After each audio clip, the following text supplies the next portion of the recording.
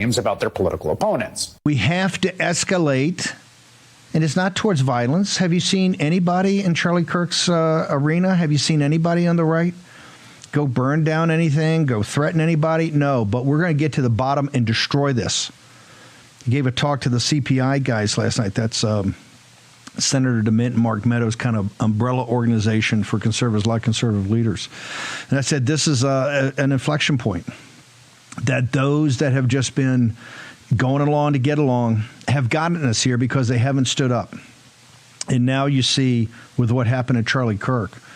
And as bad as it's presented in Utah, I'm not buying all of it. I'm particularly not buying those text messages. It just seems too stilted, too much like a script, actually a bad script.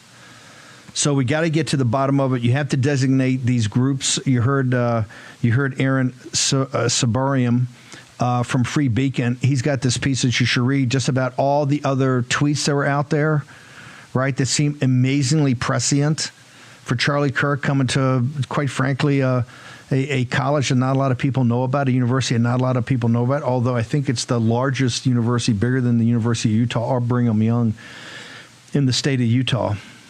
You've got to get to the bottom of these groups. You got to get to the bottom of Antifa. You got to see if there's any connections to Butler. We got a whole lot of work to do, right? A whole lot of work to do. And no, I am not buying the script that was in the text messages. I think so much more has got to be done about this. I think the parents ought to be brought in. I think everybody in the discourse channel, the roommate. What do you mean? The roommate sounds like their accessory and not turning him in.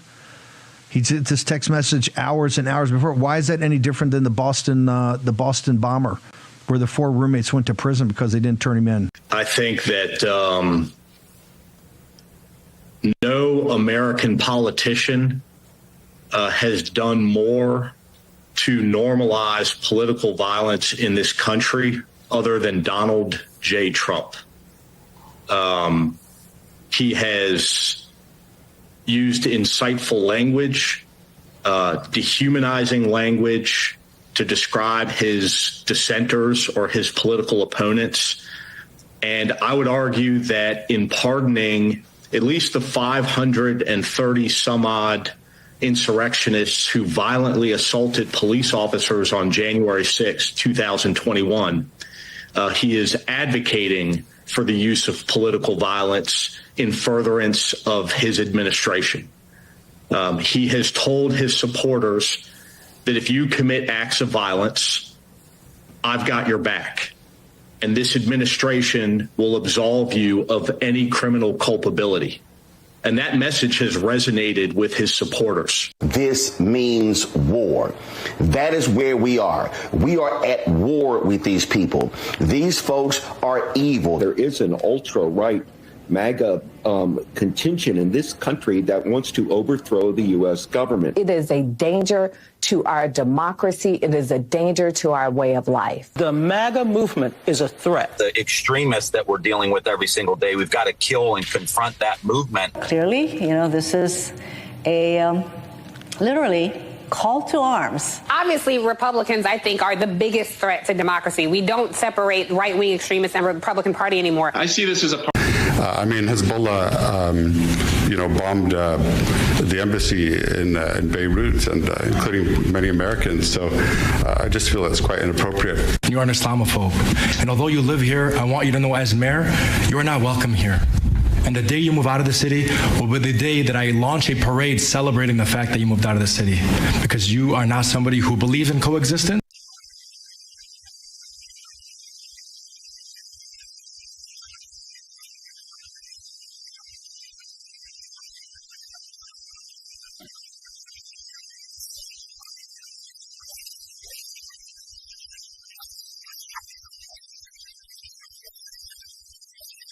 You see what the Tillises of the world want, and it's more than that, right? It's Cox, it's Katie Britt in Alabama. It's all of them, virtually.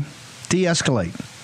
They're telling you to accept the assassination of Charlie Kirk because they think it'll just blow over. They're all worked up now about blow over, just like everything else that is wrong with the country. They're just going to tap you along. They're tapping President Trump along right now. They're tapping President Trump along. They can't wait. They cannot wait for Trump to leave office. It's going to all revert back. Wait for it. You can see it happening right now. They're doing everything to stall.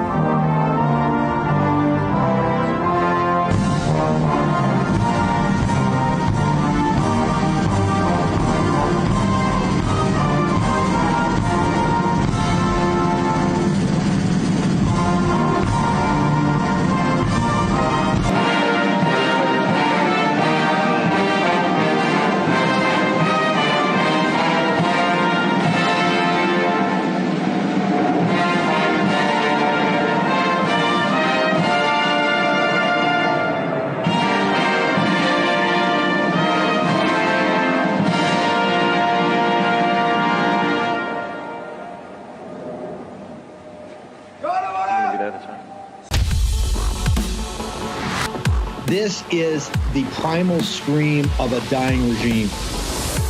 Pray for our enemies, because we're going medieval on these people. Here's not got a free shot on all these networks lying about the people. The people have had a belly full of it. I know you don't like hearing that. I know you try to do everything in the world to stop that, but you're not going to stop it. It's going to happen. And where do people like that go to share the big lie? MAGA media. I wish in my soul, I wish that any of these people had a conscience. Ask yourself, what is my task and what is my purpose? If that answer is to save my country, this country will be saved. War Room. Here's your host, Stephen K. Bannon.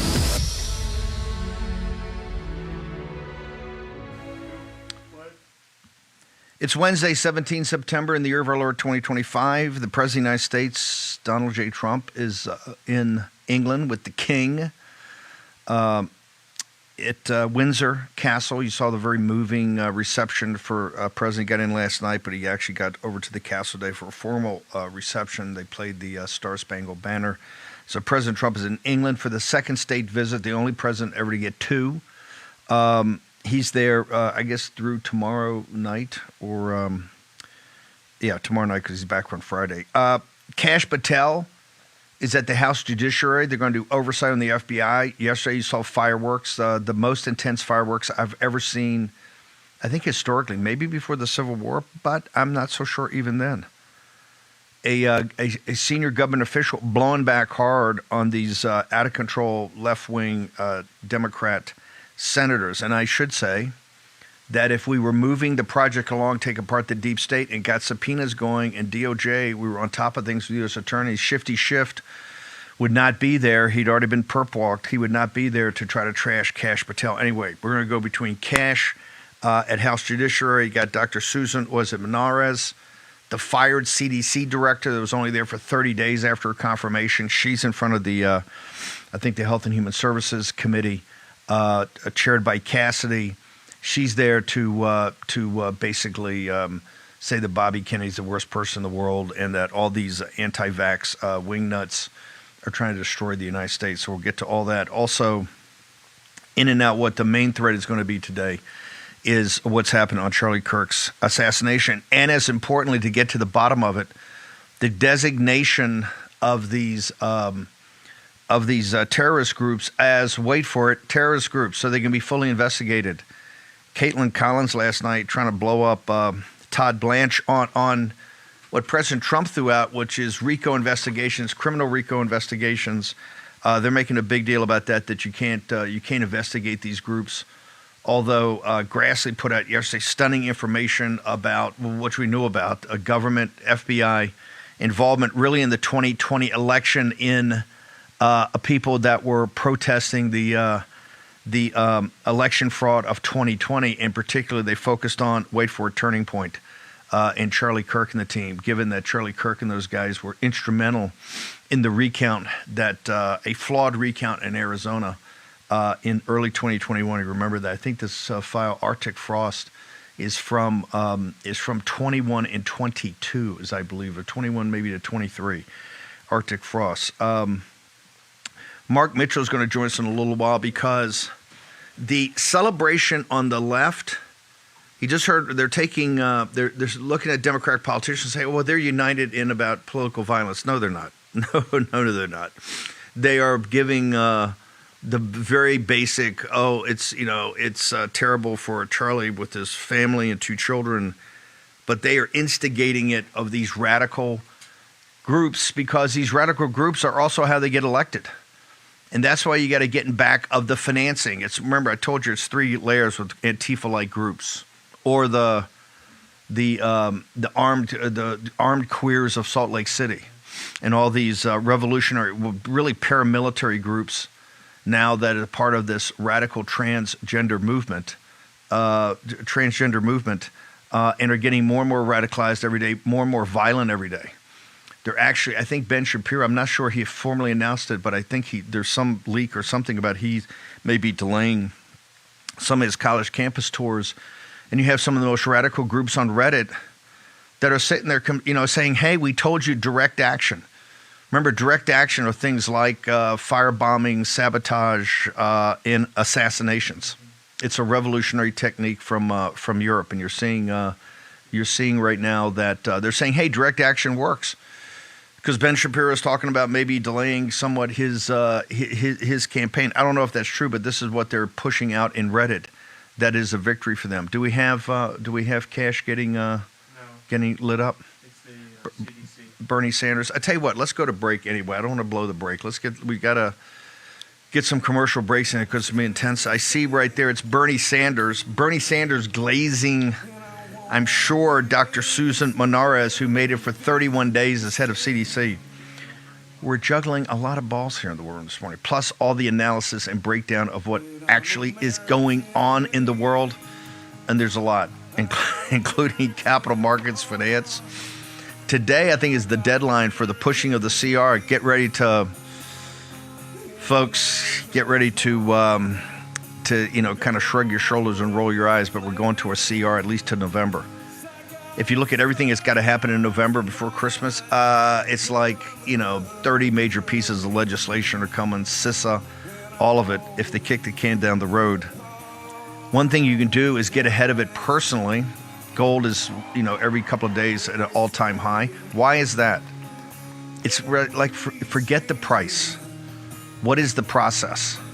Number one, why has gold been a hedge against times of financial turbulence since the earliest recorded history of mankind, whether it's the Greeks, the Persians, the Jews, the Romans? Check it all. Why has gold always been a hedge? Why? Ask yourself that. Birchgold.com, promo code Bannon, the end of the dollar empire. We tried to get to the bottom of that as a tool for you to use in your personal financial life, about your country, your politics, all of it.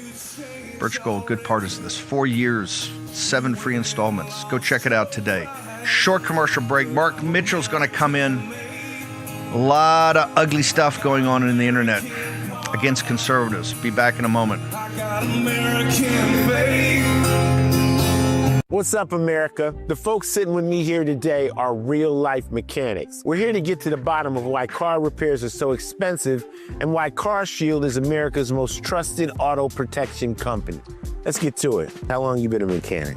I've been doing this for about 30 years. Every day's a different experience. Every day's a different adventure. I like to make sure everybody's happy, the customer's happy, the car's done right. So why are vehicles out of warranty more likely to break down? The manufacturers are very smart. They designed these cars with an end of life. It will fail as the warranty expires, say over 60,000 miles, it'll start breaking down. They're going to break down, definitely. Just a matter of when. When somebody has a car shield, what's the experience when they come to you? You drop off your car, we verify your concern, we notify Car Shield, usually get an instant approval, put you in a rental car, and get you back on the road as quick as possible. I show them what it would cost if they didn't have Car Shield versus if they did, and they can't believe how many thousands of dollars they're saving on this repair and how easy it went through, and the deductible is pretty much all they have to worry about. How has being a mechanic changed since you guys started? Most challenging parts about being a mechanic is keeping up with technology these days. That's the hardest part. As these new cars come out, it's new software, new tooling, is a constant evolution. Technology has totally changed from just the basic, everybody could fix a car 30 years ago, to today. You need so much education, background, computer knowledge. And there you have it. No other company protects drivers like Car Shield. The bottom line is, if you're driving an out-of-warranty car, you could be putting yourself at risk of paying thousands for car repairs. Call Car Shield before a breakdown happens. Get covered repairs paid. Call Car Shield now for your free quote and to lock in your rate with their price lock guarantee. Call now. Call 800-202-9188. 800-202-9188. 800-202-9188. I'm a J6er. I spent 1,143 days in prison. I'm a J6er, and I spent 3 months in jail and about a year in prison. I spent 4 years out of an 18-year sentence in prison. J6ers have been smeared and defamed by the media, persecuted by the government, and treated like terrorists. In reality, J6ers are patriotic men and women, mothers, fathers, sisters, and brothers from all walks of life. Stand in the Gap was founded to stand in the gap for J6ers working to rebuild their lives after being incarcerated. And we need your help. For just $10 or more, you're helping these patriots get mental, physical, and spiritual help. Please scan the QR code or go to j6support.com to donate $10 or more to support these American patriots. Thank you for being a patriot. Thank you for standing in the gap. Thank you very much, Mr. Chairman, and welcome, Director Patel. You and I have not had the opportunity to meet, and alas, you failed to respond to the 8 oversight letters I've sent you over the last 7 months. So we do have a lot of questions piling up for you, but I want to start with a word of praise. The first FBI director was J. Edgar Hoover, who steadfastly refused to hire women, African Americans, and other minorities as agents. And although he was a closeted homosexual who lived in domestic partnership for decades with Clyde Tolson, he also participated in anti-gay crusades. He aggressively promoted what we would today call white Christian nationalism. And he would undoubtedly be turning over in his grave to see as one of his successors a first-generation Indian American and a proud Hindu. So I congratulate you on being a breakthrough in this sense and being a beneficiary of the civil rights movement that opened up the FBI and the federal workforce to lots of people who never would have been hired in its first decades. Alas, you share J. Edgar Hoover's dangerous obsession with blind loyalty over professionalism and effective public policy. For Hoover, it was blind loyalty to him in keeping his secrets. For you, it's blind loyalty to Donald Trump in keeping his secrets. During your confirmation, it was widely noted on all sides that your primary qualification was your unwavering loyalty to Trump. Unlike other directors, you had no work experience at the FBI, but you had made over 1,000 media and political appearances in support of Trump's campaign. Your Senate confirmation vote was 51-49, the closest in history, with your opponents warning you were not qualified and had no interest in actually developing the qualifications for the job. I hoped that they were wrong. Alas, they were not. While most other new FBI directors drew on their experience as FBI agents, you didn't have that. But you did write a picture book trilogy for children ages 5 and up based on your experience clashing with President Trump's political enemies. In your book, you describe your literary alter ego, Cash the Knight, as a wacky, easily bored wizard carrying out King Donald's vengeance by driving his enemies out of the kingdom. In the books, King Donald is besieged by the evil Hillary Queentown, but saved in the end by Cash. Then Cash goes on to catch mules who are stealing the 2020 election for the great King Donald from Sleepy Joe. And then in the third book, Cash takes down the dragon of the jalapenos, nicknamed the DOJ. Your supporters had hoped that you would graduate from imagining yourself a romantic fairy tale knight to actually running America's premier federal law enforcement agency. Alas, just as we've learned how dangerous it is to put a science-denying anti-vaxxer in charge of our public health, we've learned how dangerous it is to name as director of the FBI a man who thinks of himself as a fairy tale knight who keeps a fire-breathing dragon named DOJ at home to forcibly drive villains out of the kingdom. When Charlie Kirk was assassinated, while his killer was still on the loose, you decided you didn't need to be at FBI headquarters in Washington to work with your team while the chaotic manhunt unfolded. You spent your evening dining in a swanky Midtown Manhattan restaurant and tweeting out false information that the subject of the shooting was in custody, a statement you had to retract 1 hour later. Your performance was so disturbing that even the MAGA base was alarmed. Culture warrior Christopher Rufo, who just a few months ago sat in your chair as a Republican witness, observed that you performed terribly, and he called for your ouster. The FBI might be able to survive your delusions of grandeur and the explosively volatile temper that was on display yesterday in the Senate. But the intractable problem is that you are running the FBI not as a law enforcement agency charged with keeping the American people safe, but as a political enforcement agency working directly for the president's vengeance campaign. 7 months in, it's impossible to overstate the destruction, chaos, and demoralization you've brought to the FBI and its workforce and the resulting danger your actions have caused to our country. You've been systematically purging the FBI of its most experienced and qualified agents, division leaders, and experts in counterterror, counterintelligence, and cybersecurity, precisely the people who have the expertise you lack and which the FBI and the country need. They've been expelled from the ranks of the Bureau simply because they did their duty investigating crimes, including those committed by the mob that attacked the Capitol on January 6, 2021,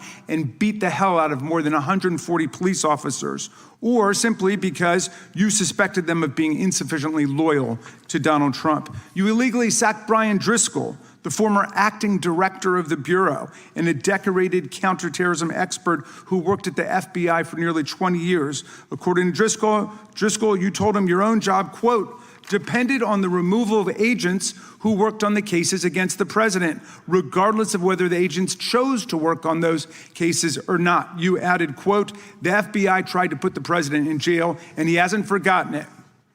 You forced out the leader of the Salt Lake City field office, Mehtab Saeed, just weeks before Charlie Kirk's assassination, depriving the FBI of an experienced counterterrorism expert described by her colleagues as absolutely the best and legendary. She would have led the FBI's manhunt had she not been fired.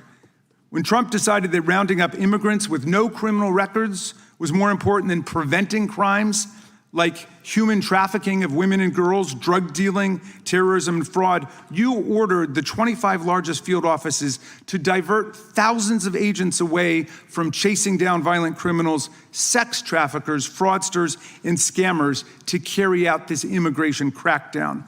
Director Patel, you treated the men and women at FBI with disrespect and paranoia. You've assembled a roving band of freelancing henchmen within your office and charged them with conducting unauthorized investigations, targeting and harassing career FBI employees. Amazingly, you forced senior leadership to repeatedly take polygraph tests to prove their political loyalty and pushed out leaders who refused these demeaning exercises. And now we're seeing one very clear reason why you want to build a political FBI. The Epstein files. You want an FBI blindly loyal to Trump and to you as his enforcer so you can continue your cover-up of a massive international sex trafficking ring with more than 1,000 victims betraying all of the survivors of the sexual violence. Before you got in this job, you called for full release of the Epstein files, telling podcaster Benny Johnson that the only reason the list was not released by DOJ and FBI was, quote, because of who's on that list. Upon your confirmation, you promised that, quote, there will be no cover-ups, no missing documents, no stone left unturned. And anyone from the prior or current Bureau who undermines this will be swiftly pursued. This spring, you ordered hundreds of agents to pore over all the Epstein files, but not to look for more clues about the money network or the network of human traffickers. You pulled these agents from their regular counterterrorism or drug trafficking duties to work around the clock, some of them sleeping at their desks, to conduct a frantic search to make sure Donald Trump's name and image were flagged and redacted wherever they appeared, whether an email, a text, a letter, an interview, a photograph, or a video. In May, Attorney General Bondi reportedly told Trump that his name had indeed appeared multiple times throughout the Epstein files. And not long thereafter, in July, you and the Attorney General released a memo claiming that, quote, no further disclosure would be appropriate or warranted. In a few short months, how did you go from being a crusader for accountability and transparency for the Epstein files to being a part of the conspiracy and cover-up? The answer is simple. You said it yourself, because of who's on that list. Donald Trump's relationship with Epstein over the years is well documented. A week ago, the Oversight Committee released Trump's disturbing birthday book, Note to Epstein, written over a drawing of a woman's naked body, referring to a, quote, wonderful secret. The Oversight Committee obtained the note from the Epstein estate, not from the FBI, raising questions again of whether the FBI has been withholding documents. While you're unleashing the FBI to cater to Trump's desire to shut down the Epstein inquiry, the first 9 months of the Trump presidency have seen a spate of political violence and domestic terror events. We saw deadly attacks on political figures on both the left and the right. The brutal assassination of Minnesota Democratic House Speaker Melissa Hortman and her husband, and the attempted murder of Democratic State Senator John Hoffman and his wife, who miraculously survived a combined 17 gunshots. We saw an arsonist set Pennsylvania Governor Josh Shapiro's residence on fire. And of course, last week, we saw the horrific, cold-blooded assassination of Charlie Kirk in Utah that has shaken the nation.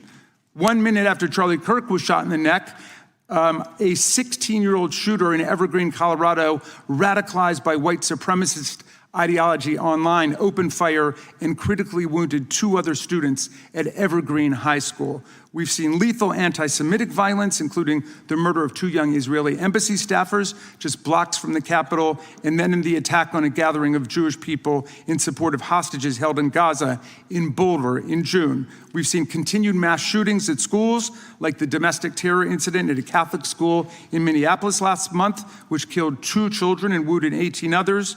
And in August, a man fired more than 500 bullets at the Centers for Disease Control and Prevention, killing a police officer who was a Marine veteran and a father.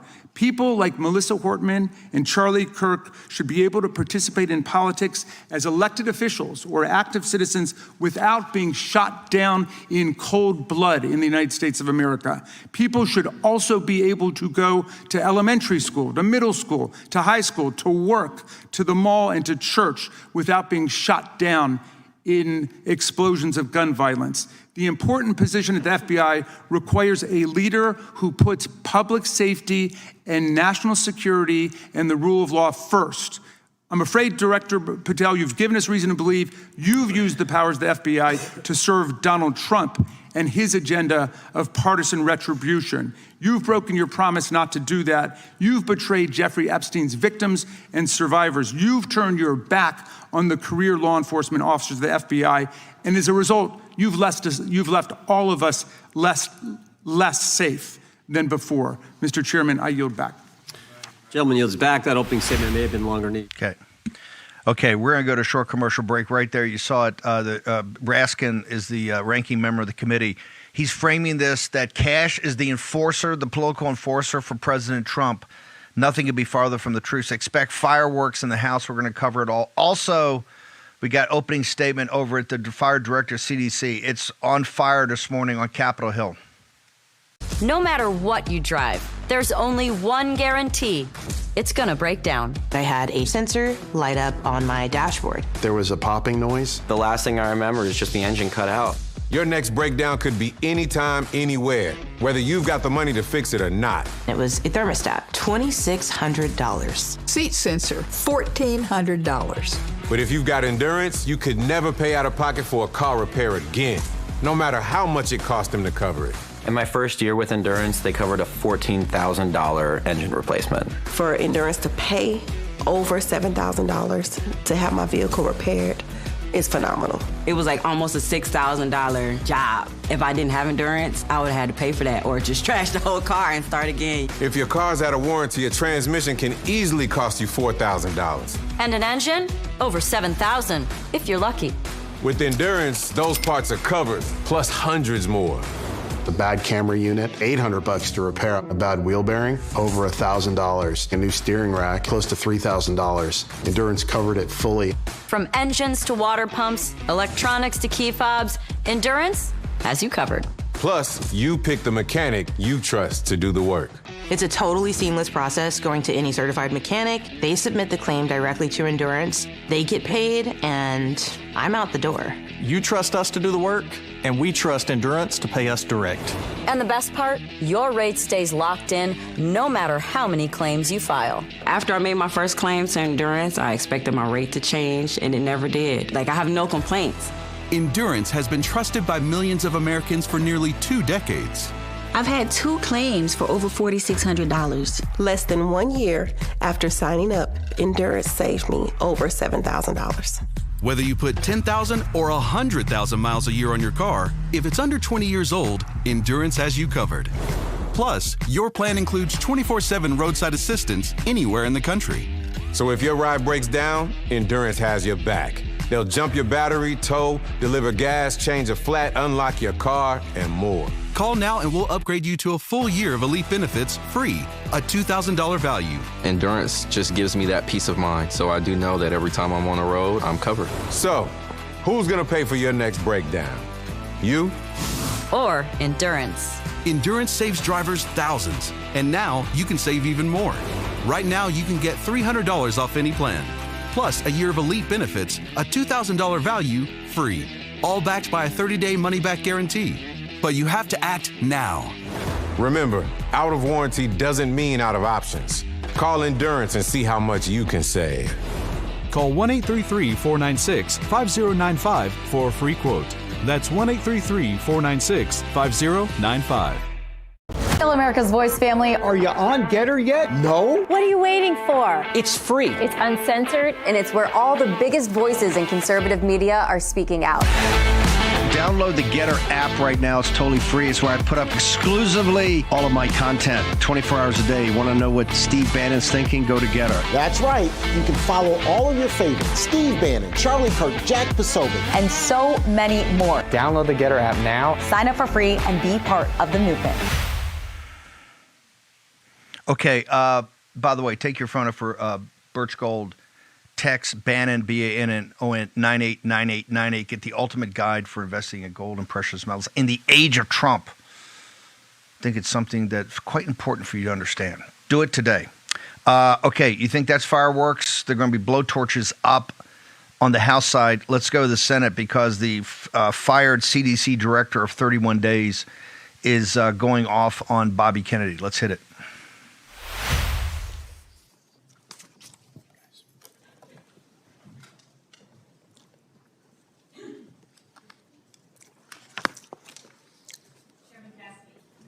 Is your microphone on? Is this on? I believe it's on. Can you hear me? Yeah. Close to the mic. Thank you. Okay. Chairman Cassidy, Ranking Member Sanders, and distinguished members of this committee. Thank you for the opportunity to testify before you again. My name is Susan Monares, and I am a microbiologist and immunologist.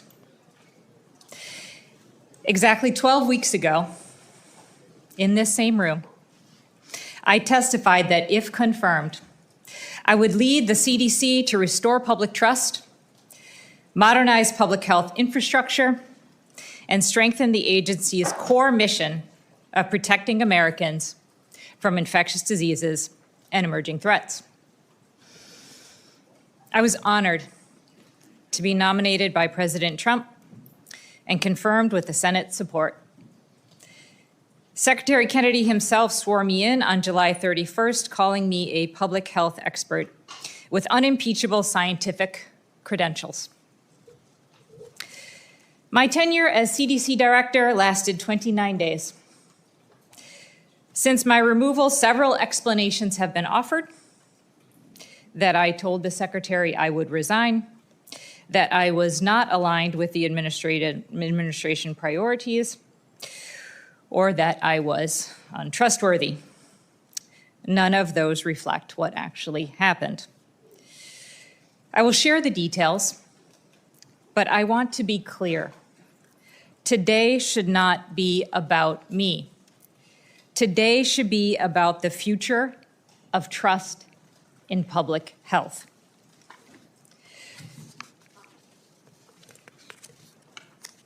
The events leading to my dismissal began weeks before August 25th. On August 2nd, I learned from media reports that experts serving as liaison representatives to the Advisory Committee on Immunization Practices, the ACIP, including those from major medical societies, had been removed from its working groups. The following week, I heard concerns that the ACIP might alter childhood vaccine schedule at its September meeting, potentially without credible supporting data. On August 8th, a gunman, driven by vaccine distrust, fired 180 rounds into CDC headquarters in Atlanta, killing Officer David Rose. In the days after the attack, I focused on security, staff, and ensuring the CDC could continue its mission. On August 19th, I received a directive from the Secretary's office that I now required prior approval from my political staff for CDC policy and personnel decisions. On August 21st, I was told to return to Washington from Atlanta immediately, which would have meant missing Officer Rose's memorial, something I was not willing to do. When I did return, I was concerned about my ability to continue to lead the CDC while preserving evidence-based decision-making, commitments I had made to this committee during my confirmation hearing. On the morning of August 25th, Secretary Kennedy demanded two things of me that were inconsistent with my oath of office and the ethics required of a public official. He directed me to commit in advance to approving every ACIP recommendation, regardless of the scientific evidence. He also directed me to dismiss career officials responsible for vaccine policy without cause. He said if I was unwilling to do both, I should resign. I responded that I could not pre-approve recommendations without reviewing the evidence, and I had no basis to fire scientific experts. He told me he had already spoken with the White House several times about having me removed. For 3 decades, I have worked at the intersection of public health, science, and technology innovation, always challenging the status quo and welcoming the changes that come from research and discovery. Even under pressure, I could not replace evidence with ideology or compromise my integrity. Dr. Monez, you're almost out of time. I'll be generous, but if you could speed up just a little.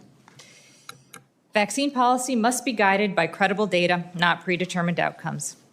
As I wrote in my September 4th Wall Street Journal op-ed, I agree with President Trump.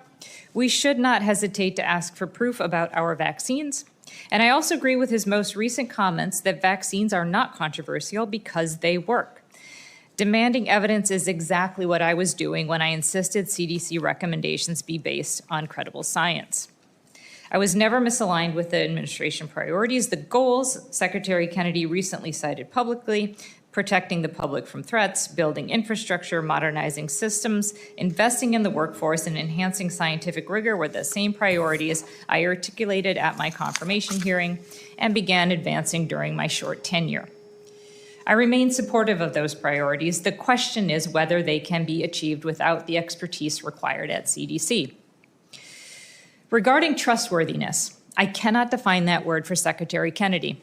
I made commitments to this committee that I would lead with integrity, transparency, purpose, and work with Congress to maximize health outcomes and protect the American people. Secretary Kennedy told me he could not trust me. I had refused to commit to approving vaccine recommendations without evidence, fire career officials without cause, or resign, and I had shared my concerns with this committee. I told the secretary that if he believed he could not trust me, he could fire me. The next day, I was told I still had my job, but the secretary's expectations remained: approval of ACIP recommendations and dismissal of career scientists. I would not commit to that, and I believe it is the true reason I was fired. Tomorrow, the reconstituted ACIP will meet. Its composition has already raised concerns from the medical community. Based on what I observed during my tenure, there is a real risk that recommendations could be made restricting access to vaccines for children and others in need without rigorous scientific review. With no permanent CDC director in place, those recommendations could be adopted.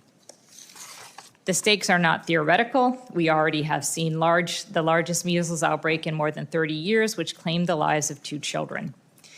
If vaccine protections are weakened, preventable diseases will return. I was fired for holding the line on scientific integrity, but that line does not disappear with me. It now runs through every parent deciding whether to vaccinate a child, every physician counseling a patient, and every American who demands accountability. I want to end where I began with my confirmation hearing. I spoke then about the value of hard work, paying my own way through college, and my lifelong dedication to science and public health. On August 25th, I could have stayed silent, agreed to the demands, and no one would have known.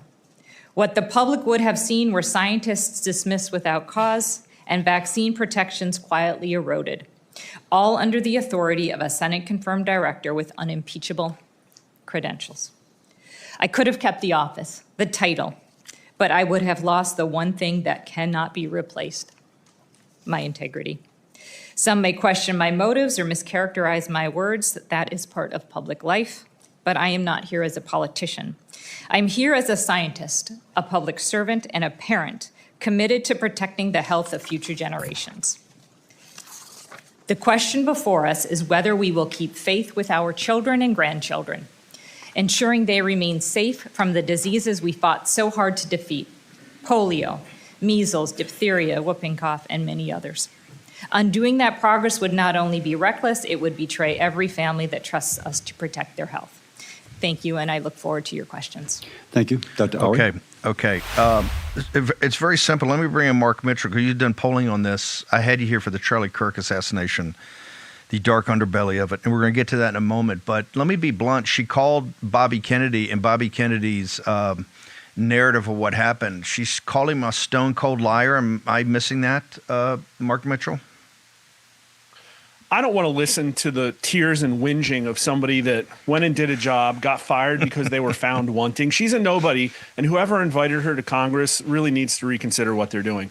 You know what I heard? I heard an alternative set of information.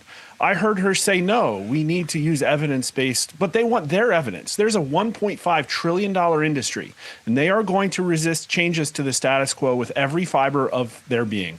And I trust RFK, since he's spent his entire life fighting people like this, to spot the ideological rot the instant they see it. And I suspect that that's what's happened. Now, she cried big crocodile tears about the 2 children that died from this measles outbreak that had less than 1,500 people. What about the vaccine? That's my question. I didn't hear anything about that and evidence-based science, because Americans are super freaking concerned about the vaccine. And as you all, your audience knows this, Steve, because you're the only one that had us on, except for a few others, to talk about COVID vaccine polling. But this is not going away. The last time we asked it was just a week ago. How likely is it that side effects of COVID-19 vaccines have caused a significant number of unexplained deaths? 32% very, 24% somewhat. That's 56% of the electorate. Only 35% say not likely. Only 17% say not at all likely. 46% of Democrats think that the COVID vaccine is killing people. And we saw all the videos of young people dropping dead on soccer fields and people presenting the news keeling over. So don't tell us about these 2 kids that died of measles. What about all of the kids that have this massive childhood vaccine schedule? And so fine, like sayonara, get the hell out. I hope RFK hires somebody that's a little bit more aggressive about this. I mean, because we even polled specifically on this lady getting fired. RFK Jr. is the Secretary of Health and Human Services. He has been highly critical about how government health officials handled the COVID-19 pandemic, which is closer to your opinion. His criticism is unfair, only 37%. Government health officials deserve criticism for how they handled the pandemic, 50%. And then do some CDC officials involved in government COVID-19 response deserve to be fired? Now, I guess she wasn't involved in the response, but sometimes you just got to be the scapegoat. 42% yes, 41% no, 67% of Republicans, only 20% Republicans no. If they can't, sitting there in their comfortable establishment, understand the concerns of the voters and align themselves to the new direction of the country, I don't think the people are going to tolerate crap like this much more. And you saw the same thing out of Jamie Raskin. That was a beautiful work of gaslighting. I do not believe he wrote that himself. I wonder who is scripting. Hang on. I'm going to get to Raskin in a minute because it's too good to pass up on. A $1.5 trillion industry is not going to go down without a fight, folks. Short break. Mark Mitchell on the other side.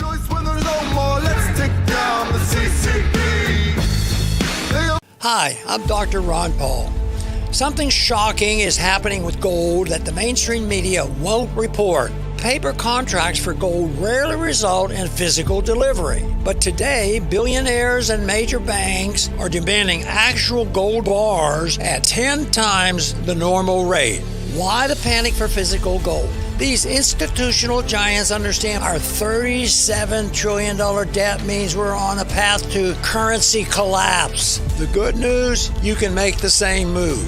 A gold IRA from my trusted friends at Birch Gold Group lets you move your IRA or 401k into gold. To learn more, click below to get a free info kit on gold. Throughout history, gold has endured where currencies fail. Right now, the biggest players in the finance industry are proving this time won't be different. Click below for your free info kit from Birch Gold and diversify your savings now. If you're happy and you know it, clap your hands. If you're happy and you know it, ride your bike. If you're happy and you know it, then your face will surely show it. If you're happy and you know it, smile big and bright. Thousands of kids just like me are happy every day. And it's all because of generous people like you who support Shriners Hospitals for Children every month. All you have to do is call the number on your screen or go online to loveshriners.org right now with your monthly gift. Because of people like you, Shriners Hospitals for Children is able to make an everyday miracle happen for kids like me. If you're happy and you know it, dance around. If you're happy and you know it, play a song. If you're happy and you know it, then your face will surely show it. If you're happy and you know it, take a shot. And when you call or go online right now to donate $19 a month or more, we'll send you this adorable Love to the Rescue blanket as a thank you and a reminder of all the smiles you're bringing to kids' faces every day. Will today be the day you send your love to the rescue? When you call the number on your screen right now and give as little as $19 a month, just 63 cents a day, you'll be making a life-changing difference for a child, just like Sarah. Your monthly gift today could change your life forever. Because of you. We are happy and we know it. Thank you. Thank you. Thank you. Thank you. Please call or go online right now to give. If operators are busy, please wait patiently or go to loveshriners.org right away. I got mine. Look, this is the debate over changing the childhood schedule. The hepatitis B vaccine on the schedule is given to newborns. What is the medical, scientific reason and proof for giving a newborn a hepatitis B vaccine if the mom is Hep B negative? I want to go back to the assertion associated. What is the medical reason for giving a hepatitis B vaccine to a newborn? See, everybody's like blithely going along. We can't change the childhood. You're somehow terrible if you want to change the childhood. We should be discussing what is the childhood vaccine schedule, and the burden should be on you. You want to make all the kids take this? The burden is upon you and the people you wouldn't fire to prove to us that we need to give our 6-month-old a COVID vaccine and that we need to give our 1-day-old a hepatitis B vaccine. That's what the debate ought to be about, not whether all vaccines are good or whether we live in Alice in Wonderland. I actually agree with you, and I was open to the science. I just would not pre-commit to approving all the ACIP recommendations without the science. Untrue.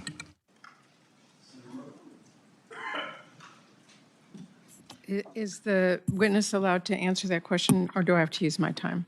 We'll go ahead and answer. I think she asked the question. Did she answer the question? Did you have more to say, Dr. Moneris? The last thing I wanted to say about those scientists, we had never discussed any of their thoughts, considerations. We being we. Who's we? Me and the scientists that I was being asked to dismiss. As far as I know, they had never said that they are pre-committed to maintaining any of the decisions that had been made. All of us had agreed that the science evolves and we need to see the data and the evidence to ensure that we are protecting our children. Okay. Senator Murray. Thank you, Mr. Chairman. In May, let me have it. Secretary Right Kennedy- there, Rand Paul, and this is what it's about. He narrows it down to what we got to get our arms around, because if you change that, you can change everything. And Senator Paul knows about leverage given his medical thing. He called her a bald-faced liar. Mark Mitchell, right there, that's the drama, but they're trying to tap dance around it. He gets right to the bottom line and asks her about the science. She's touting, oh, it's all science, we got the science, and I just support scientists. She won't answer a basic question because Mark Mitchell tells us it's a $1.5 trillion industry that the populist movement right there, the movement that has changed American history, is demanding that this stop. And I'm telling you, this is one of the most important battles going on. Mark Mitchell. Healthcare is going to be the death of our republic. That's essentially where we're at. We already spend 21% of our GDP on this, highly taxpayer funded because of Medicare and Medicaid promises. And I did a little bit of research with AI and went back and said, you know what, if they had capped those programs back in 1970 at the percent of GDP they were then, what would our total government debt be right now? It'd be 11 trillion, not 30 whatever the frick trillion it is now. And what we haven't even been through a population collapse. Is this current generation that can't even get started in life? How are they going to support all of the failing boomers? It's not going to happen. We are going to die. And there need to be really hard choices for that to happen. And we can't even have a hard choice about childhood vaccines. The U.S. vaccine market is $33 billion, and they're going to fight tooth and nail to defend it. And you and I both know that the way science works, I'm not an immunologist, but they find the thinnest proof they can that, oh, well, there's nothing to see here. And then all of a sudden, all these kids are shot full of thimerosal. And RFK Jr. is the only person, as far as I know, who is really putting effort and money behind asking those questions. So I applaud him, and I think Americans would too. Here are two horrifying numbers, again, that woman, the doctor, could have referred to from our polling if she had wanted to. 28% of Americans think it's at least somewhat likely that somebody they know personally died from the COVID side effects of the COVID-19 vaccine. And then we asked another question set, has somebody in your family died from the COVID-19 vaccine? And has somebody in your family you suspect died of side effects of the COVID-19 vaccine? 11% say someone in their household died of the virus. 10% say somebody died from side effects of the vaccine. So now you can't draw, it's not apples to apples. We can't come down to an exact number of deaths. But the implication is Americans think that there are hundreds of thousands of deaths in America from this vaccine that was forced on Americans as a experimental therapeutic that Bill Gates was slobbering over himself to put into the arms of American children. They wanted pregnant women shot with this, and now they're rolling it back bit by bit. If this isn't the number one thing that there are torches and pitchforks for, I don't know what. And if the government, if the Republicans, if the people now at the head of these organizations do not have the resolve to stand on the line over this thing, that now 56% of Americans agree that the vaccine is likely killing a significant number of people in America, then I don't know what we're doing as a republic, because the voters are never going to get what they want. And that brings us to a dark place. Mark, hang on. I'm gonna hold you through the top. We got a lot to go through on this assassination. Jamie Raskin is also hitting cash again with the blowtorch. We're gonna get back to that. Mark Mitchell is going to talk about what nobody else is talking about is Reddit. So today we're talking about the structure of these internet companies and the depths and darkness that abides there for how do I say this? Capturing our youth and turning them into demons, the stuff you're going to see and hear. And right now, it's revolutionary. It can be taken away without stopping free speech. What you can do is designate these groups as terrorist organizations, get into it, see who's driving these messages, see who, not just the frontline grundoons, the hoplites, which they have in droves and they're recruiting more every day, but the people financing it, the people making money off it, the true power in the country and the world. We're going to get to all that. Two things. Mark Mitchell talked about $32 trillion in debt, not 11. That means the IRS, whatever the administration is, needs every penny they can get, and they're coming looking at you.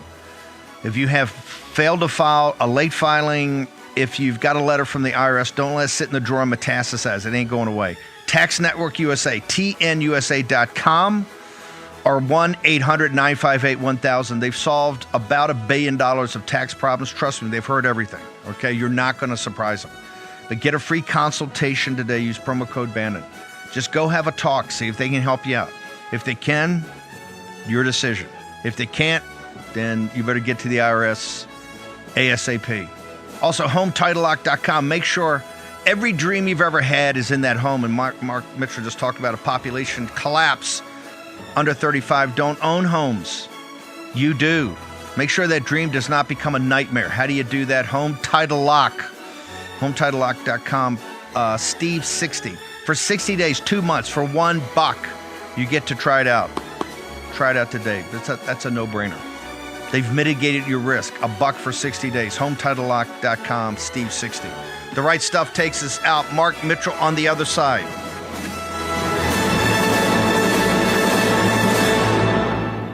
Yep, your worst nightmare. Your car broke down. Now you're worried if it's going to cost you a fortune in repair bills.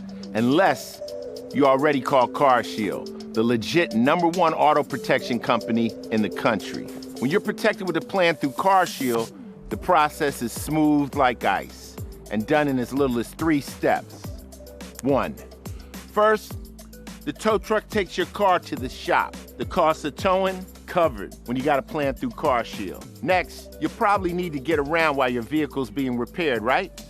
2, plans through CarShield have rental car options too. Then comes the best part. 3, when you pick up your vehicle, you don't have a big repair bill to worry about. CarShield administrators get your covered repairs paid directly to the shop, so you're back on the road with no worries.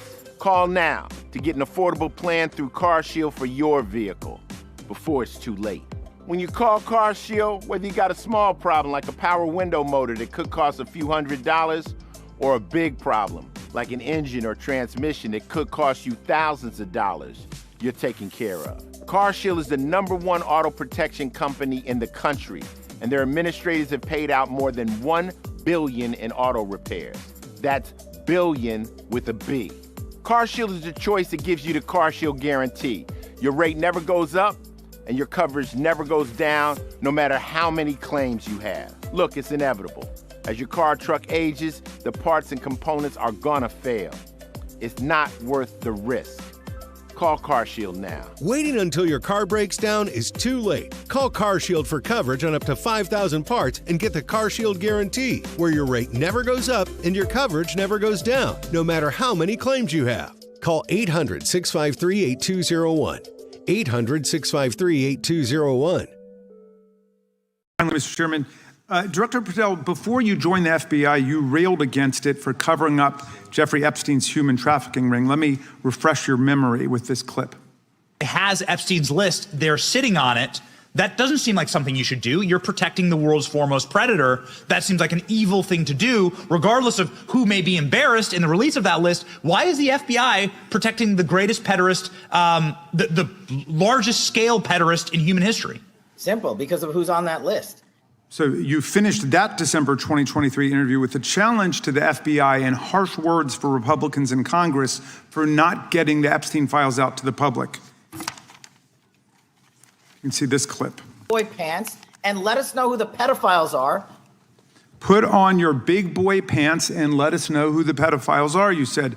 You emphasized that the president and FBI director each had complete authority to release Epstein's client list. You said Epstein's black book is under the, quote, direct control of the director of the FBI. Look at this clip.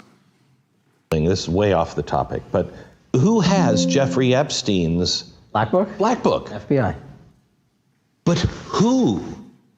That is, I mean, there's... Oh, that's under direct control of the director of the FBI. All right, so you were sworn in as director more than 200 days ago. Now the black book is under your direct control. So why haven't you released the names of Epstein's co-conspirators in the rape and sex trafficking of young women and girls?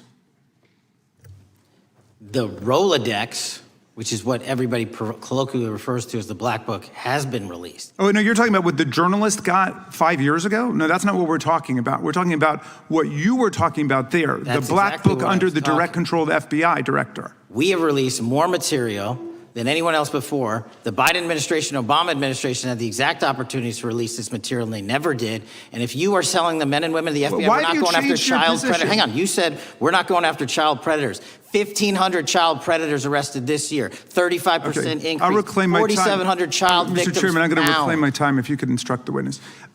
Why have you changed your position? There you were saying it's under the direct control of the FBI director and all of it should be released.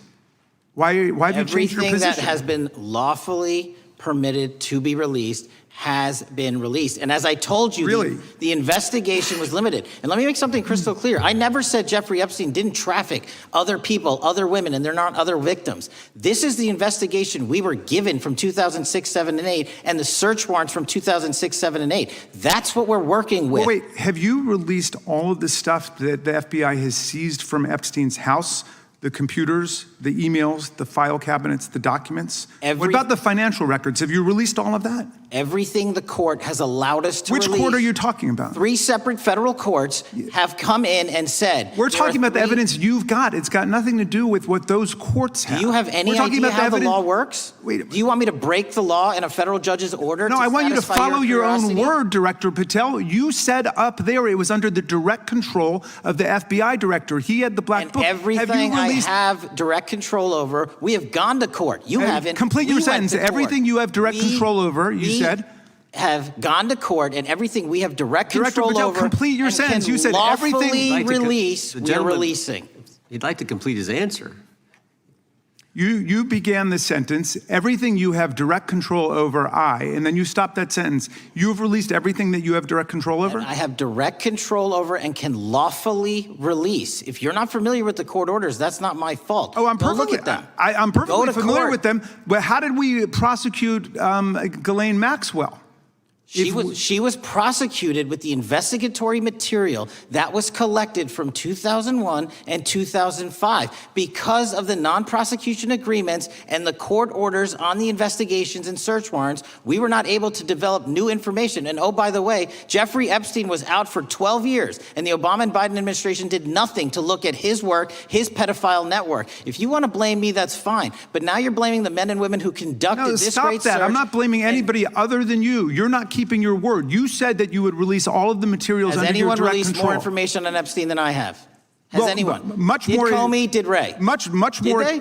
Excuse me. Much more has come out in the days since the American people in Congress have been demanding it. But it's coming out in dribs and drabs. Why don't you just release the entire file as you promised to do? I literally just told you there are multiple federal court orders. I'm not going to break the law to satisfy your curiosity. You didn't join us when we filed court to release the court orders. You could have. You have lawyers. You could have shown up. You didn't do that. That's a tiny fraction of the material we're talking about. That is not. It is a tiny fraction. How do you know that? Have you seen everything? It's all misdirection. How do you know Time that? of the gentleman has expired. The gentleman from California is recognized. Well, thank you, Fine. Mr. Director. Hang on, just to hang be on. clear, how many of the Epstein Okay. Okay. We're going to come back. I think Goldman's trying to light up cash also. You see, the Democrats are not talking about, and they don't want information about the assassination because they understand that takes you right to the political left. And this is why they got to be designated terrorist organizations, because Congress is not going to do anything. The Democrats are going to block everything. Mark Mitchell is our guest from Rasmussen Polling. Mark, I appreciate the fact that you have gone and are doing the pick and shovel work that other people refuse to do.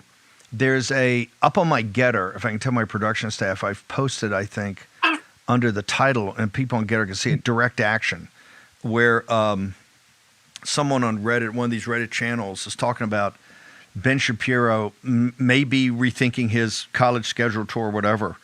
And in Reddit, they're applauding it. They got one of these essential terrorist networks. They're saying, look, direct action, which means assassinations, is working. And we need to double down on that. We need to drive that because direct action is working. Talk to us about this underbelly, Reddit, because President Trump, in days gone by, it was also you had conservatives, you had other people. I think President Trump actually gave an Ask Me Anything there. So tell us about it and why has it become a cesspool for the very dark recruiting process of these, particularly not just Antifa, but the transgender paramilitary groups, sir?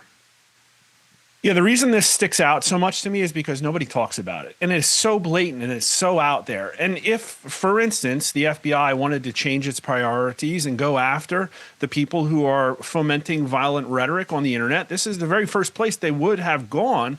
And it might have prevented a situation like what happened to Charlie Kirk. Of course, we find out instead what was the FBI doing? Well, it was investigating 92 conservative organizations, including Turning Point USA. But yes, they stole your public school. They stole the academia. They have taken your mainline Protestant denominations. They've taken everything to try to radicalize your children, but they've taken the internet too. And the biggest one is Reddit, and a lot of people don't know this. It's actually number 5 most visited URL on the entire US internet. It is massively huge. And to understand what it is, 10, 20 years ago, if you had a special interest, you might go to like a bulletin board. And you would discuss with other people in that particular community stuff about, I don't know, boat building or modding, video games, or all kinds of different stuff like that. Well, Reddit was launched in 2005, and it has taken all of that over.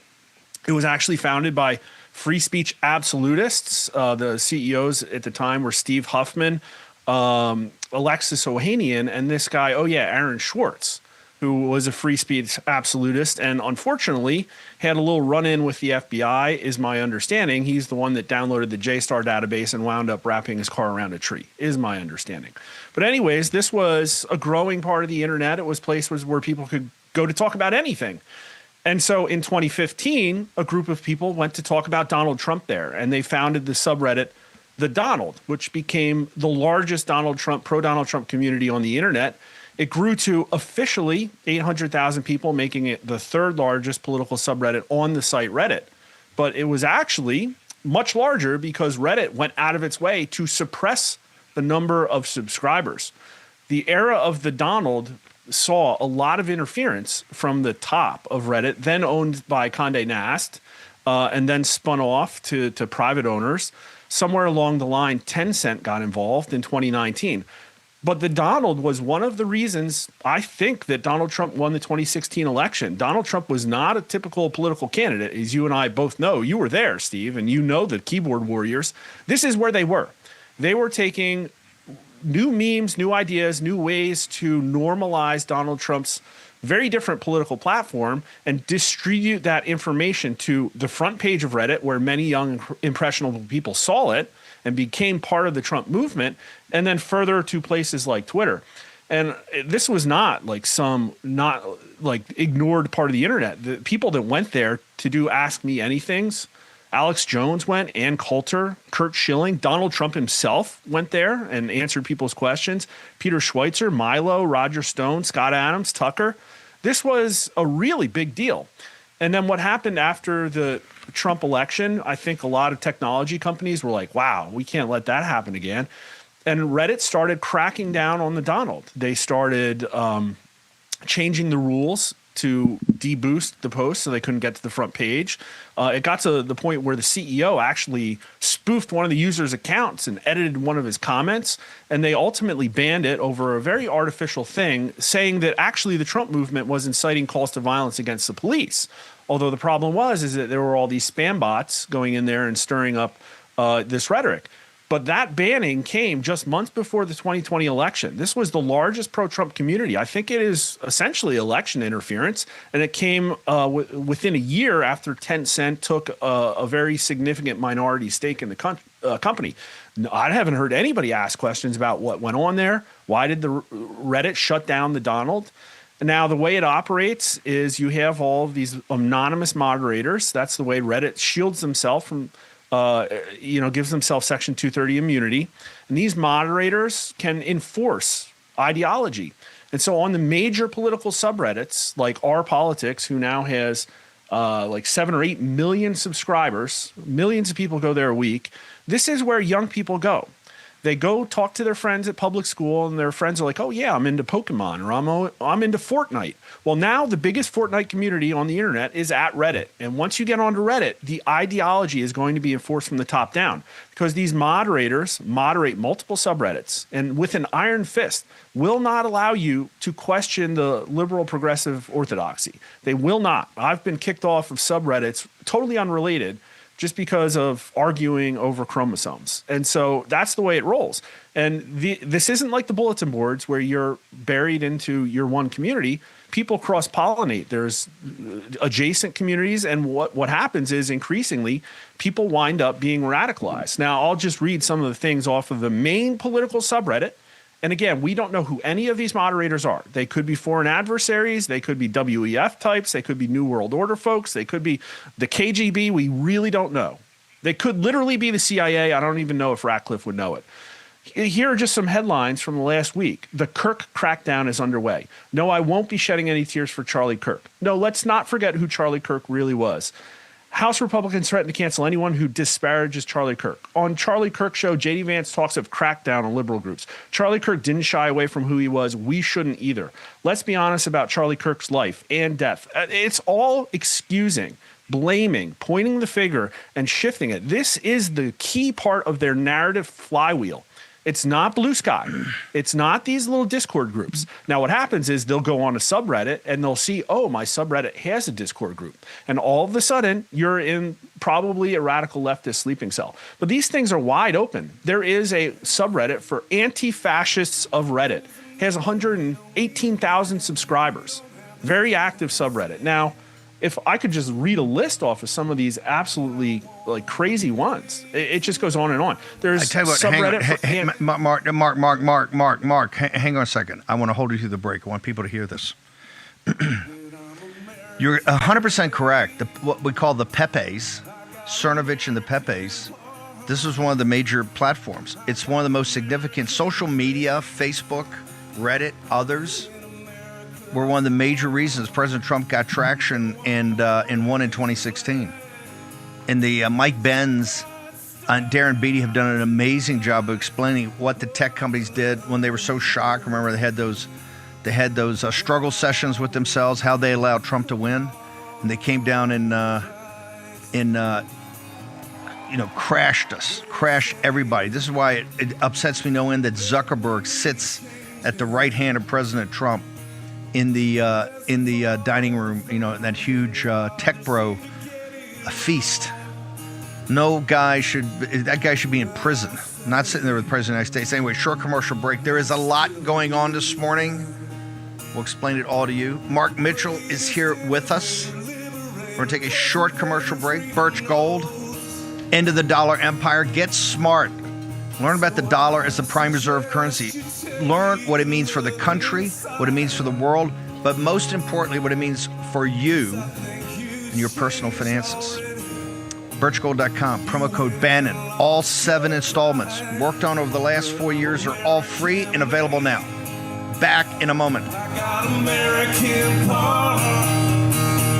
I got American faith in America's heart. No matter what you drive, there's only one guarantee. It's gonna break down. I had a sensor light up on my dashboard. There was a popping noise. The last thing I remember is just the engine cut out. Your next breakdown could be anytime, anywhere, whether you've got the money to fix it or not. It was a thermostat, $2,600. Seat sensor, $1,400. But if you've got endurance, you could never pay out of pocket for a car repair again, no matter how much it cost them to cover it.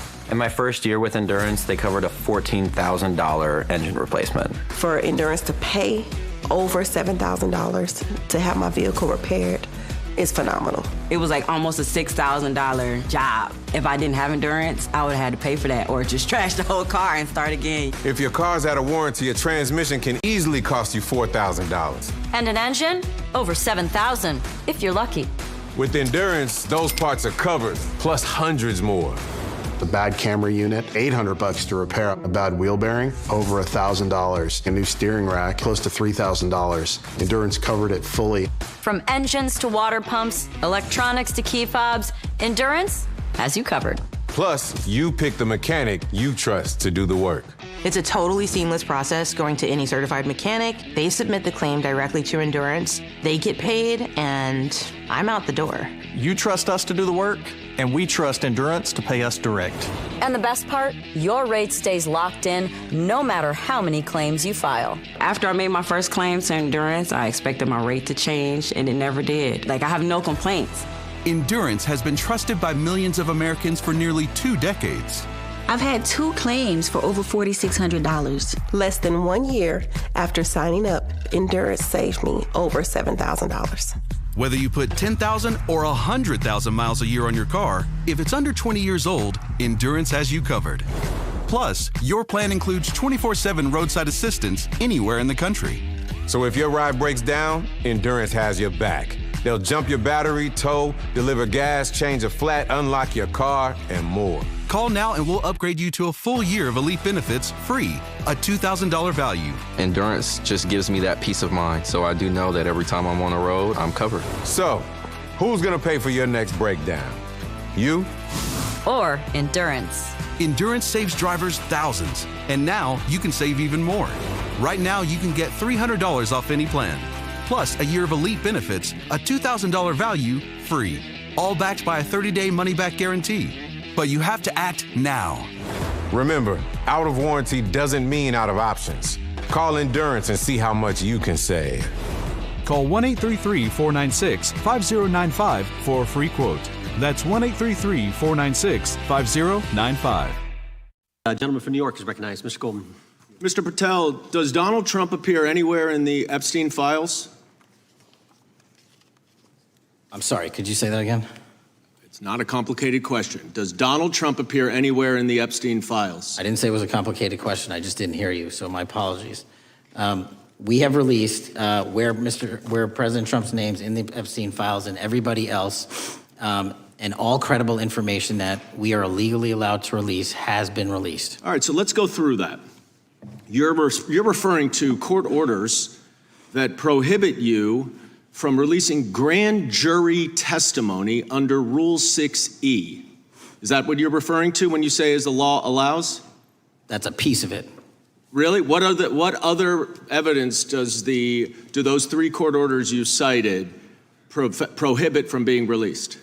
Information that was collected pursuant to those search warrants that were limited in fashion. Wrong. That's not what the court order says, and that's not under 6E. And you're talking, and I said that's 6E, and I said there was others, and I'm answering that there are sealed court order documents. There are protective orders. They are unsealed as part of discovery given to Ghislaine Maxwell. They are no longer sealed. That's just not true. We can argue about it all you want. Okay, well, you agree that there are, so your testimony here is that the reason why you are not releasing all of the videos that you have acknowledged, there are so many, and that the FBI spent thousands of hours of reviewing, the photographs, all of the photographs that you have. You're saying that you're not releasing those because there's a court order requiring them to be sealed? Is that your testimony? Never said that about the videos. On the totality of the videos, of the thousands of images that were seized pursuant to the search warrants executed at the time,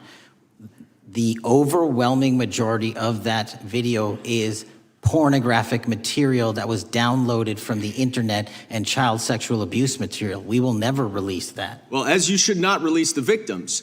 But if there are videos that relate to others who Epstein trafficked to, such as maybe Prince Andrew, or photographs, that you have total control to release. Yes, and if it exists. And so why haven't you released it? Why are you supposing that that is a fact when in fact it is false? Are you saying that you're saying that none of the videos relate to anything relevant to the Jeffrey Epstein trafficking ring? Every single video that we have collected pursuant to the prior search warrants has been examined for the last 10 years. And every single video has been utilized for whatever prosecutions were able to be legally brought. I'm not asking about prosecutions. I'm asking about why you aren't releasing the full Epstein files, including the names of people who were involved in the sex ring that you promised to do before you became FBI director. I just told you, I'm not going to release downloaded porn of I'm not asking on the about internet. that. Fine. I'm asking about all the other files. What other videos? Tell me. Tell me. That's what I'm asking. Tell me. You're saying there are no videos that would be relevant to anyone else involved in the Jeffrey Epstein sex ring. Pursuant to Mr. Acosta's collection of information based on the search warrants. That's all we have in our possession. And I'm asking you, that stuff. That's all we got. I'm not asking all you got. I'm asking you, in that stuff, there's nothing that's related to to any other sex traffic, any other people engaged with Epstein in underage sex. That's correct. To my knowledge, no. Okay. Let's talk about the witness interviews. 302s of witness interviews. Those are not subject to the court order. Those are not subject to any fictional sealed order for a search warrant. Why aren't you releasing those with the redacted names of the victims? We are releasing as much as legally allowed. That's why we went back to the courts. How is that not legally allowed? Sir, do you know how court orders work? Do you know how protective orders Actually, work? Do you know how Mr. Patel, I was a real prosecutor for 10 years. I know exactly how. So I was a fake one? And I want to understand what the court order prevents you from releasing witness statements that the FBI took. You should know that as a real prosecutor, when the court hand downs a protective order and a motion to seal, the material is sealed unless that your judge testimony waives here it. is that all of those witness statements are under a court order, a protective order. We are providing everything we can legally provide. No, that's not my question. My Subpoena. question is, why are those witness statements that are not grand jury testimony, that if they were under a protective order are no longer under a protective order, why are they not being released? How are they not under a protective Why order? are you not going to the court like you did for the grand jury testimony to unseal those records? The DOJ did go to the court. No, not on those records. Why aren't you going? You just went on grand jury. Time of the gentleman has expired. You are hiding the Epstein files, Mr. Patel. Time of the gentleman has expired. You are part of the cover-up. Can I respond? Sure can. Any allegations that I'm a part of a cover-up to protect child sexual trafficking and victims of human trafficking and sexual crimes is patently and categorically false in the work of my So I hope you will talk to them when they have requested to speak with you. Because the victims have requested and you are not responding to them. As you can see there, these are not normal congressional hearings. Yesterday with the Senate in cash, today in the House, these are star chambers. Just keep that in mind. And this is why I am strong advocate that we have to get ahead of some of these things by being much more aggressive, because the Jamie Raskins of the world on everything that we're working on this is not about, oh, let's come together. Do you see unity? Is unity coming through the screen? You should be watching. Also, if we can put up on Grace, make sure we get these up on so we're streaming it, people can see. But the CDC is almost as bad. I want to go back to Mark Mitchell. Mark, before you read it, just one more time. The big tech companies control so much in the country. they've allowed this to be turned into a cesspool that's now recruiting apparatus for a paramilitary terrorist organization.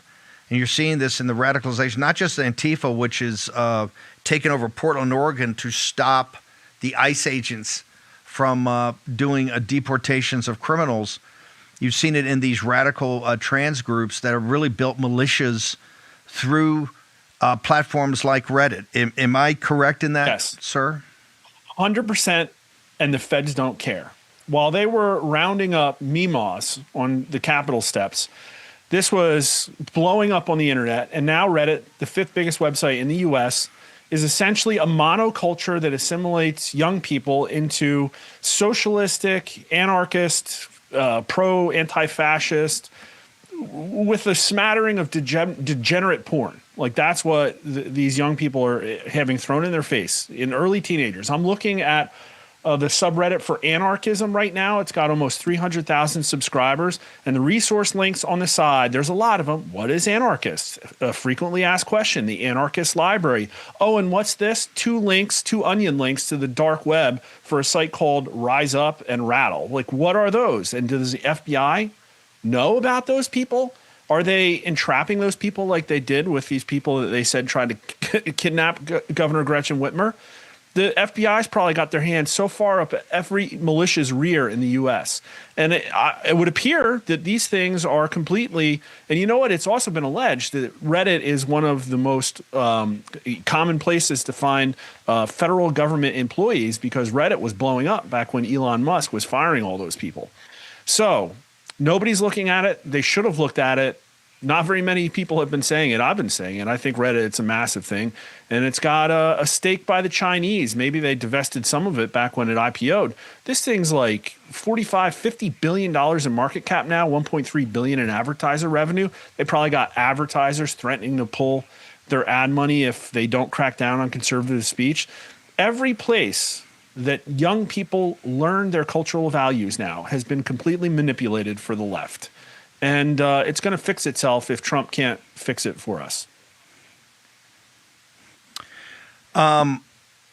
What needs to be done? What does President Trump and the FBI director need immediately, particularly in that this can lead to, because let me be blunt. I went on a rant yesterday, almost in the second hour of the evening edition, because I don't believe the script that was put out by the text messages. It's almost ridiculous to expect us to believe it. A young guy who's just killed somebody that he's not particularly an expert in has killed somebody, shot him. It's world news, and he's writing a thing, poetically saying, hate can't be negotiated with. It's just the whole thing's phony. The whole thing's like a bad Hollywood script. So what should be done here, sir?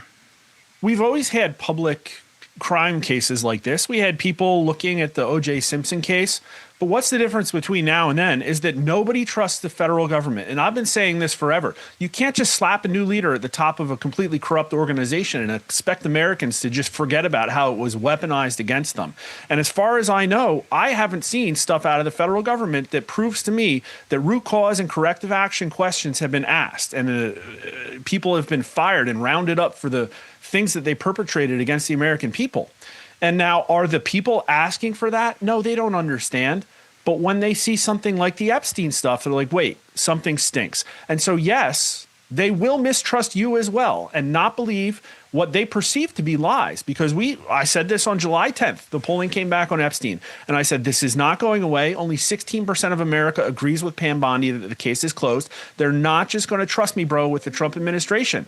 And so until we see true institutional restitution, grievance of, redress of Americans' grievances over how the Obama or the Biden administration, Obama as well, weaponized the federal government, created literally a regime. You talk about unity. Unity died in Joe Biden's winter of death, his cold winter of death. And so we're past that.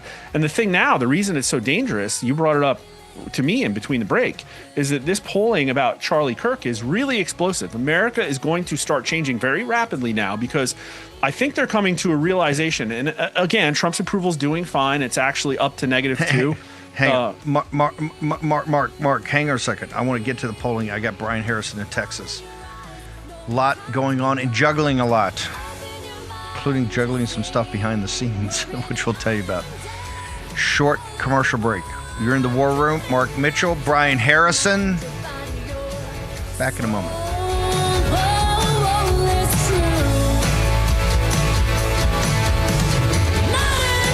Fellow Americans, did you know a war is being waged right now for how you spend your hard-earned dollars? Over 100 countries worldwide are preparing to switch to a digital currency. Now, this means cash will be replaced by money governments can monitor and track. This tracking makes it possible to collect data from every purchase you make and the ability to decide what you can buy and when you can buy it. What's more, your assets can be frozen or even seized. I'm appalled at such an assault on financial privacy.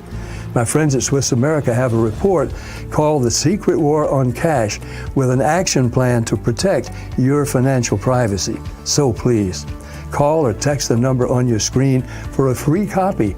With the growing reality of a government-backed digital currency, the time to act is now. So call or text the number on your screen for your free Secret War report.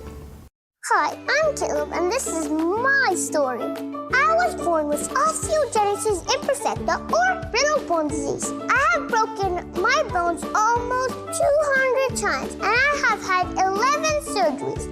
But I didn't let that stop me. I love to bike ride, climb, race, and I'm learning how to stand and walk. But I can only do all of this because of generous people like you and Shriners Hospitals for Children. And for the past 100 years, Shriners Children's has become family to millions of kids. But it's only possible because of people like you. Shriners Hospitals for Children is only able to provide this world-class, life-changing medical care because of the generous gifts of people just like you. Because of you, I can ride my bike.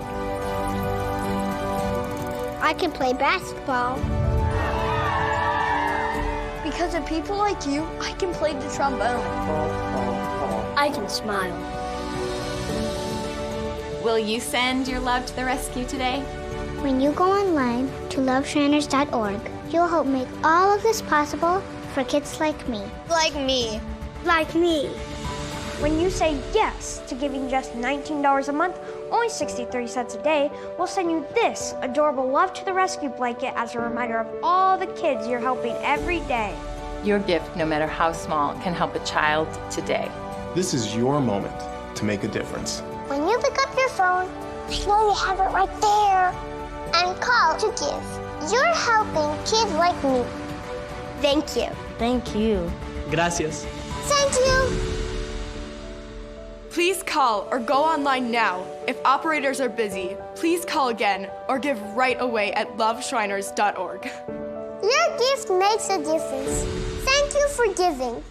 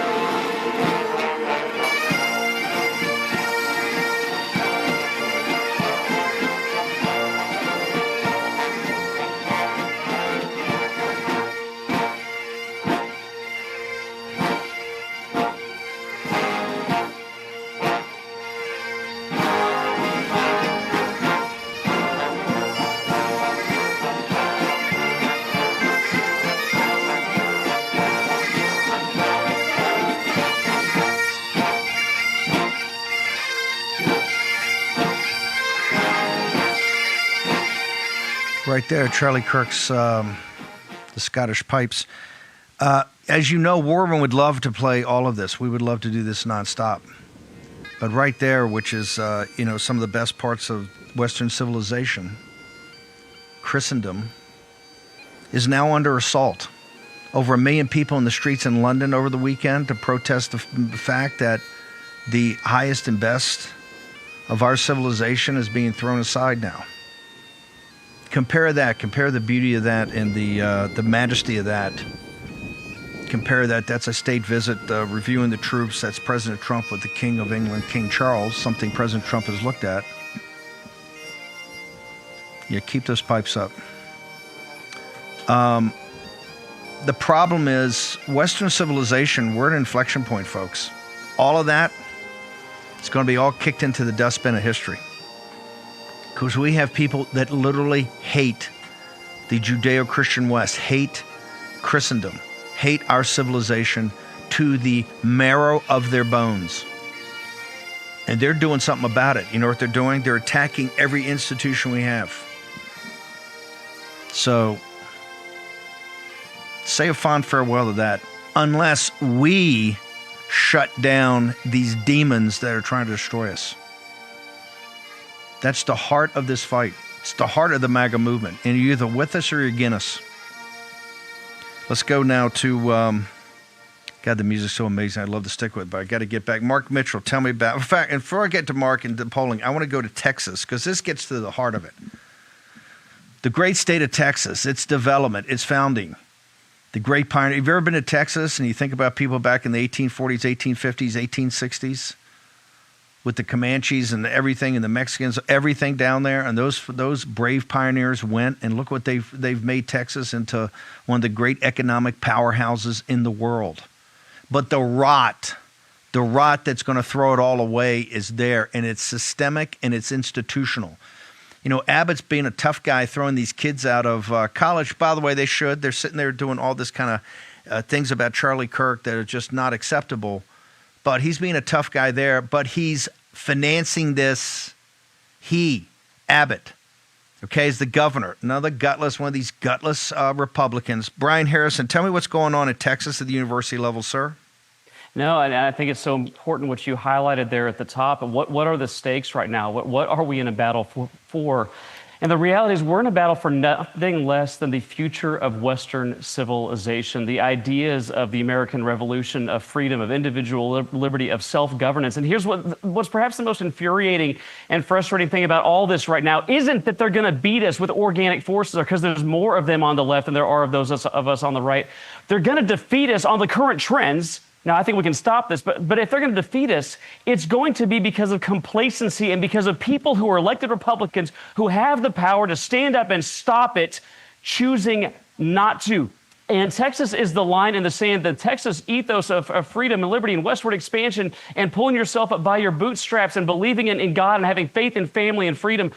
We should be the tip of the spear on this, and instead of that, it's not just this organic woke mind virus, as Elon called it, this leftism, this progressivism, socialism, this Marxism. It's not just infecting the minds of the next generation organically or because the idea is superior to what our founders believed in, but because weak establishment so-called Republicans are taxing 30 million Texans out of their home to fund literally everything that Charlie Kirk dedicated his life to defending. And this includes highly dangerous transgender indoctrination. It came out yesterday. This school, you have Greg Abbott's talking a big game. Oh, I got a kid expelled from Texas State University. But what he's not telling you is his regents right now at Texas State University have an entire course on transgender resistance, on transgender justice. We're training at taxpayer expense, possibly, the next generation of domestic terrorists and of trans assassins. Texas A&M University, my alma mater. I love Texas A&M.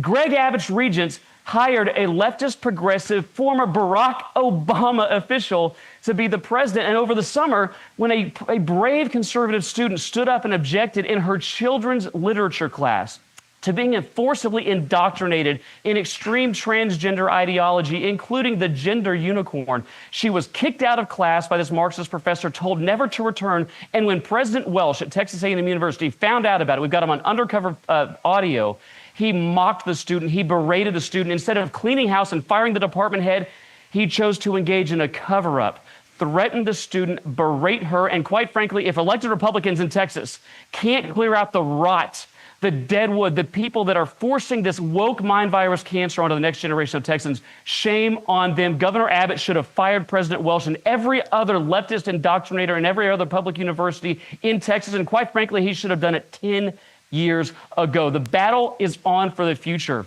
and there are elected so-called Republicans who have it within their power right now to stand up and stop it, and they're choosing not to, and I'm going to continue exposing it, and we need the posse, guys, more than ever now on this one.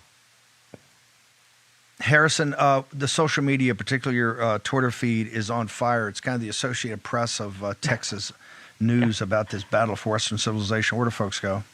Well, sadly, it's the only place to find out about the truth about the corruption in Austin. Brian E. Harrison on X, at Brian E. Harrison, Brian E. Harrison on X, light up the so-called Republican governorship in the state of Texas, Greg Abbott and the Texas A&M University Regents. Fire President Welch, fire every other liberal indoctrinator that's poisoning the minds of the next generation. Brian Harrison, thank you. You're a warrior. Thank you, sir. God bless you, Steve. God bless you. Tommy Robinson, they called Tommy Robinson 10 years ago. Tommy Robinson, like they said the other day, you couldn't mention his name or you'd be banned. Ben Harner will tell you that. Who's fighting more for Western civilization, King Charles? And look, I love the pageantry of it, the history of it. President Trump does.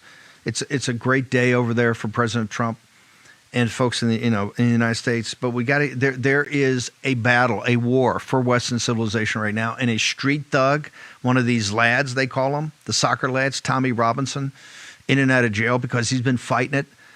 The radical Islamic movement taking over London. Right? Why is President Trump not in London? Why is he out in Windsor? Got to ask the question. Why is he doing it at Chequers? Why is he not going in and going to Parliament? Why?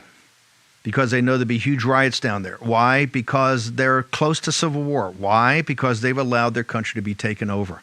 Sadiq Khan is sitting there trashing, just saying, "Oh, everybody showed up on Sunday or on Saturday were just white nationalists."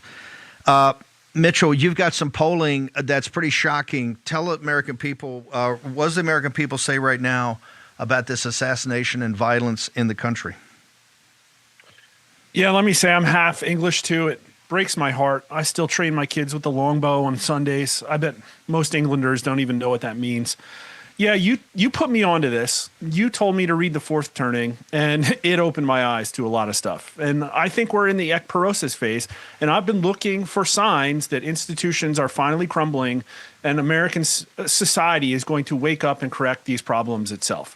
It's almost like Trump was elected and a weight was collectively lifted off of people who aren't Republican, aren't conservative, but just want a return to normalcy. They want their government back. They don't want this spending orgy. They don't want to have their throats slit on public transit. Those are the people that voted for Donald Trump. And the second he got into office, right direction shot up through the roof. It was the highest in our polling. It's still above 40%. It's been there. I mean, it's just absolutely incredibly record-breaking. How many weeks has it been? Before Donald Trump, the other biggest string we had was 7 weeks in a row, and that was also during Trump's first presidency. And so America was happy. And I think the problem is that we're starting to realize now that there are just some things that are too big for Donald Trump to fix. And history tells us that who fixes those problems? Society demands those problems to be fixed. And when that happens, it usually comes with a very rapid change in public opinion, which is why I'm looking and why I'm trying to ask questions and measure this stuff. And I think we got a big one. You brought it up to me. I think this is absolutely huge. How concerned are you about political violence in America? 69% very concerned. That's more than inflation, by the way. 21% somewhat concerned. So that's like everybody. 90%. I've never seen a 90 handle ever on any concern about an issue ever. So all of America is paying attention. Most of them don't know who Charlie Kirk was. They are all incredibly concerned about political violence now. And Democrats are actually very concerned than Republicans. 74% very concerned, 66% of Republicans. But for both of them, it's like 90%. Everybody. Every age, race, color, creed, everyone. Recently, a gunman in Utah shot and killed conservative activist Charlie Kirk. How likely is it there will be more political violence in the next few months? 48% very likely, 37% somewhat So that's 85%, including 87% of Democrats, 87% of Republicans. More Democrats than Republicans say it's very likely. That's a really bad signal. Like, literally everybody agrees that this is coming. Only 1% say it's not at all likely there are going to be more political killings. But then the big one, Trump, the day after the Charlie Kirk assassination, went on Fox and Friends and had a great quote. So we poll tested it. It's long past time for all Americans and the media to confront the fact that violence and murder are the tragic consequences of demonizing those with whom you disagree day after day, year after year, in the most hateful and despicable way possible. So Trump was blaming the media. 86% agree. Mark, hang on 1 second. We're going to take a short break. Back in a moment. Hi, it's Christina again. Is your shower trying to tell you something? Is getting in and out of the bathtub becoming a safety concern? Are you worried about the cost of a bathroom remodel that could go on for weeks and weeks? Well, now you can have a gorgeous new bath or shower that's safer at a price you can afford with a one-day jacuzzi bath remodel. And now they're bringing you this special TV offer. We're waiving all installation costs and postponing all payments for up to 1 year. Jacuzzi bath remodel has a design you'll love at a price you can afford. Literally, they came in the morning, did the demolition, and installed our bathtub in 1 day. I definitely wish we called jacuzzi a lot sooner. Okay, so tell me, what are the 2 most common reasons people are calling jacuzzi bath remodel right now? Well, maybe they're just tired of the old, worn-out eyesore of a bath. Often they have dated colors, tiles that might be cracking and fading, or impossible to clean grout. Christina, did you know that the average shower has up to 300 linear feet of grout? Honestly, I had no idea. Yeah, that's a whole lot of scrubbing. So that's definitely one of the reasons people call. And you'll love that the new bath or shower just rinses clean and resists mold and mildew. Now, another big reason people call is they've been feeling uneasy stepping over that tub to take a shower. And we're here to help with a safer, more stylish shower that you'll love and is custom designed for you. Every time I stepped over my old bathtub, I worried I might fall. I don't have those fears anymore. Jacuzzi bath remodel gave me a gorgeous shower that's safe too. It was done in the same day. We did not have to wait. It is amazing. Time is running out to take advantage of this special offer. When you call right now, we're waiving all installation costs with our Christina Across America offer, and no interest and no payments for up to 1 year. Call now to schedule your free, no obligation in-home design consultation. You can create your new bath or shower customized just for you, installed in just 1 day from the most trusted name with Jacuzzi Bath Remodel. Call now. It's never been easier. Get your free design consultation, schedule your 1-day installation, and start loving your new bath or shower right away. You can go from this to this, and from this to this, or even from this to all this in just 1 day. I did not like my bathroom before and was embarrassed by it. Yes. This is unbelievable. It is stunning. I can't believe it. Time is running out to take advantage of this special offer. When you call right now, we're waiving all installation costs with our Christina Across America offer, and no interest and no payments for up to 1 year. Call now to schedule your free, no obligation in-home design consultation. You can create your new bath or shower customized just for you, installed in just 1 day from the most trusted name with Jacuzzi Bath Remodel. Call now. Here's your host, Stephen K. Bannon. You talk about Texas. So that's the juxtaposition today. We have the pomp and ceremony in London, and we had Tommy Robinson on the streets with over, 1 or 2 million Britons, and they're showing the flag of St. George or the Union Jack all over. That's their patriotism. It's to save that pomp and circumstance, that ceremony. If we don't fight, that's all going to collapse. You'll never see that again. The great customs and norms of Western civilization. You see what's happening in Texas? If you know how Texas was founded and built, it's unbelievable. It's one of the most incredible stories, the American West. Those of you who have had a chance, or if you have not, one of the best things you ever do is just get in a car, take the kids, just take a couple weeks and drive on the vastness of the West. How it was developed. It's just extraordinary. It's breathtaking. Patriot Mobile, the folks down there, Glenn Story and the team, 972-PATRIOT. Talk to an American citizen today and do the switch. You know what they're doing to fight for the country. Now it's time for you to get access to the best phone service out there, bar none. Patriot Mobile, 972-PATRIOT. Use Bannon. You get a free month. You get a free month of service. Promo code Bannon. Do it today. Mark Mitchell, your polling is extraordinary. Can you give us your closing thoughts, sir? And where do people get you your coordinates? I think things are heating up. I think they're changing fast. 86% of the country agrees that this was caused by political rhetoric, even a majority of Democrats. There are going to be a flood of Republican registrants now. My call to John Thune and Mike Johnson is give these people a reason to vote for you, not just prayer vigils. I think Americans want actions. And I think if Trump can't fix this, then the fourth turning tells us that society is going to fix us. I hope people can come follow me at Honest Pollster on Twitter, Rasmussen_poll, and we also do videos on YouTube, Rasmussen_poll. Now you've inspired me. I think what we got to do is have a whole hour, maybe an evening show, the 5 and 6 o'clock, to talk about the fourth turning and why we're in it, what is it, and what it all means. So, Mark, thank you so much. Thanks for taking the time today to join us for the show, entire show. Great to be here. Mark, thanks so much. Get his stuff. He's not just one of the best pollsters out there, one of the smartest guys around. Mike Lindell, it now is quite obvious that they put the records out that the FBI, the reason they got your phone is because of the work you as a patriot did to try to combat the big steal of the big steal of the election of 2020. And like for Marco Rubio, Marco Rubio now got us, we're close to going to war down in Venezuela, and he's yelling and screaming at these people, you can't say Maduro's a president because he's not elected, he stole his election. Bro, I don't exactly remember you at the front lines with us, fixed bayonets when Biden stole the 2020 election. Exact same thing. What's good for the goose is good for the gander. So I don't want to hear everybody yelling and screaming about Maduro, who is a super bad guy.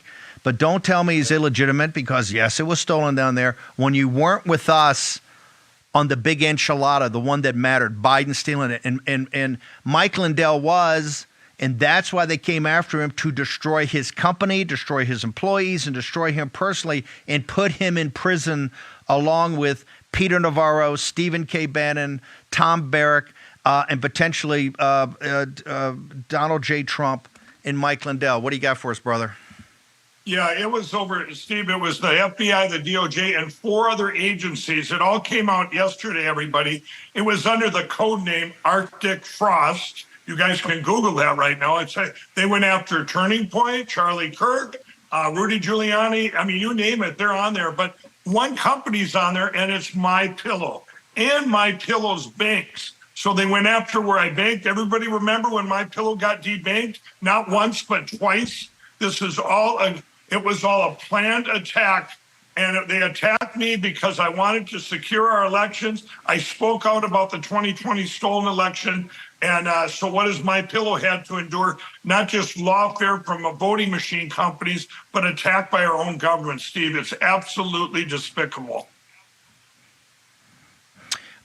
Mike, we got to keep the company going. The way we do that is sell these amazing products that you have. What do you got for us today? War Room Posse.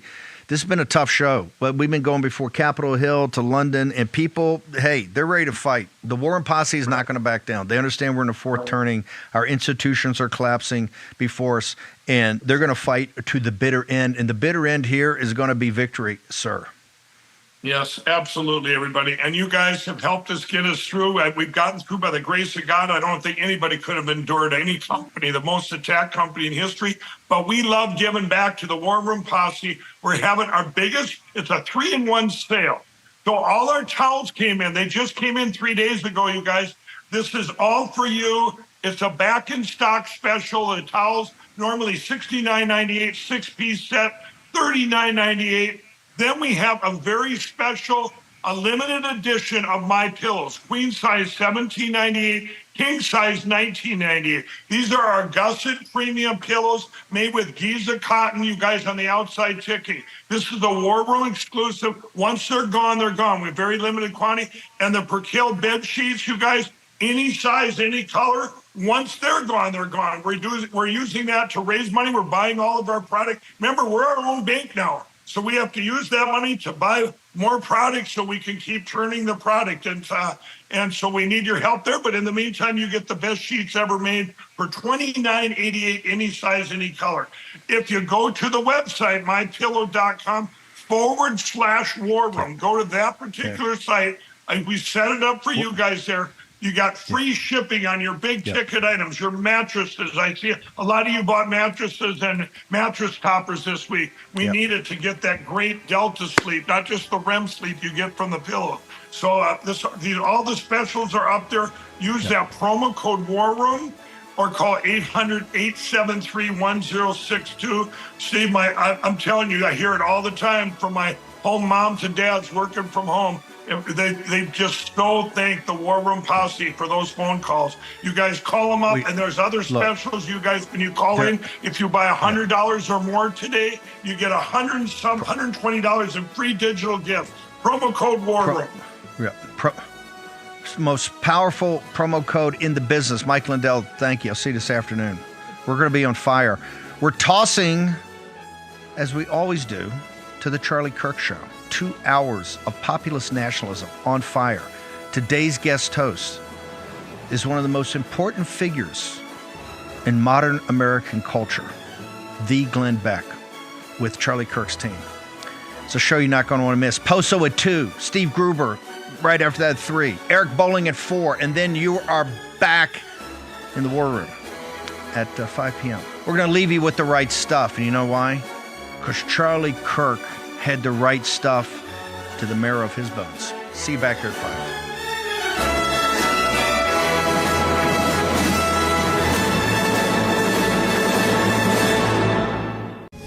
The poverty is unimaginable. There are people who are struggling. This is where she washes the dishes. If you're ever going to allow your Christian faith to rise and to do something for God's chosen people, now is the time. This is the home of Galina. She's 96 years old. This is what she had to eat for today. She has one pot with water and wheat. My father was killed by the Nazis, and I was an orphan. I didn't know about God. But now, in the cold, hungry nights, I pray for food to the God I've never known. There are good people that love you. You see the tears. Scripture says joy can come in the morning, and you can be the reason. Right now in Ukraine, elderly Jews are trapped in unbearable poverty. If you will bless these hurting children of Israel, you will receive God's blessing in return. Your urgent gift today of $25 will help rush a survival food box filled with life-saving essentials. Call, scan, or go online now. I'm not exaggerating when I tell you, I don't know how much longer she could have waited for us to come. I can't even grow my food anymore. What will happen to me? I'm doomed to starve. Tens of thousands of elderly Holocaust survivors in the former Soviet Union are living in extreme poverty, hungry, and forgotten. But through the International Fellowship of Christians and Jews, we can bring them hope. Eggs. It's my favorite food. May you be blessed. You say to them, we see you and we're here to help. Please don't delay. Call, scan, or go online now. I talk to a lot of young people on campuses, at our events, on my radio show, podcast, and social media. Said differently, I visit college campuses so you don't have to. We're talking to so many voters that know it is time for change. They know that something is wrong. America's future is a series of choices. Our current state of slow motion national decline is a choice. Today is our 2-year-old's birthday. And I look at my daughter, and that is my why. For those that are parents, you know exactly what I mean. There is no mountain that stands tall as your faithfulness. There is no river that runs wide as your goodness.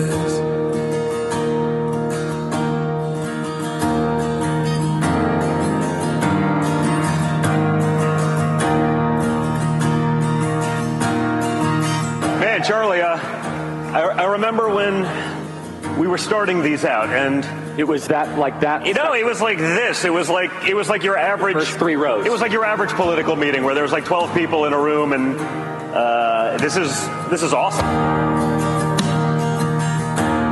This, in my personal opinion, was the most over-the-top Trump event that I've ever covered. This is the #1 boots-on-the-ground operation in the country. We're working directly in harmony with the Trump campaign. It's been vetted, it's been cleared, it's been blessed, as you can see there, and we're going to try to win this thing. No guarantees. It's what we do that matters. Mr. President, I can tell you this room is 100% with you, and we have your back. God bless you. We really do. Thank you.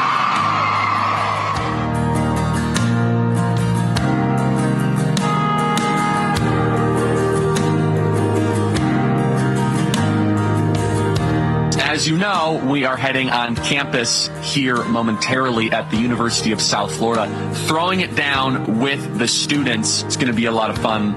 We are excited to continue this cultural movement that we have started at Turning Point USA.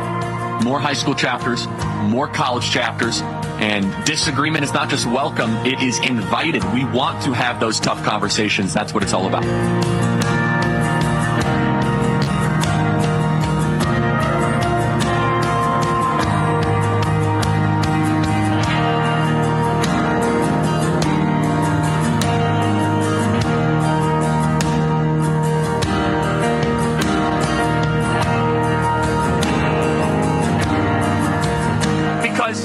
Supposed to be involved in this. You're supposed to just kind of be on the vote for me every 4 years, give me more political power, and stay out of my business. And what has happened is we are seeing an explosion in citizen participation. There is nothing else I'll ever need. All of my days, your mercy follows me.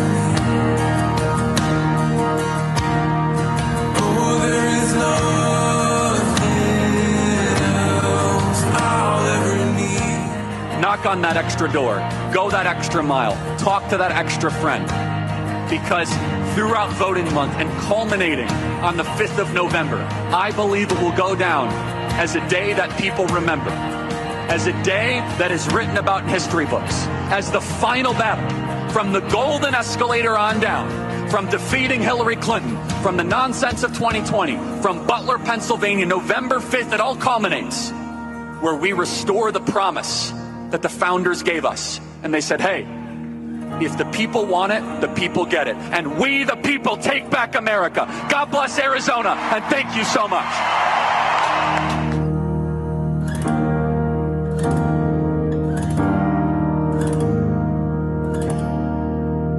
Every day, the American people demand certain accomplishments and victories. Disagreement is what keeps a movement alive, keeps a movement fun. Here in this country, we are a country of flourishing.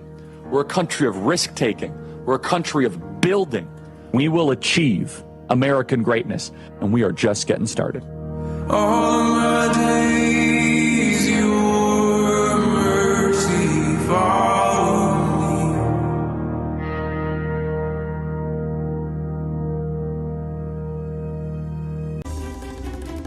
To avoid digital threats, just turn on NordVPN. Improve your protection against trackers, malicious websites, and malware-ridden downloads. Get the deal now. Mama, look. It's just like our new house. Warranty! I hope you have an American Home Shield warranty. Leaky toilet? Fixed. Clogged AC coils? Fixed. Oven beyond repair? Ta-da! If AHS can't fix your covered item, they'll replace it, no matter its age. A warranty is smart. Oh, a happy family. Is that us? Too much. American Home Shield. Sign up today at ahs.com. I'm a J6er. I spent 1,143 days in prison. About a year in prison. 4 years out of an 18-year sentence in prison. J6ers have been treated like terrorists. And we need your help. Stand in the Gap was founded to stand in the gap for J6ers working to rebuild their lives after being incarcerated. For just $10 or more, you can help these patriots get back on their feet again. Please scan the QR code to donate $10 or more to support these American patriots. Thank you for standing in the gap. Did you know that thousands of authors across the country have written books and published them with Page Publishing? If you've written a book, Page Publishing can help you through the process. We cut through the confusion of the publishing world to make it easy for you. Call or scan for your free writer's guide today. Every day, there's a battle for your mind raging. Information coming from every angle with the will to deceive. Fear not. You found the place for truth. The voice of a generation that still has the will to believe in the greatest country in the history of the world. This is the Charlie Kirk Show. Buckle up.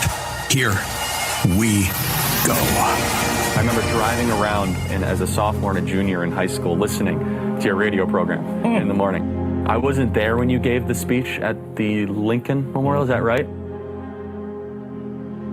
But I saw it. I remember saw it being simulcasted. Wow. And you said some very, I think, prophetic things there. I know it. I have been looking for the next George Washington. I can't find him. He may be 8 years old, but this is the moment. And now 18-year-old Charlie Kirk is saying enough is enough. This is Charlie Kirk reporting from Marquette University. I like ideas. I don't like politicians. I don't like parties. I like principle. Do not go quietly when truth is on the line. I mean, democratic socialism, the people's it's socialism, which inherently means the following. It is immoral, it is evil, it is impractical and put in practice. Do not surrender to the shadows. But I'm here for the silent majority that is silent no longer, to give them the courage, confidence, and conviction to fight on campuses. Even when, and especially if, you think the battle can no longer be won. We're not going to allow the ruling class elites, the radical left, to continue to destroy this country from within. And we are a movement here that is growing by leaps and bounds. Charlie Kirk lived that mandate. And I believe that marriage is a beautiful thing. And I believe that having children is a moral good for society. Biggest blessing. Oh, without a doubt. I don't think you know the impact. You say, oh, Glenn, you made an impact on my life. Do you realize the impact you're having on the country? Remember when I did the thing in Washington, D.C. and Restoring Honor? I do. And I said, somewhere in this crowd, maybe he's 7, maybe he's 15, somewhere in this crowd is the next George Washington. And 25 years from now, he will come not to this stair, but to those stairs. We want to overemphasize grace when in reality Christ loves us too much to have us continue to live in sin. He wants us to try to elevate our actions to glorify God in all that we do. And he can proclaim, I have a new dream. I just went to church for the first time in several years. Today we went to church for the first time in a really long time. I've never ever opened a Bible before, and something was calling me to my husband's Bible. Here's the line for the second service, and there's never a line. Jesus of Nazareth, and the resurrection is the pinpoint of my belief that Jesus did rise from the grave so that we may live. The light is dimming, yes, but it always does before the dawn.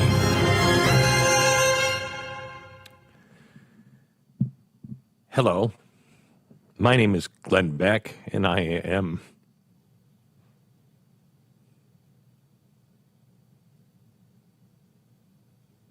a friend of Charlie Kirk's. You may not know who I am, but one thing I am known for is my emotions, and I think we're going to need a tarp today. I knew this was going to be difficult.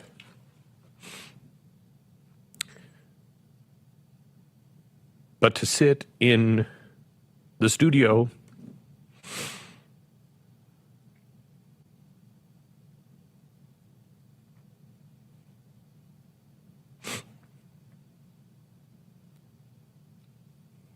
right next to his chair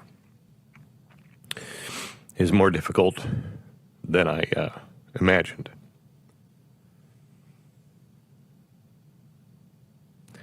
I want to talk to you a little bit about the future, But I want to talk to you a little bit about my friend as well.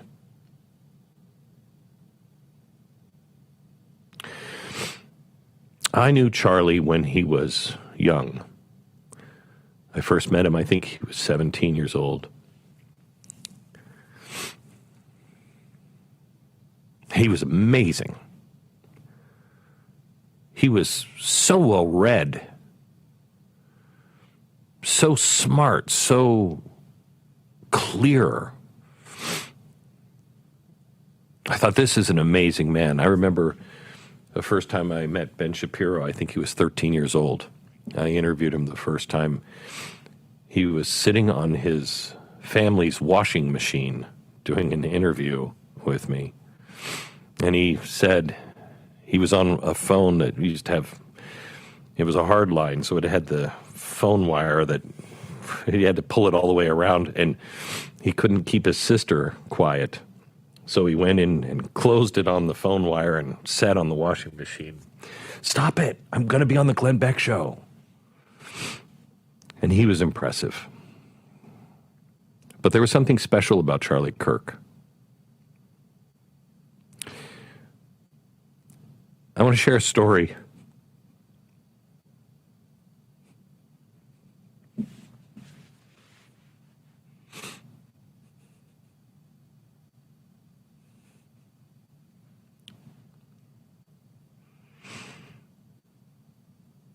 That I've never shared before, and I so regret that we ran out of time. It's a story that I had hoped to tell Charlie myself in the next couple of months.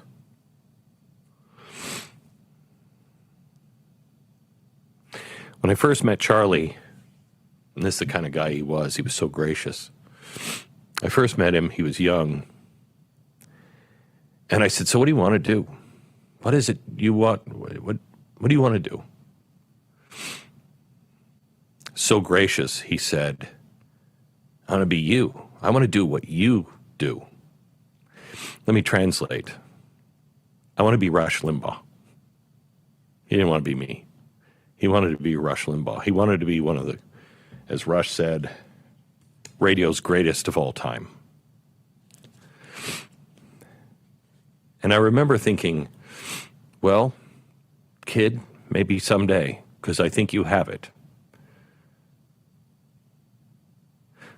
I brought something with me today that I thought was appropriate while I did the show, that I would sit in front of Charlie's microphone.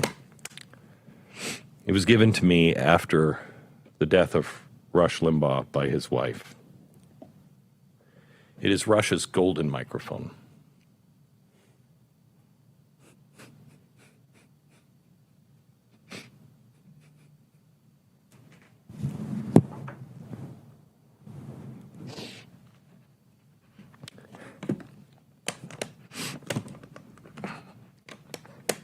I think it's appropriate that it sits in front of Charlie's microphone.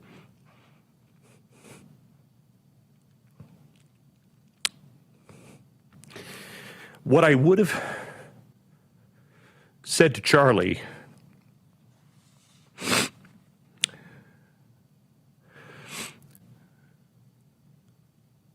was, you were thinking too small. I want to be Rush Limbaugh someday. I'm a broadcaster. Rush was a broadcaster. But Charlie was a broadcaster and a narrowcaster. Charlie was a pastor and a priest, and listening to the way he could argue and think differently, he was a rabbi as well, and one of the best. He was a political organizer. He was a political think tank himself. He was a compassionate friend. He surpassed Rush Limbaugh by miles. We'll continue in a minute.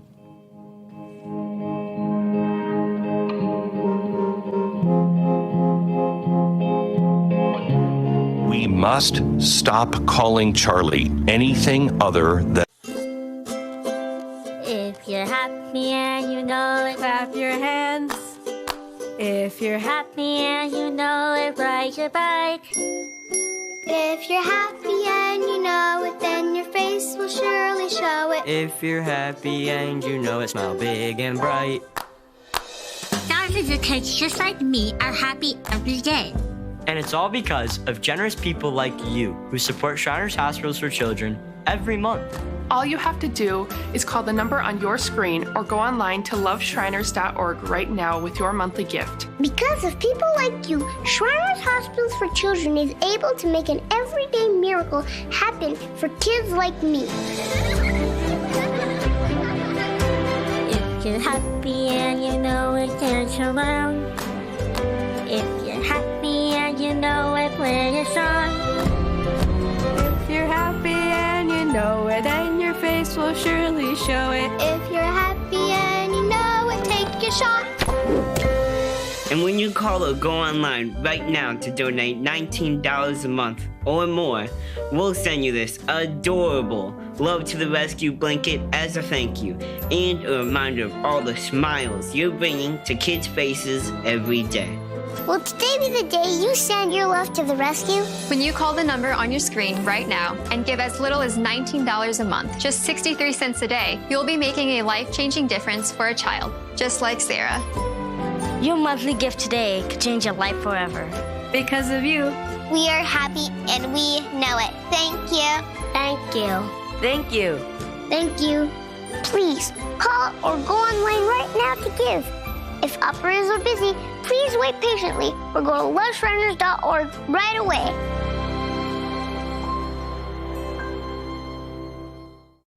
Hello, my friend. Pat Boone here. You know our country's under financial assault like never before. Our government has put us $34 trillion in debt. The interest alone's more than we spend on military defense. And what's worse, other countries no longer believe the U.S. is a safe place to invest. There's a growing international movement to dump U.S. dollars at a record pace. Some economists say this may signal the end of the dollar. Now, these countries are instead buying gold, and I'm suggesting you do the same. My friends at Swiss America have been helping Americans like you and me for over 40 years to buy physical gold and silver for delivery to our homes or held in our IRAs. I've trusted Swiss America for nearly 25 years now, and you can trust them too. So don't wait. Call or text the number on your screen today for financial peace of mind in these troubling times. Welcome back to this Real America's Voice News Break. I'm Terrence Bates. Charlie Kirk's accused assassin is officially charged with aggravated murder. We did file just recently, within the last few minutes, a notice of intent to seek the death penalty that was filed by Utah County Attorney Jeff Gray. You, Your Honor, and sign that. Thank you. I have reviewed the pretrial protective order and will be issuing this pretrial protective order in favor of Erica Kirk. The 22-year-old suspect made his first court appearance Tuesday via video from the jail where he's being held. He's also charged with felony discharge of a firearm causing serious injury. Prosecutors point out that children were present at the time of the shooting and that the suspect's DNA was found on the murder weapon. Those factors contribute to them seeking the death penalty. While Director Kash Patel was in the hot seat on Capitol Hill on Tuesday, President Trump and the First Lady were en route to the United Kingdom. They're on the grounds of Windsor Castle as we speak, meeting with King Charles. All of this is part of a royal state visit. The President and First Lady will also visit St. George's Chapel and participate in a wreath laying at the tomb of Queen Elizabeth II. This evening, they'll participate in state banquet in advance of meeting with British Prime Minister Keir Starmer for a bilateral meeting on tomorrow. The two leaders are scheduled to meet with business leaders tomorrow as well before the Commander-in-Chief returns to Washington. As for FBI Director Kash Patel, he continues facing criticism about how his agency handled the investigation into Charlie Kirk's murder and the release of information surrounding the suspect and other persons of interest. The director faced questions from both Democrats and Republicans on the Senate Judiciary Committee on Tuesday. Today, he's facing similar questions before House lawmakers. But it was Democrat Senator Cory Booker of New Jersey who used the opportunity to criticize the work Patel has been doing, even saying he doesn't believe the director will be on the job much longer. That's a quick check of your headlines.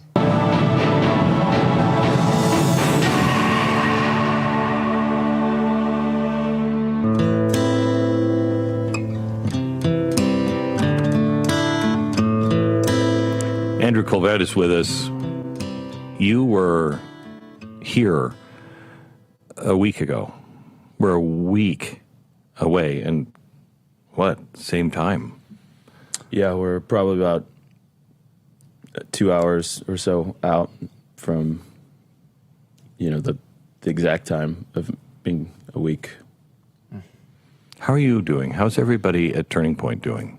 Well, after you made everybody bawl their eyes out in your first segment, your open, Glenn, and I have to say thank you for that. I can't even believe I'm seated so close to Rush's golden EIB microphone. I know, it's crazy. And Charlie and I can't say how many times we said the golden EIB microphone. Yeah. And it was beautiful. We were all crying out in the control room, and so I am right now in this moment very emotional. And I know that you watched his story grow and that tribute about the next George Washington and how Charlie was so aware of that speech you gave. And he wasn't there in person, but he watched it somewhere else live. And I'm right now, I don't have many words because of how moving that was, Glenn. I said the other day, and I don't mean this, I'm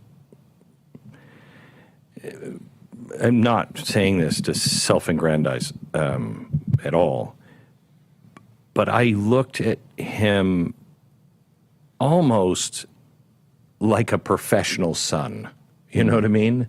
I looked at him, and because I watched him from a distance, and I saw him young, and I saw his desires and how he built and everything that he did. And as I was thinking about that, as I packed that microphone up yesterday, I was thinking about him, and I thought, Charlie would have been president. Yeah. Charlie would have been president. Rush wasn't president. Rush didn't have a desire to be president. And I don't know if Rush would have made a good... I'd make a horrible president. I don't know. Rush would have been a better president than me. Charlie could have been a great president. He surpassed all of us. I don't know if there's another person in history on our side, at least in the last 150 years, that was like Charlie. To replace Charlie, you need maybe 6 people at the top of their craft to cover everything that he has done. Yeah. I can't tell you how many times I was with Charlie and people would beg him, you have to run for president, you have to run for president. And Charlie would always, say, no, I'm happy doing what I'm doing.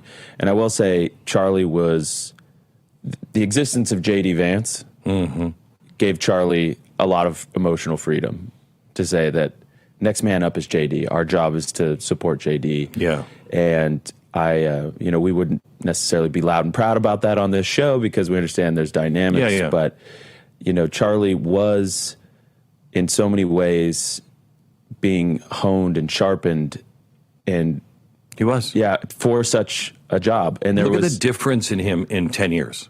Yeah. 15 years. Look at the difference in him. Can you imagine if he had 10 more years 10 more keep years? Sharpening? Oh, my God. And people need to understand that. Yes, Charlie was a brilliant communicator. Yes, he was an autodidact who kept studying the classics and political and philosophy and theology and all of these things. And he was deeply, deeply sincere in his faith. But he was also so skilled at the quiet things, the behind-the-scenes things. And he would honor people. He was trusted. If you got into a heated discussion in private with Charlie, nobody would ever hear about that.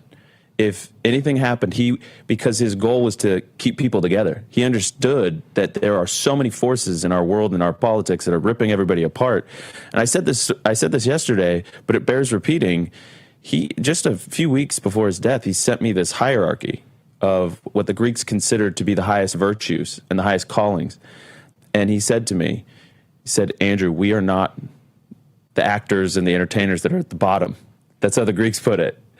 He said, we need to strive to be statesmen and philosophers up at the top and theologians.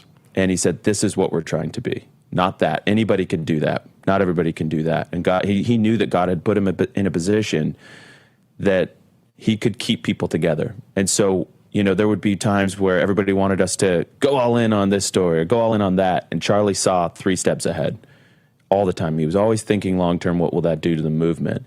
And so he would craft his messaging and his strategy and, who we invited to what, around how do you manage this current moment so that everybody is still a part of this thing. I can't thank you enough for inviting us to be here. You enough for coming. No, I mean, it is an honor. I called Stu yesterday and I said, Stu, you should come with me. And he said, this is history in the making. I mean, it's an honor to be here. Yeah, well, really you honor us, and you're a beautiful tribute and open to him. And I know we're not done yet, but no, I can't thank you enough. Thank you. God bless. And God bless everybody at TPUSA. Want to get involved? Go to tpusa.com.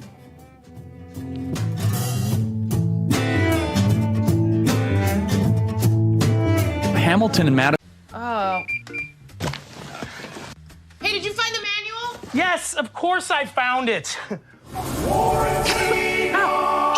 I need that. Summon Dale. Who's Dale? A real human. I'm Dale. American Home Show now provides video chat with live repair experts for home fixes over the phone. Let's go fix that oven. Okay, Dale. I need my phone back. Fix it over video chat with American Home Shield. Sign up today at ahs.com. What's up, America? The folks sitting with me here today are real-life mechanics. We're here to get to the bottom of why car repairs are so expensive and why CarShield is America's most trusted auto protection company. Let's get to it. How long you been a mechanic? I've been doing this for about 30 years. Every day's a different experience. Every day's a different adventure. I like to make sure everybody's happy, the customer's happy, the car's done right. So why are vehicles out of warranty more likely to break down? The manufacturers are very smart. They designed these cars with an end of life. It will fail as the warranty expires. Say over 60,000 miles, it'll start breaking down. They're gonna break down, definitely. Just a matter of when. When somebody has CarShield, what's the experience when they come to you? You drop off your car, we verify your concern, we notify CarShield, usually get an instant approval, put you in a rental car, and get you back on the road as quick as possible. I show them what it would cost if they didn't have CarShield versus if they did, and they can't believe how many thousands of dollars they're saving on this repair and how easy it went through, and the deductible is pretty much all they have to worry about. How has being a mechanic changed since you guys started? Most challenging parts about being a mechanic is keeping up with technology these days. That's the hardest part. As these new cars come out, it's new software, new tooling, is a constant evolution. Technology has totally changed from just the basic, everybody could fix a car 30 years ago, to today. You need so much education, background, computer knowledge. And there you have it. No other company protects drivers like CarShield. The bottom line is, if you're driving an out-of-warranty car, you could be putting yourself at risk of paying thousands for car repairs. Call CarShield before a breakdown happens. Get covered repairs paid. Call CarShield now for your free quote and to lock in your rate with their price lock guarantee. Call now. Call 800-202-9188. 800-202-9188. 800-202-9188. I'm a J6er. I spent 1,143 days in prison. About a year in prison. 4 years out of an 18-year sentence in prison. J6ers have been treated like terrorists. And we need your help. Stand in the Gap was founded to stand in the gap for J6ers working to rebuild their lives after being incarcerated. For just $10 or more, you can help these patriots get back on their feet again. Please scan the QR code to donate $10 or more to support these American patriots. Thank you for standing in the gap.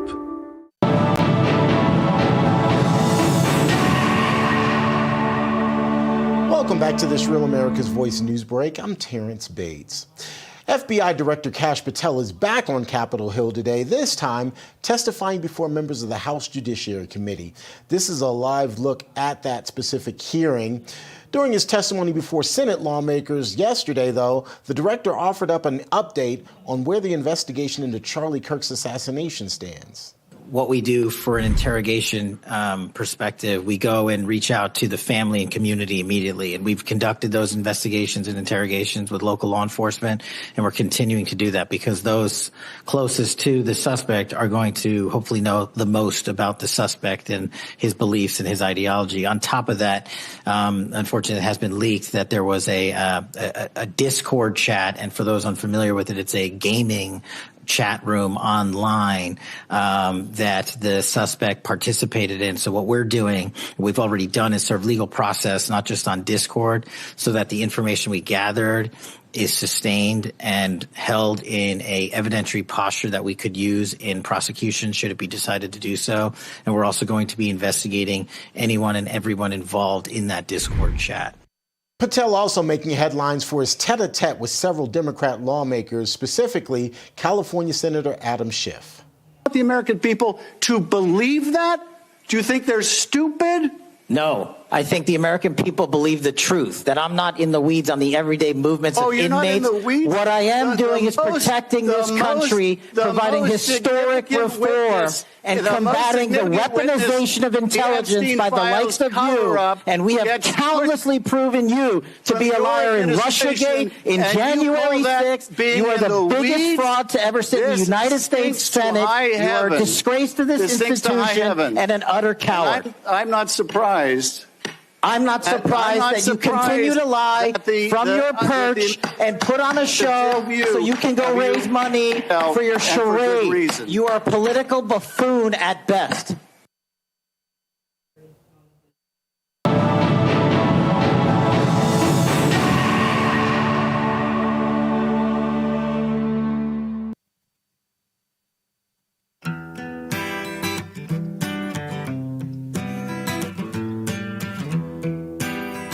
On this election, we want to try to lose by less with younger voters, and then we are going to create the most sophisticated, low propensity, get out the vote turnout machine in modern political history for the right. And here was our theory of the case. First, on the get out the vote, which is that we believed that there were millions of people that were Trump supporters that were not Trump voters. So people that would say, "Yay, Trump," and they would be with them, but they weren't putting a ballot in a box. They weren't casting a vote.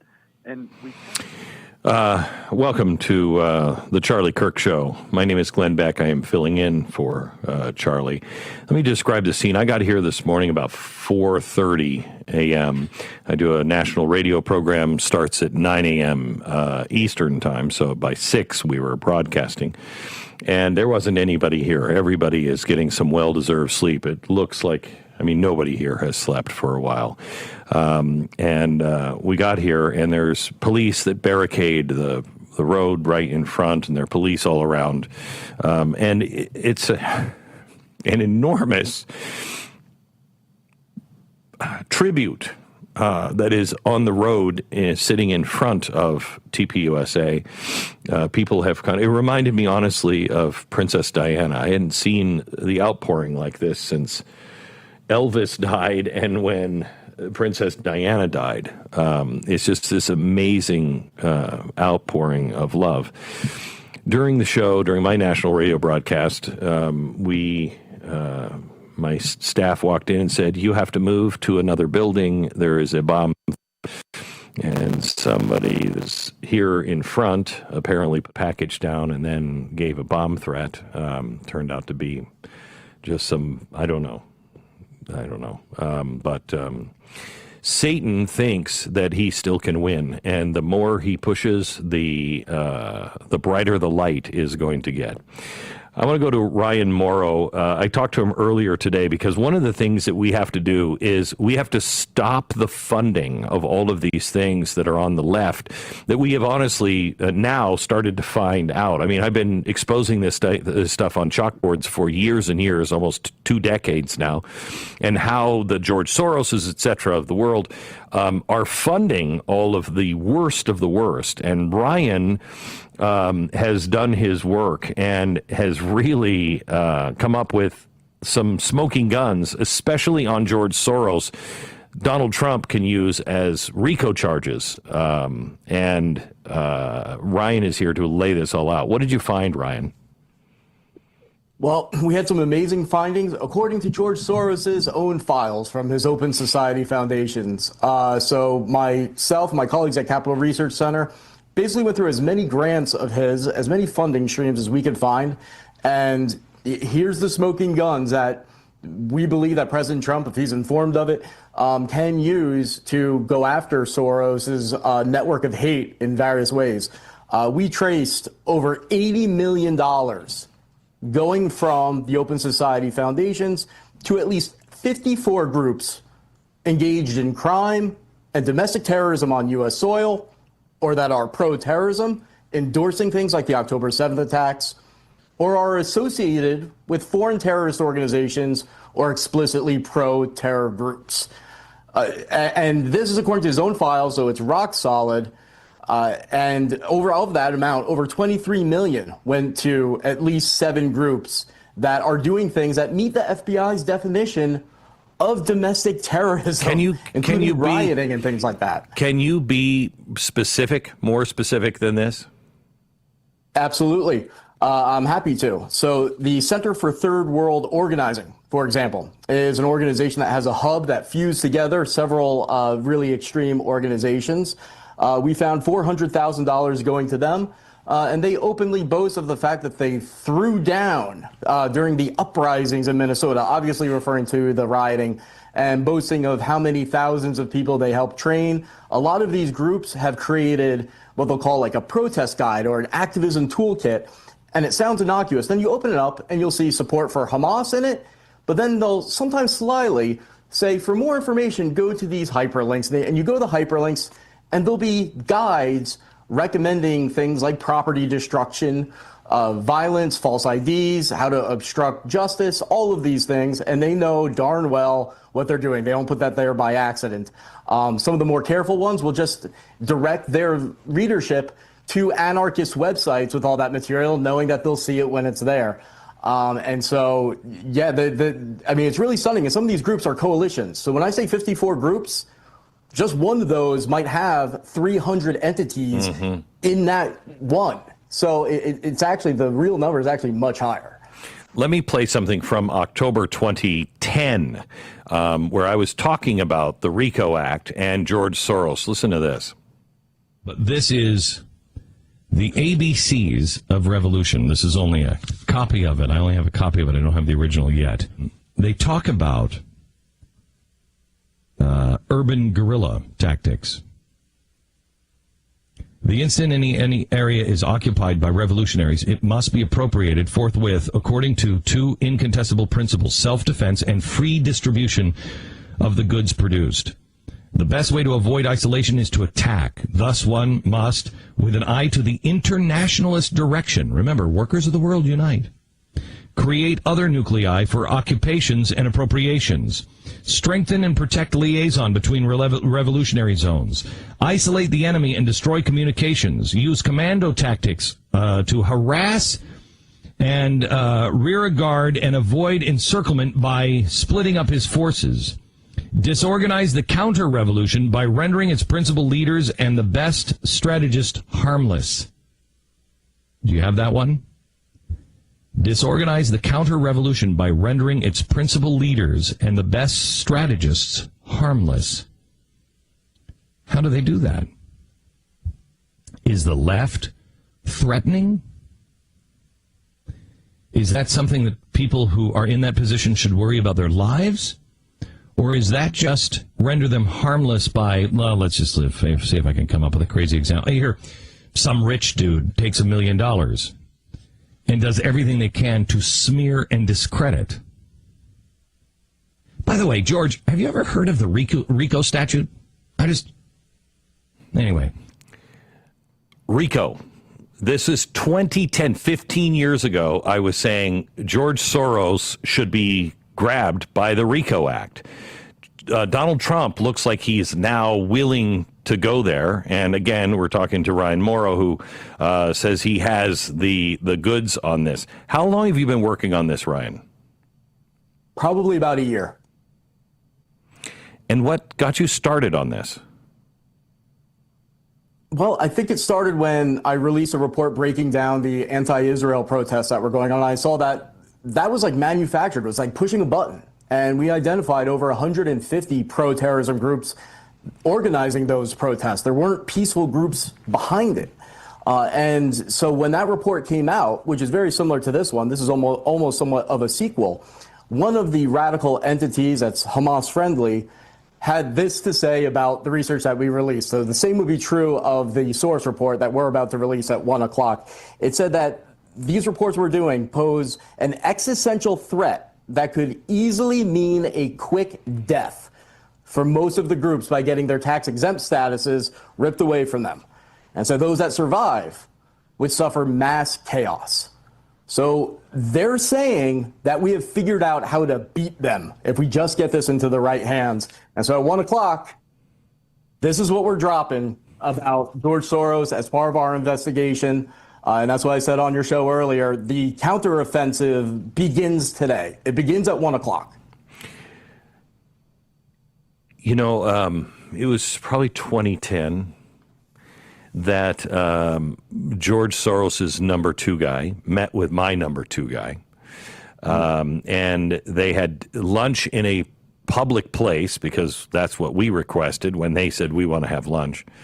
And I was not part of it, but it was just the second in command, if you will, meeting with each other and sending messages. And this lunch started with, you need to tell your boss, me, is hurting my boss, Soros, and it's going to stop. And my guy said, I don't think it is. I mean, if he's getting something wrong, he'd be more than happy to correct it. And he said at the time, your boss needs to understand, the ship has already sailed. It's just pulling out of port right now. And you're either on that ship or you're not. And you want to be on that ship. And he said, my boss is going to say he doesn't want to be on that ship. And at the very end of the conversation, he said, I want you to hear me clearly. This is going to stop. We took that as a very large threat, and that is one of the reasons why I did the Puppet Master show on Fox. I did a 3-day special showing everything about George Soros that we could find at the time. You realize who you're getting into war with, don't you? I do, and I don't care. I know I'm supposed to do this. And so that ship that he was talking about, we're going to sink it. And all the other big billionaire-funded organizations that are out there that are funding this type of filth, that are poisoning American civil society and spreading this type of hate that resulted in what happened a week ago, you're on notice. If you're doing this by mistake, I will volunteer my time to help you vet the organizations that you finance so you don't fund terrorism and hate if you're genuine. Well, if you're not genuine and you continue doing it, you're next. Looking at your research, there's a handful of grants that are nuts for things like children that include ideas of hierarchy, supremacy, colonialism, and to the Alinsky Institute in France, which is in honor of Saul Alinsky, if I'm not mistaken, right? That's exactly right. When you go through the report, you'll see that the organizations that they're funding are so blatantly connected to foreign terrorist organizations, so blatantly extremist. This goes on year after year. So before, when there would be reports about this in drips and drabs, I could kind of understand some people saying, well, out of thousands of grants, maybe some mistakes are made. This is no mistake. We have disproven this. And I keep thinking about how when the Iranian regime allows pro-terrorism entities to fundraise on Iranian soil, what do we call that? We call that state sponsorship of terrorism. In the United States, when American nonprofits in the nonprofit sector allow pro-terror entities to fundraise on American soil, what do we call it? We call it charity. And so that has to come to an end. The IRS code, as we talk about in the report, is being violated. You're not allowed to engage in crime. You're not even allowed to encourage crime. That can't be part of your nonprofit mission.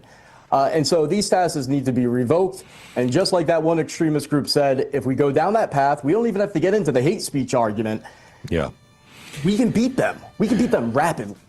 Ryan, thank you so much. I really appreciate your conversation with us. Back on the Charlie Kirk Show in a minute.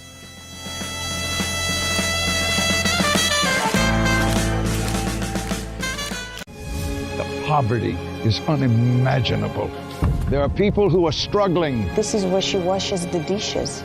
If you're ever going to allow your Christian faith to rise and to do something for God's chosen people, now is the time. This is the home of Galina.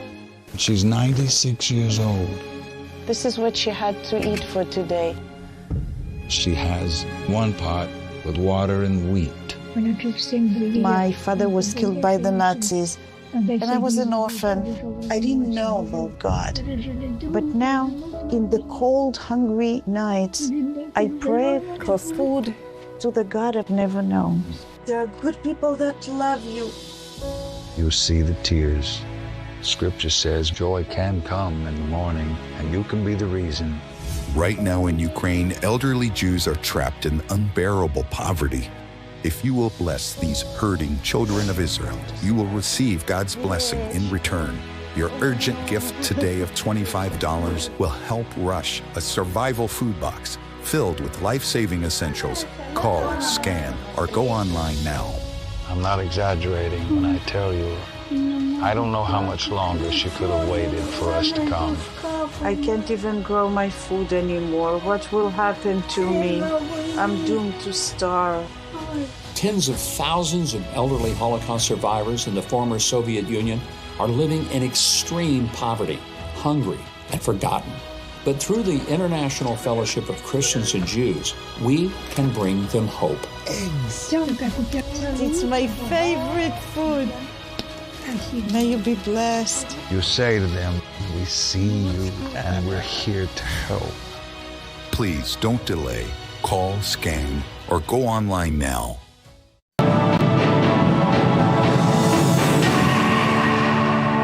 Welcome back to this Real America's Voice news break. I'm Terrence Bates.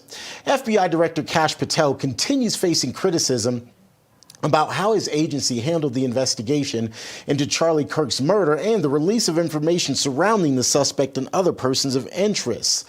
The director faced questions from both Democrats and Republicans on the Senate Judiciary Committee on Tuesday. Democrat Senator Cory Booker of New Jersey used that opportunity to criticize the work Patel has been doing, even saying that he doesn't believe the director will be on the job much longer. That political face-off devolved into this. That rant of false information does not bring this country together. If you want to work on bringing this country, it's my time, not yours. My God. If you want to talk about dividing this country, it is I follow you on your social media posts that tear this country apart. To address your falsehoods. Oh, you can try all you want in this country. to not take responsibility for what you have said. Sir, you're making a mockery of this committee. Sir, you don't tell me my time is over. The people of New Jersey tell me what my time is. You can't lecture me. You can tell me my time's over. You may be the charge of the FBI, not going anywhere. but I am not afraid of you, Mr. Meantime, Charlie Kirk's accused assassin is officially charged with aggravated murder this morning. We did file just recently, within the last few minutes, a notice of intent to seek the death penalty that was filed by Utah County Attorney Jeff Gray. You, Your Honor, and sign that. Thank you. I have reviewed the pretrial protective order and will be issuing this pretrial protective order in favor of Erica Kirk. The 22-year-old suspect made his first court appearance on Tuesday via video from jail where he was being held. He also is charged with felony discharge of a firearm causing serious injury. Prosecutors point out that children were present at the time of the shooting and that the suspect's DNA was found on the murder weapon. That's a quick check of your headlines. I'm Terrence Bates.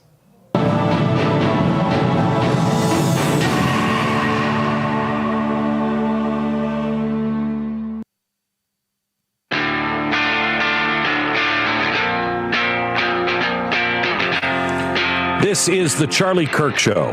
My name is Glenn Beck. We have something special that we made for Charlie and the staff here at TPUSA coming up in just a minute. I haven't even heard it. My daughter, who is 19 years old, made it with David Osmond last night, and she was there about 10 feet away from the tent when Charlie was shot, and we'll tell you a little bit about this next hour. Glenn, talk to me about the path forward from here, because I think a lot of people right now have that moment where they're so thankful for everything that Charlie had done and appreciated his approach to everything, this open approach, open debate, and they want to continue that approach. I do think there's also a lot of people who look at it and say, for everything that Charlie tried to do, look at what the price he paid. And we can't just do that anymore. We have to go farther. We have to change this. We have to. There's a righteous anger that people want to move upon. The righteous anger. So the righteous anger, that is righteous and right and natural. I mean, it is one of the phases of grief. And we went through the first phase. Day one, denial. I mean, we saw the video. Mm-hmm. I did, unfortunately. I saw the video, and I called a surgeon friend of mine right away, and I sent him the video, and I said, is there any way? And he's like, no way. And yet, for 2 hours, I was on the air with Megyn Kelly, and I was saying, well, no, there's a chance. There's a chance. Mm-hmm. Because I wanted to believe that. Anger is part of that, and we're going to go through it. But I have been so amazed and so proud of our side. I'm going to tell you next hour of a private conversation that I had with Charlie about assassinations. And so far, everybody is handling it exactly the way he would have hoped. And I know it to be true because I talked to him about it. Well, certainly not everybody is handling it the right way. Yeah. It's funny because I had a conversation with a friend of mine yesterday, and we were talking about the reaction to all of this. And we kind of said, are you encouraged by what you're seeing, or are you despondent? I'm very encouraged. It's fascinating. My instant reaction was despondent. Because wow. I don't know, maybe I've tortured myself with too much of the negative reaction. Maybe. However, talking it out, I think I've changed my mind on it. Look how many people have gone to church for the first time. See, this is the difference. Charlie wasn't just a political guy. Mm-hmm. Charlie was an evangelical preacher in the end. And he was talking about universal things and things that people are starving for. And look at the God movement that is happening. He short-circuited a lot of stuff, and now God is moving with his people. And I find that extraordinarily optimistic. I think what we have to be careful of is, I'll start to worry about the people of TPUSA. I mean, we've already been praying for you, but I'm going to start worrying about you next week and the week after. Because I've had enough people in my life die. Once company goes home, then you're left alone with the reality. Mm-hmm. And that's when that despair or hopelessness can start to play games with you. Don't let it. I mean, I'll tell you in a minute. I know what Charlie would have wanted. And what he would have wanted was move forward, keep moving, keep pressing forward, keep staying true to the principles that we have laid out. And that's the only thing I worry about on our side is if anybody gets angry and somebody's going to do something stupid. And I hope that doesn't happen. I pray that doesn't happen. I don't think it will, quite honestly, but I could be wrong. But if we have real discipline and then constitutional discipline. This hate speech debate Charlie wouldn't have been for that. Ever. We know that he tweeted explicitly about it. Hate speech. There is no such thing as hate speech. There is speech. There's uncomfortable speech. There's evil speech. There's bad speech. There's speech you don't like at all. There's speech you would just want to say to somebody, shut up. But there's no such thing as hate speech. There is no legal position for in this country. The only kind of speech that requires protection is the kind of speech that everybody hates. So there is no place for hate speech. And it bothers me, this Pam Bondi movement of going after people with hate speech. No, we don't do that. You have a right to speak, and I will fight to my dying breath for your right to say what you believe. I don't necessarily agree with you, but it's more important for me to fight for your right of freedom of speech if I don't agree with you.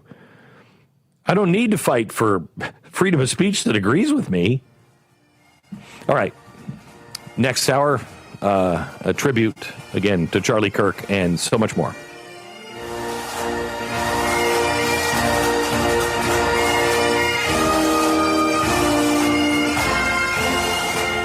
You led the Tea Party movement.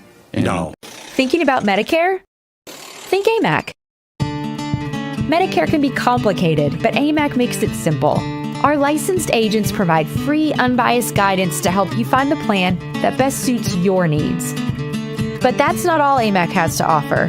AMAC is America's leading conservative advocacy and benefits organization, guided by the principles of faith, family, and freedom. So when it comes to Medicare and so much more, think AMAC. How does the world's most trusted dog expert keep his own dogs so healthy? Hi, I am Cesar Milan. In my 20 years rehabilitating dogs, I've seen too many struggle with health problems that no amount of training could fix. Then I discovered it wasn't the dog, it was their food. Fortunately, I found veterinarian Dr. Marty's anti-kibble breakthrough. Nature's Blend is packed with whole foods that are freeze-dried, locking in nutrients. I saw remarkable improvements in my dogs within weeks. Try Dr. Marty risk-free for 90 days. Plus, get a free gift when you call or visit drmartypets.com/Caesar. I'm a J6er. I spent 1,143 days in prison. I'm a J6er, and I spent 3 months in jail and about a year in prison. I spent 4 years out of an 18-year sentence in prison. J6ers have been smeared and defamed by the media, persecuted by the government, and treated like terrorists.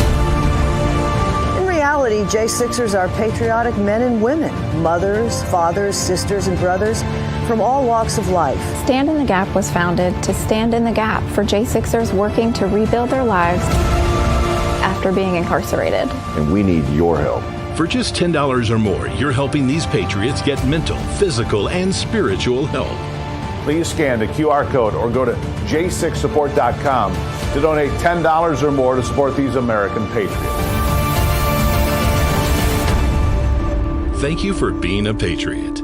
Thank you for standing in the gap. I'm a J6er. I spent 1,143 days in prison. I'm a J6er, and I spent 3 months in jail and about a year in prison. I spent 4 years out of an 18-year sentence in prison. J6ers have been smeared and defamed by the media, persecuted by the government, and treated like terrorists.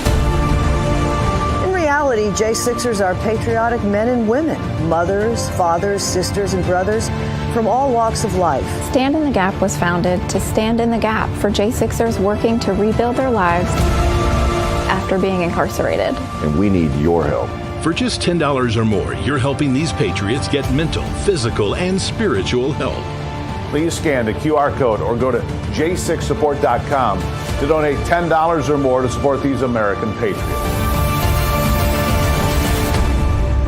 Thank you for being a patriot. Thank you for standing in the gap.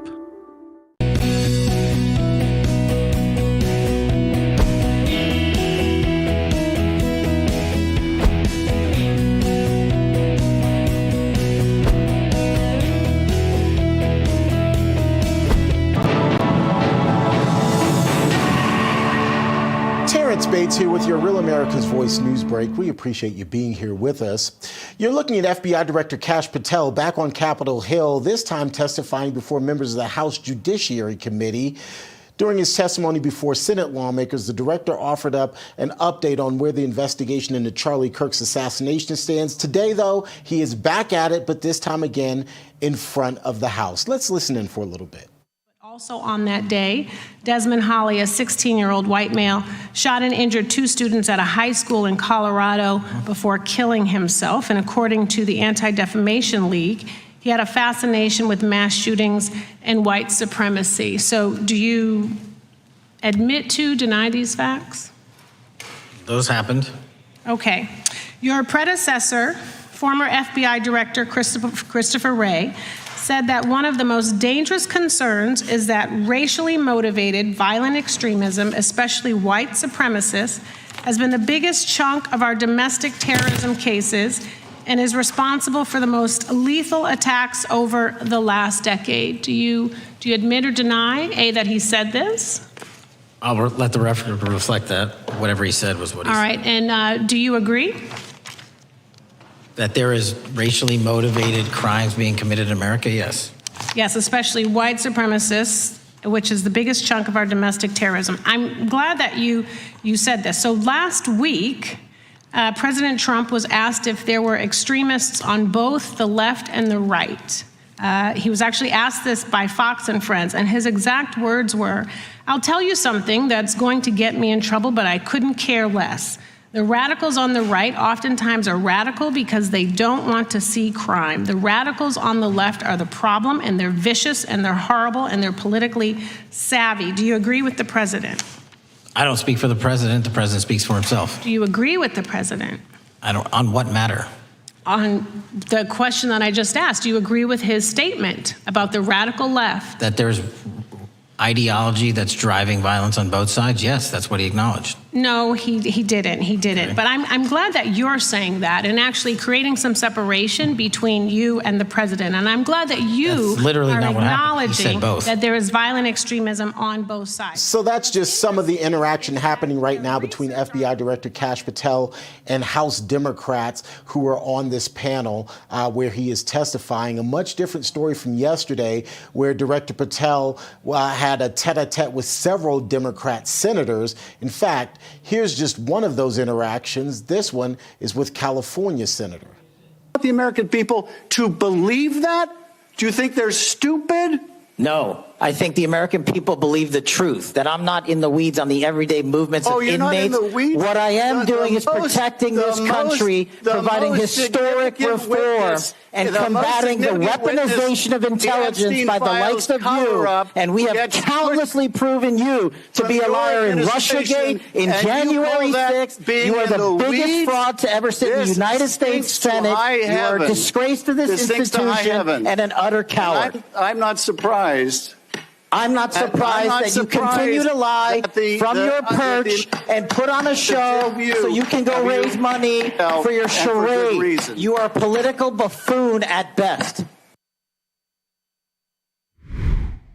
Amid the political theater happening in Washington, D.C., there's other news to report. Charlie Kirk's accused assassin is now officially charged with aggravated murder. We did file just recently, within the last few minutes, a notice of intent to seek the death penalty that was filed by Utah County Attorney Jeff Gray. Your Honor, and sign that. Thank you. I have reviewed the pretrial protective order and will be issuing this pretrial protective order in favor of Erica Kirk. The 22-year-old suspect made his first court appearance Tuesday via video from the jail where he's being held. As you can see here, he's also charged with felony discharge of a firearm causing serious injury.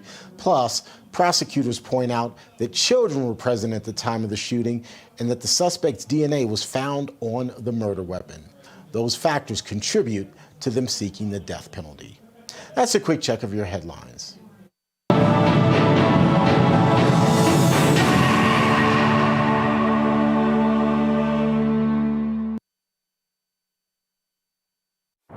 J6er. I spent 1,143 days in prison. About a year in prison. 4 years out of an 18-year sentence in prison. J6ers have been treated like terrorists. And we need your help. Stand in the Gap was founded to stand in the gap for J6ers working to rebuild their lives after being incarcerated. For just $10 or more, you can help these patriots get back on their feet again. Please scan the QR code to donate $10 or more to support these American patriots. Thank you for standing in the gap.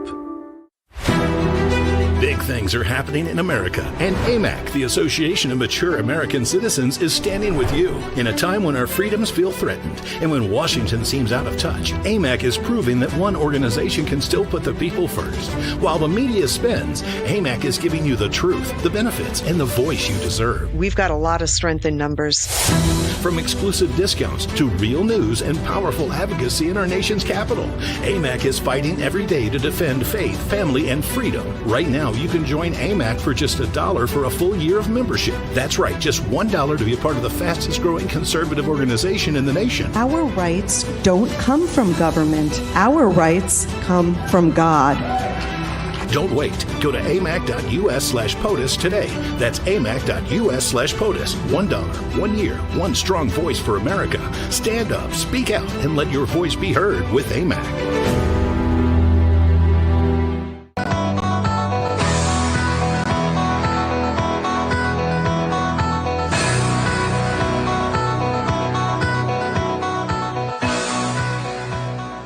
This is the Charlie Kirk Show. My name is Glenn Beck. I am filling in for Charlie. And I want to tell you something that Charlie and I spoke about. I have been saying for a while now, because I've been tracking this since really 2004, 2005.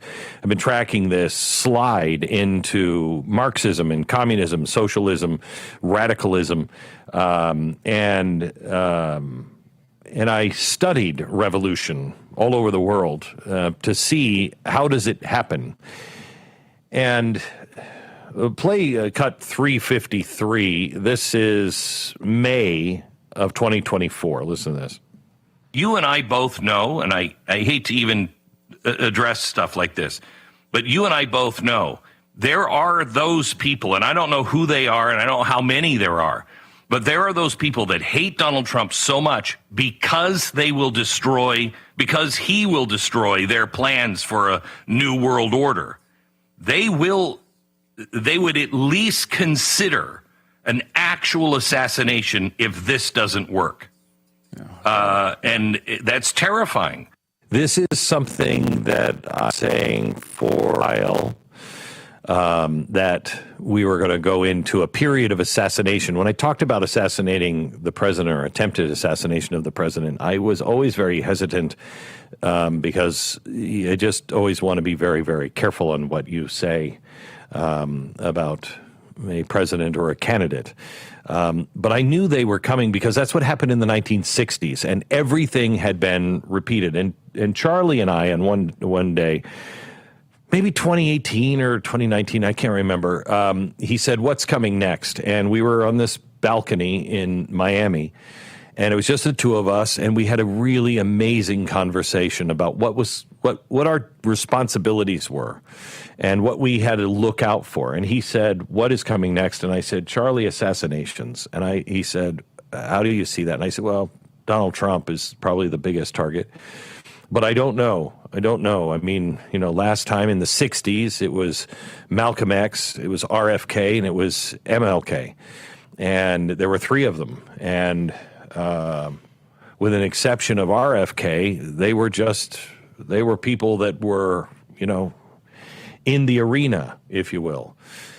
And so Charlie and I talked about, what do we do if that starts happening? And that's why I am so happy to see the way people that knew Charlie, loved Charlie, worked with Charlie, were part of TPUSA, were just fans of Charlie. I think everybody felt like they knew him because he was so personal, but the way everybody is reacting.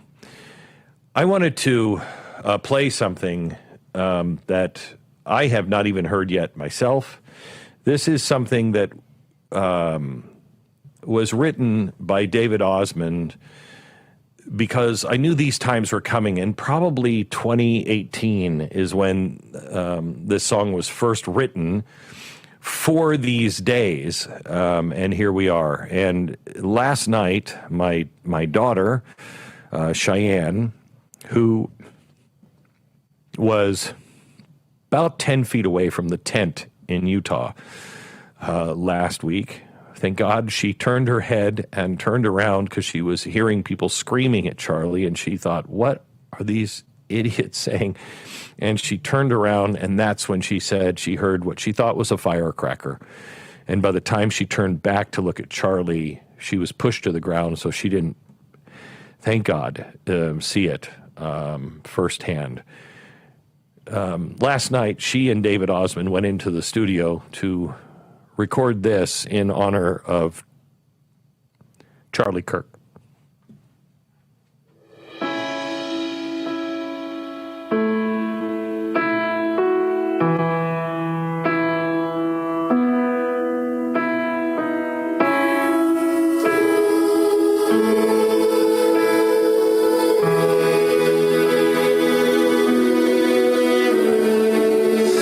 I know we don't see everything in the same way, but I know we won't be really free if we don't stay united, 'cause divided we will fall for anything, it's true. So I have decided I will stand for you, and I will make a stand. I will raise my voice, I will hold your hand, 'cause we are one. I will beat my drum, I have made my choice, we will overcome, 'cause we are one.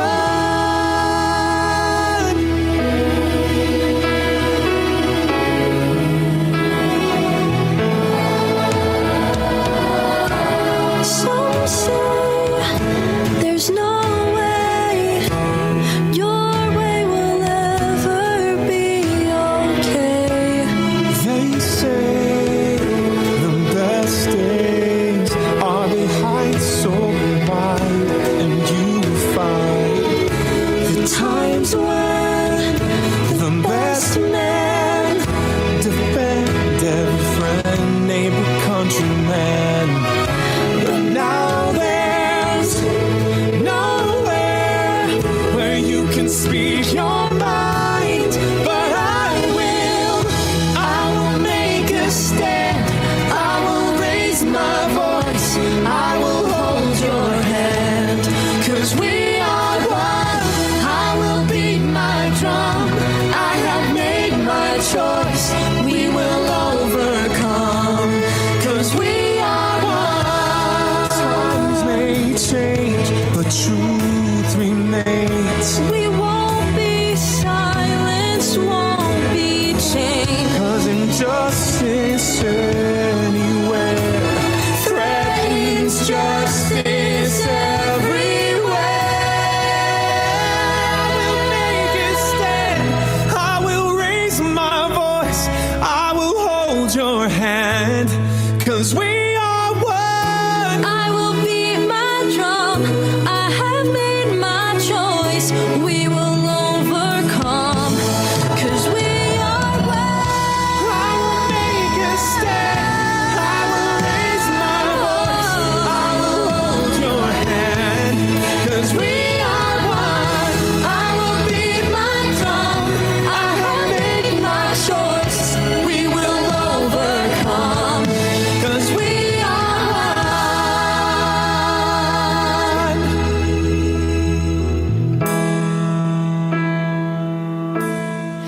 We are one.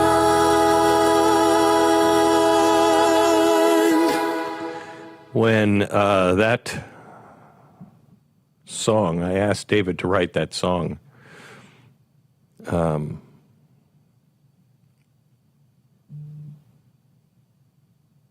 I never thought it would be sung by my daughter for Charlie Kirk.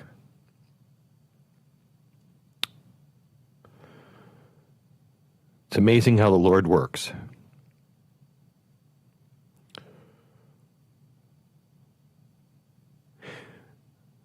That song is so appropriate for Charlie because that's what he was doing. Standing up for your right to speak, standing up for your right to be you, standing shoulder to shoulder and being united. And I think that's why this is taking America and the world by storm. I think it's why we are uniting with people in South Korea and England and Kentucky and Tennessee and even California and New York. Because there's some basic principles and some basic truths that Charlie stood for. And the Lord is bringing us back to those. Back in just a minute, more on the Charlie Kirk Show.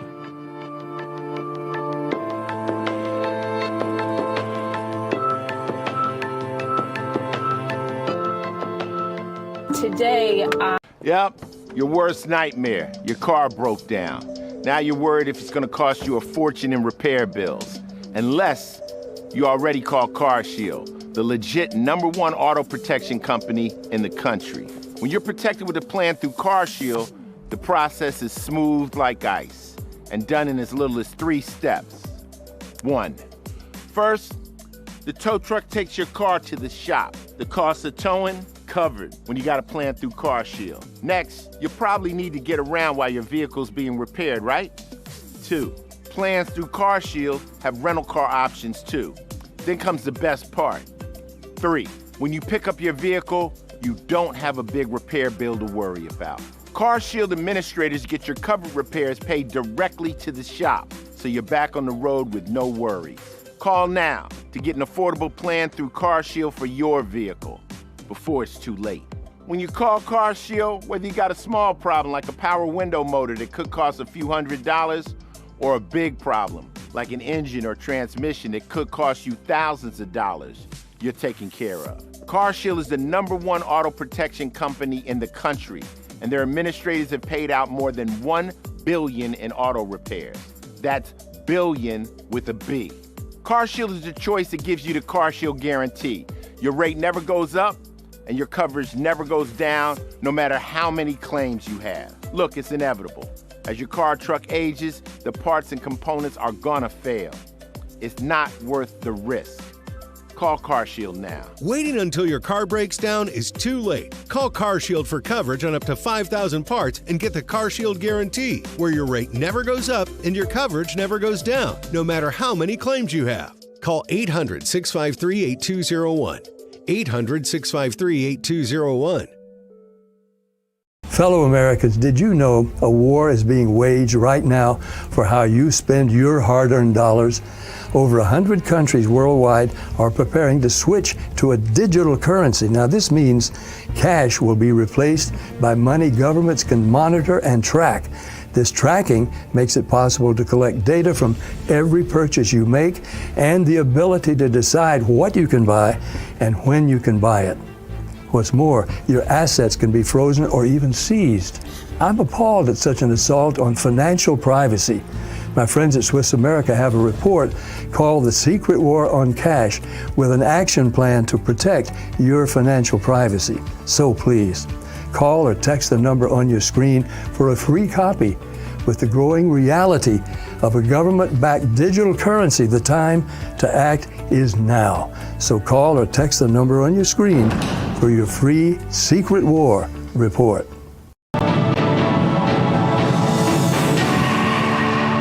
Terrence Bates here with your Real America's Voice news break. Thanks so much for being along for the ride. President Trump and the First Lady are in United Kingdom right now. They're on the grounds of Windsor Castle as we speak, meeting with King Charles as part of a royal state visit. You can see the handshakes happening here. The President and First Lady also will be visiting St. George's Chapel and participating in a wreath laying at the tomb of Queen Elizabeth II. And then this evening, they'll participate in a state banquet in advance of meeting with British Prime Minister Keir Starmer for a bilateral meeting tomorrow. The two leaders are also scheduled to meet with business leaders tomorrow before the commander-in-chief returns to Washington, D.C. Also a busy day for Vice President J.D. Vance. The vice president currently is headed to or maybe even on the ground in Michigan. Here's a live look at where he's going to be speaking here in short order. The vice president is returning to Michigan after having been there just a couple of months ago. He's going to be visiting a precision metal stamping facility there. The vice president also speaking at Hatch Stamping, in Howell, Michigan. That's expected to happen here in just a little bit. We'll try to take you to his remarks there.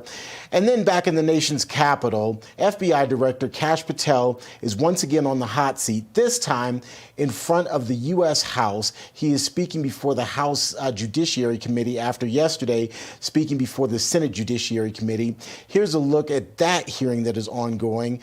Kash Patel, of course, facing a number of questions about the ongoing investigation into Charlie Kirk's murder, also having to answer questions about the inner workings of his department, the FBI. Let's listen to see what he's saying for about 20 seconds. Can you point to in disrupting nation-state actors? Our biggest threats involving nation-state actors are the PRC, Russia, and China, and they are up 33%, 83%, and 60% respectively in arrests alone this year. Those nation-state actors wish to do harm in our infrastructure, our critical infrastructure system, our energy, our water supply, and also go after and target individuals and senior citizens and take their money through online pig butchering schemes, which we've exposed in Cambodia by way of the CCP. This is groundbreaking work that the American public should be seeing. This is the Charlie Kirk Show. My name is Glenn Beck. It has been an exhausting day. We got here about 4:30 in the morning to do my national radio program. I have had bomb threats before, we've had death threats before, but I've never actually had to shut down my national radio show and evacuate the studio during a bomb threat. That happened, I don't even know, 2 hours ago. We're now filling in for Charlie Kirk, and I'm going to see Erica here for the first time, and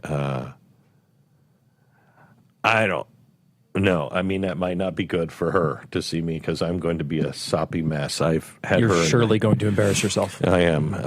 But my wife is just obsessed. She can't stop watching the kids and everything. And I can't watch it.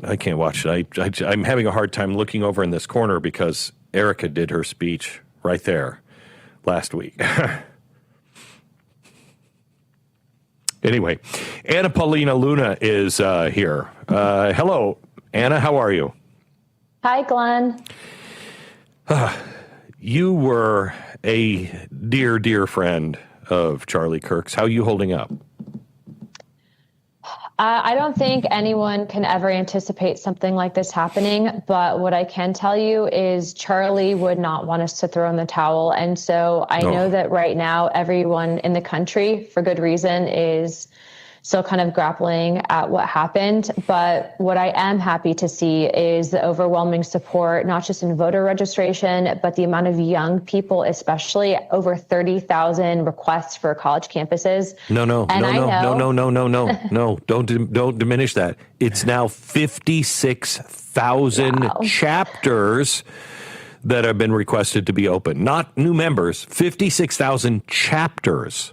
That's incredible. Remarkable.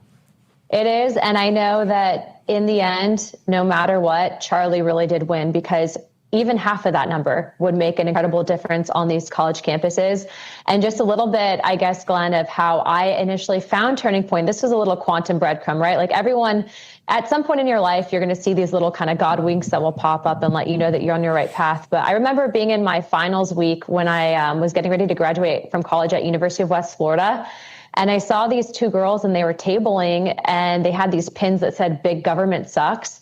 And I remember going into the library and grabbing this pin. I was like, that's pretty cool. I didn't even think, that later on, fast forward, a year later, that I'd be working with Charlie and at Turning Point. But what I will tell you is that, a lot of people, there needs to be action outside of the legislative and the federal branch. And what we're finding is that what Charlie was fighting, this indoctrination that was taking place on college campuses, these weren't just, liberal professors from the 60s that had been radicalized, right? Like, this is actually a foreign government funded operation. And a lot of these left-wing organizations that have been pushing these violent riots, the targeted campaigns, a lot of the people that have associations with these groups that are calling for assassinations of the president, of conservative commentators, and even of, Charlie's family are tied to these organizations. And I guess what I'd like to share today is, Glenn, that we were on the show talking about Neville Singham, how he's funding the Party of Socialism and Liberation, coding up a lot of the stuff. Comer signed on a letter to the U.S. Treasury to freeze all of his assets. And I just met with Judge Janine, and he's guilty of a FARA violation. I think the Department of Justice is going to be charging him with that. So, miracle of for miracles. Charlie.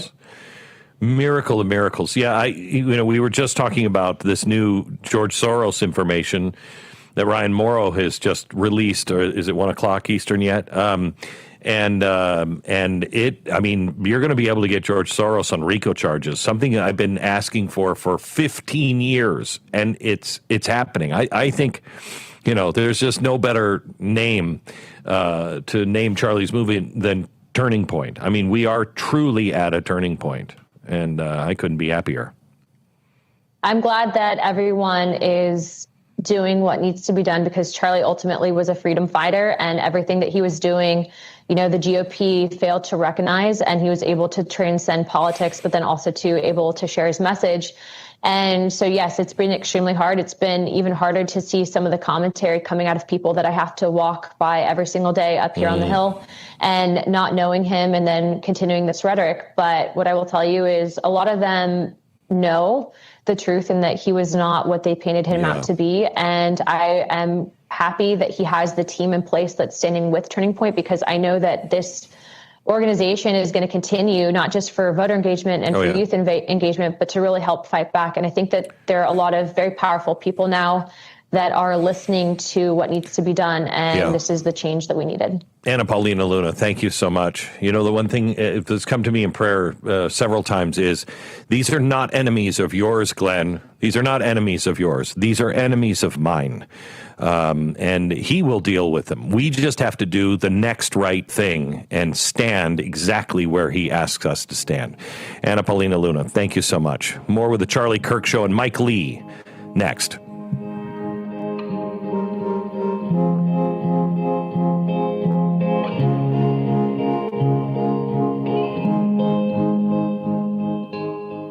No matter what you drive, there's only one guarantee. It's gonna break down. I had a sensor light up on my dashboard. There was a popping noise. The last thing I remember is just the engine cut out. Your next breakdown could be anytime, anywhere, whether you've got the money to fix it or not. It was a thermostat, $2,600. Seat sensor, $1,400. But if you've got endurance, you could never pay out of pocket for a car repair again, no matter how much it cost them to cover it. In my first year with Endurance, they covered a $14,000 engine replacement. For Endurance to pay over $7,000 to have my vehicle repaired is phenomenal. It was like almost a $6,000 job. If I didn't have Endurance, I would have had to pay for that, or just trash the whole car and start again. If your car's out of warranty, a transmission can easily cost you $4,000. And an engine? Over $7,000, if you're lucky. With Endurance, those parts are covered, plus hundreds more. The bad camera unit, $800 to repair. A bad wheel bearing, over $1,000. A new steering rack, close to $3,000. Endurance covered it fully. From engines to water pumps, electronics to key fobs, Endurance has you covered. Plus, you pick the mechanic you trust to do the work. It's a totally seamless process going to any certified mechanic. They submit the claim directly to Endurance. They get paid, and I'm out the door. You trust us to do the work, and we trust Endurance to pay us direct. And the best part, your rate stays locked in no matter how many claims you file. After I made my first claim to Endurance, I expected my rate to change, and it never did. I have no complaints. Endurance has been trusted by millions of Americans for nearly 2 decades. I've had 2 claims for over $4,600. Less than 1 year after signing up, Endurance saved me over $7,000. Whether you put 10,000 or 100,000 miles a year on your car, if it's under 20 years old, Endurance has you covered. Plus, your plan includes 24/7 roadside assistance anywhere in the country. So if your ride breaks down, Endurance has your back. They'll jump your battery, tow, deliver gas, change a flat, unlock your car, and more. Call now and we'll upgrade you to a full year of Elite benefits free, a $2,000 value. Endurance just gives me that peace of mind, so I do know that every time I'm on the road, I'm covered. So, who's gonna pay for your next breakdown? You? Or Endurance. Endurance saves drivers thousands, and now you can save even more. Right now, you can get $300 off any plan, plus a year of Elite benefits, a $2,000 value, free. All backed by a 30-day money-back guarantee. But you have to act now. Remember, out of warranty doesn't mean out of options. Call Endurance and see how much you can save. Call 1-833-496-5095 for a free quote. That's 1-833-496-5095.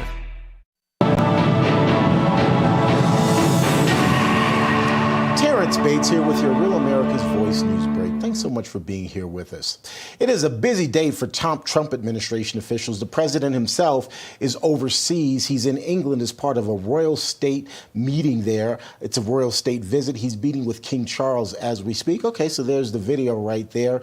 The president and first lady both on hand for that. As for Vice President J.D. Vance, he is back home preparing to speak to this crowd in Howell, Michigan. It's a crowd that has come to a precision metal stamping facility there in Howell. The White House saying that the vice president will deliver remarks on President Trump's U.S. cuts and tax cuts for working class families and businesses. As you can see, it is a packed house as this crowd is waiting for the vice president to arrive. And then back at the Capitol, more fireworks happening there. FBI Director Kash Patel is speaking before the House Judiciary Committee. Of course, yesterday he spoke before the Senate Judiciary Committee. Let's listen into this interaction between Congressman Hunt of Texas and the FBI Director. Online platforms. There are too many social media platforms. There are too many gaming platforms. There are too many places for people from America and around the world to get together without their parents knowing anything about it, without their school teachers knowing anything about it, and infesting the minds of our children and infecting them with radical ideology. And that is the root cause of these problems, and we must tackle it. It is not a 1950s America anymore. In 2025, the cyberspace needs to be tackled. Thank you. Switching gears, when your predecessor sat right there in that seat a couple of years, last year in a committee hearing, I asked him a very detailed question about Matthew Thomas Crooks, the shooter responsible for the assassination attempt on President Trump's life.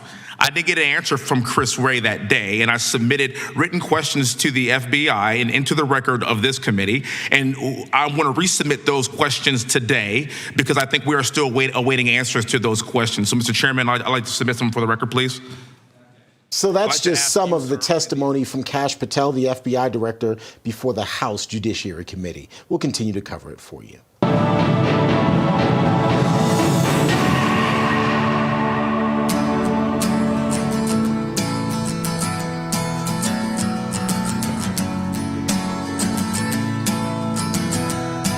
This is the Charlie Kirk Show. My name is Glenn Beck. We have Mike Lee, the senator from Utah, on. Mike is a dear friend, and I know is a dear friend of Charlie's, and is one of the strongest constitutionalists in our Senate, and a man that I hope someday will be appointed as Supreme Court Justice. Welcome, Mike. How are you? Thank you, Glenn. It's good to be with you as always.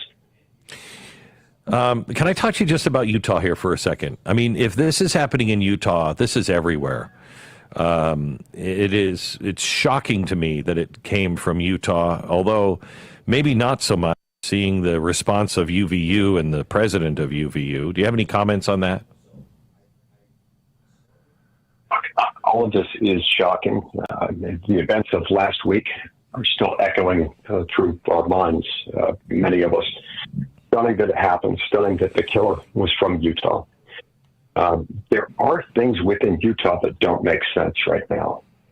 There are, I think one could say that Utah is fairly mismatched in several respects. It's mismatched with its own media institutions, which lean overwhelmingly radically left. It's mismatched with a lot of elements within its educational system, primary and secondary and higher education, where you've got a very conservative populace on the whole. Of course, there are exceptions everywhere. But these institutions in education and in the media stand in stark contrast. It's almost like we've got the media of Mother Jones in a state that's much more in line with National Review or Fox News or something else like that. And so that really is creating some turmoil within the state and some disagreements and cognitive dissonance at times on the part of the left, which still refuses to acknowledge some of the problems that we're facing. And it's deeply concerning. Mike, let me switch. And one of the reasons why I'm so glad that you are in the Senate and beg you to stay every time election comes up, please, Mike, please run again, is I am afraid that, and I'm already seeing signs of it, that there are those that like big government who are also conservative, or say they are conservative, but they're big government. And I'm so afraid of a Patriot Act coming out of this. And there was something put up on change.org. And I read through it. It was about a new Smith-Mundt Act. And it was honestly, it was terrifying the way it was written. And got a lot of likes. A lot of people are saying, yeah, that's what we got to do. And can you explain the Smith-Mundt Act on what it did? It actually stems back from World War I and World War II, but what it was keeping at bay, and then why it was repealed in 2011. Yeah, so it's interesting how this is unfolded. During the Cold War era in particular, as you point out, this all started in World War I. I think it grew to much bigger size during World War II and in the aftermath of the Cold War. But the U.S. established a fairly sophisticated propaganda system for use overseas, for use in other countries to deliver the messages we wanted, consistent with the Smith-Mundt Act, among other things, prohibited the U.S. government from using that same propaganda machine for domestic political propaganda. In other words, fine for us to use this in our foreign adversary nations or direct it to them. Don't use it on our own citizens, because the big government already does enough to influence what we do. It tells us what we do are supposed to do at every turn. We don't also need our government telling us what to think. So that's why Smith-Mundt was adopted. I think it's really important before you move on to the repeal. I think it's really important that happened in 1946, but it really stems from World War I. The "I Want You" poster was not a not a Creel creation. However, the Creel operatives, they were the ones in the government that put that in every post office and every theater, everywhere. They did all these kinds of things to get Americans hyped into World War I. When World War I ended, they felt betrayed by their own government. They were like, "What? You lied to us about all of this stuff." And they realized propaganda was being used. That's why we were so isolationist up until 1941 when they brought it home to us. And we were very isolationist because we felt our government lied to us because of this propaganda. So as we're turning on propaganda overseas for the Russians and, the voice of America, the Democrats were the ones who led this, said you cannot use any of this propaganda on the American people. We signed it in, and then 2011, what happened? Well, as part of the Defense Authorization Act during the Obama administration, the Senate, this piece in there didn't get much attention at the time. I voted against it, of course, but it undid it. Nobody really offered much of a defense as to why it needed to happen, and they hoped that it would go through largely unseen, largely undiscussed, and it did. Mm-hmm. And it's time to bring it back. It's time to bring back the prohibition. Look, there's no good reason in a free society like ours for our government to be manipulating its own people. And that's why I've introduced a bill to bring back this prohibition in Smith-Mundt. And in honor of our friend who lost his life a week ago, I'm naming it the Charlie Kirk Act. Charlie was a big fan of limited government, was a deep skeptic of the brooding, omnipresent government that we often face today, and would have been thrilled to be honored by a measure to bring back Smith-Mundt bearing his name, and we've got to get this passed. Yeah, this is so important. I mean, you saw it firsthand. If you were, if you were alive during COVID, you know the propaganda that was done by our government in league with big pharmaceuticals and the media. That was all propaganda, and they could get away with it because the Smith-Mundt Act had been repealed.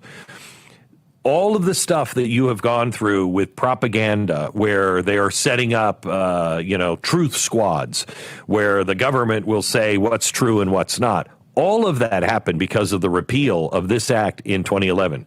You want to stop it, you have to put that back in, and he is calling it the Charlie Kirk Act. Oh, and when did you introduce, or when will you introduce this?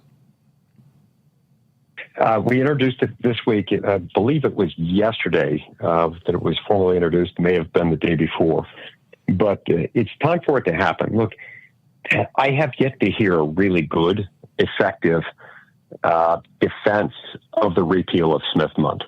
Not in 2012 when it was passed as part of the National Defense Authorization Act for fiscal year 2013, and not since then. People are actually afraid to defend it, and they're afraid with good reason. Because the American people don't take kindly to that. The American people don't take kindly to their overly paternalistic, sort of dark overlord government trying to tell them what to think, trying to tell them, here's the official position of the United States government. We're not actually going to tell you that that's what's doing it. We're just going to use the same techniques that we use overseas to try to get what we want in other countries on American voters. That's wrong, because you're taking money from the American people, you're spending it to tell them what to think and therefore how to vote, and that's wrong. And I really don't think there are very many Americans. I suspect this one would poll overwhelmingly in favor of restoring the prohibitions of Smith-Mundt, and that's what we've got to do. It's amazing, because I've been so concerned that we'll go the wrong direction. We'll do another Patriot Act. And this one is in the right direction, and it actually handcuffs our government, puts the chains back on the government, which is exactly the opposite of what happened last time, with the Patriot Act. We unleashed the government, and this is such a good sign that this is coming. How many sponsors do you have for it, Mike?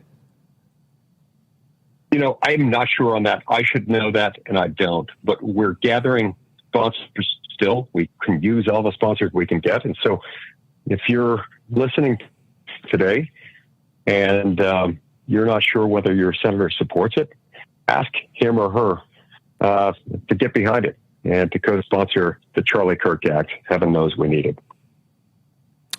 Where do we go from here, Mike? What do you see in the cards? As far as where we go from here,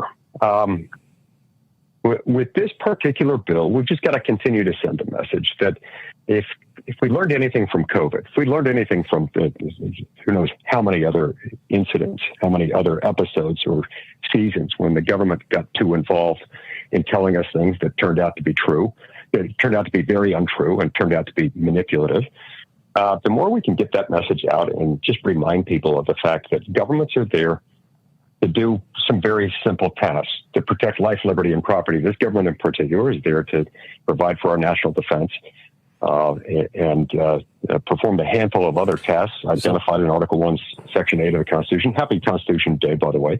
That's right. The more we can get people focused on that, the greater our chances are going to be to get this thing done. As far as where we go from here more broadly, I do think this is a great opportunity for Americans to refocus on the fact that our government and what it does should never be something that's big enough, that's a significant enough part of people's lives to where they define themselves and their significance in this life according to what does, even to the point where people feel compelled to murder someone who doesn't share their political worldview, simply because other people happen to be listening to that person.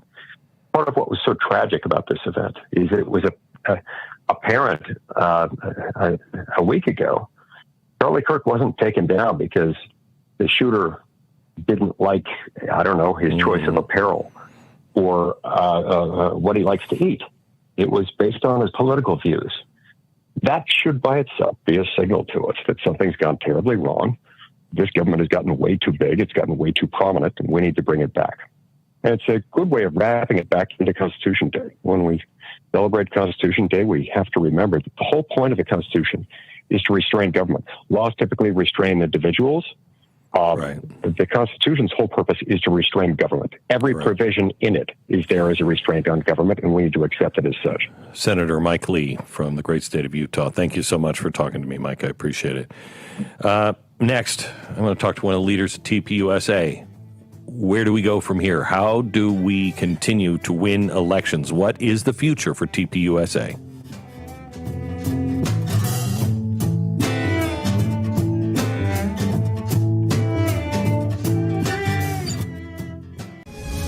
Poverty is unimaginable. There are people who are struggling. This is where she washes the dishes. If you're ever going to allow your Christian faith to rise and to do something for God's chosen people, now is the time. This is the home of Galena. She's 96 years old. This is what she had to eat for today. She has one pot with water and wheat. My father was killed by the Nazis, and I was an orphan. I didn't know about God. But now, in the cold, hungry nights, I pray for food to the God I've never known. There are good people that love you. You see the tears. Scripture says joy can come in the morning, and you can be the reason. Right now in Ukraine, elderly Jews are trapped in unbearable poverty. If you will bless these hurting children of Israel, you will receive God's blessing in return. Your urgent gift today of $25 will help rush a survival food box filled with life-saving essentials. Call, scan, or go online now. I'm not exaggerating when I tell you, I don't know how much longer she could have waited for us to come. I can't even grow my food anymore. What will happen to me? I'm doomed to starve. Tens of thousands of elderly Holocaust survivors in the former Soviet Union are living in extreme poverty, hungry, and forgotten. But through the International Fellowship of Christians and Jews, we can bring them hope. Eggs. It's my favorite food. May you be blessed. You say to them, we see you and we're here to help. Please don't delay. Call, scan, or go online now.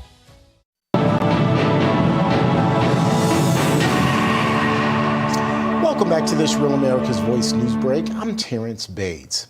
Vice President J.D. Vance expected to take the podium in Howell, Michigan at any moment now. He's going to be talking about President Trump's tax cuts program. In fact, it looks like the vice president just stepping. Is that him? Yeah, it looks like the vice president just stepping up on the podium right now. So let's listen in really briefly.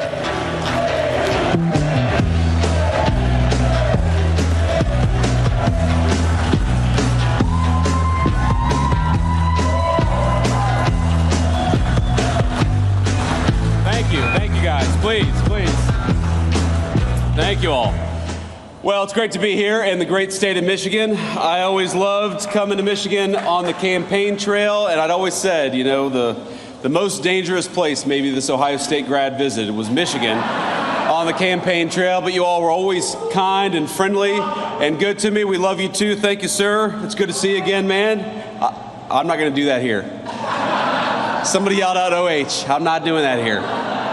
Don't insult your hosts is the basic thing that I learned in politics. Let me just say a few things, a few words of gratitude. First of all, you guys are lucky to have a great congressman who fights for working people in the state of Michigan. Tom Barrett, where are you, Tom? Thank you so much for what you do.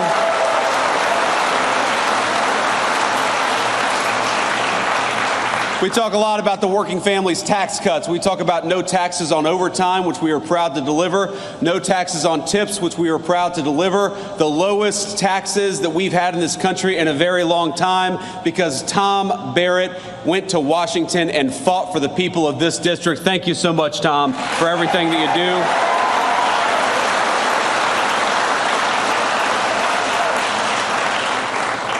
I want to thank, of course, the leadership of this great American manufacturer. Hatch was founded in 1952 by two brothers. Where are we at here? Where's the leadership of Hatch at? Thank you guys. Stand up. Come on. Let's give them a round of applause.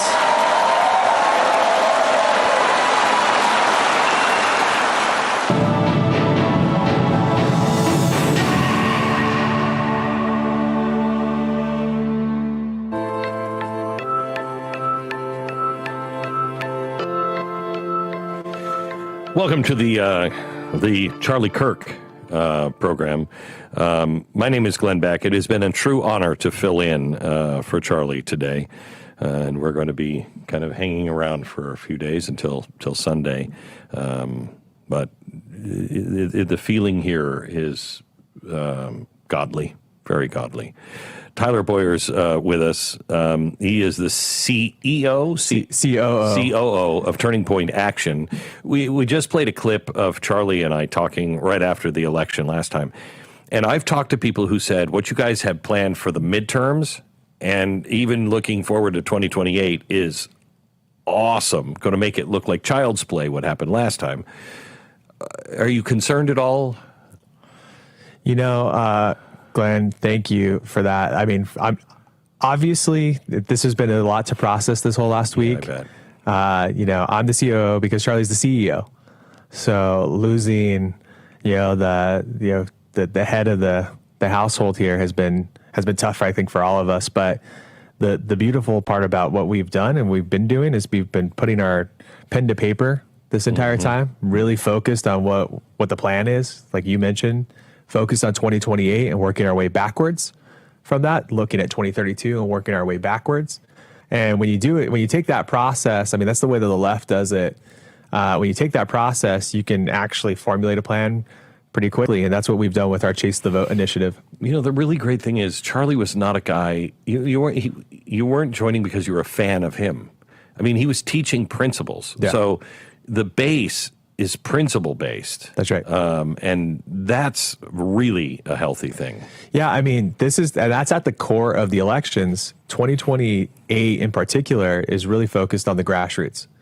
Our number one culture point that we have at Turning Point USA and Turning Point Action is what we call grassroots humility. If you focus on the grassroots, then you get candidates that the grassroots wants to work for, and then therefore it kind of builds the program for you.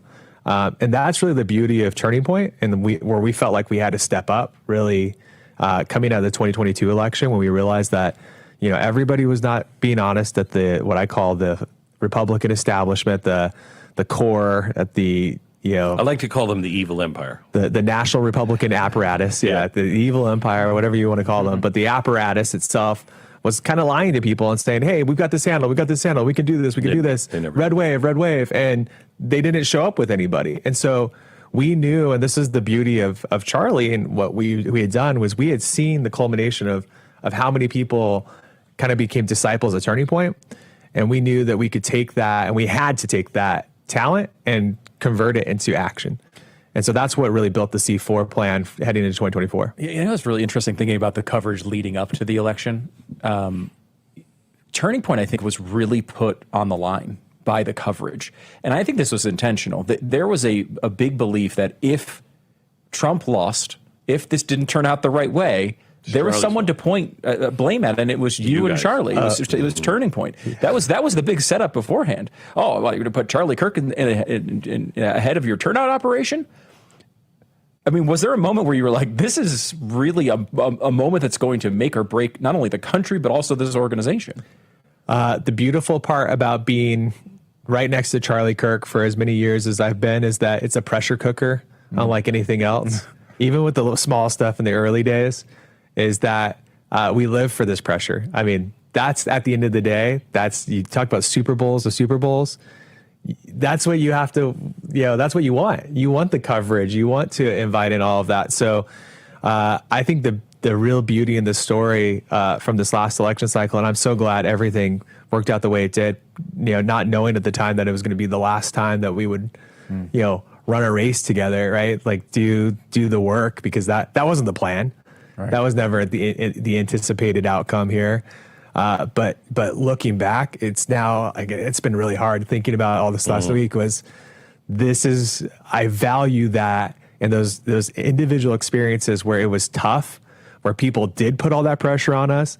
I wouldn't have it any other way. I really would not have it any other way at all, because because had it not been positioned that way, I don't know if the celebration of what we were able to accomplish for this last election would feel the same.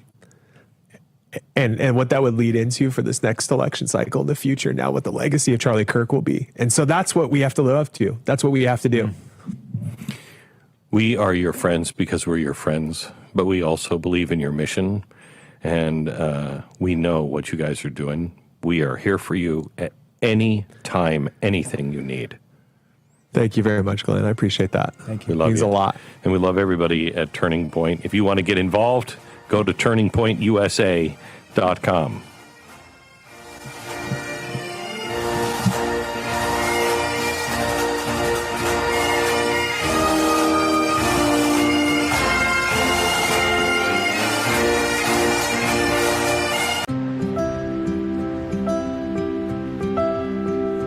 Hey there. Hey.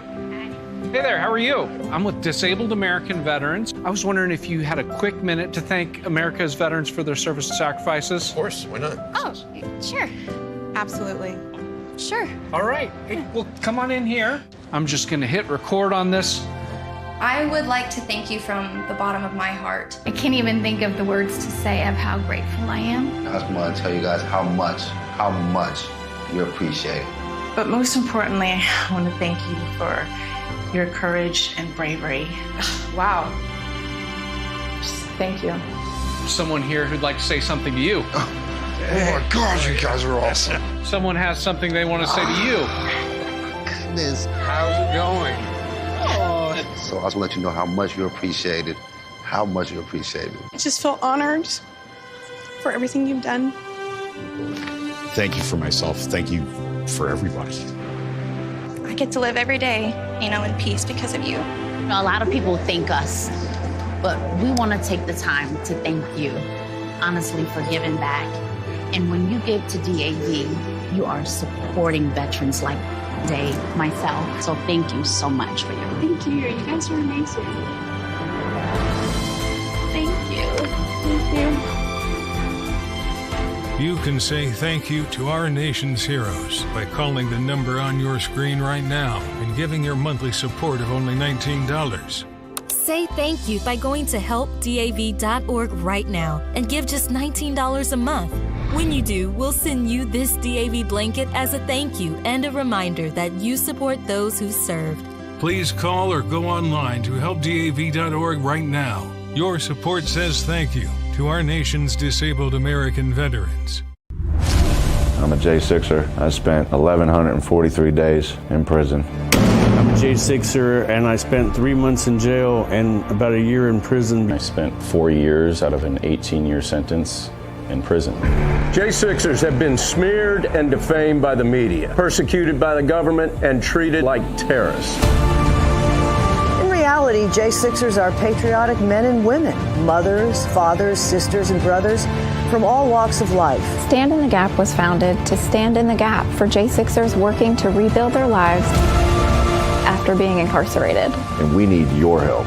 For just $10 or more, you're helping these patriots get mental, physical, and spiritual help. Please scan the QR code or go to j6support.com to donate $10 or more to support these American patriots. Thank you for being a patriot. Thank you for standing in the gap.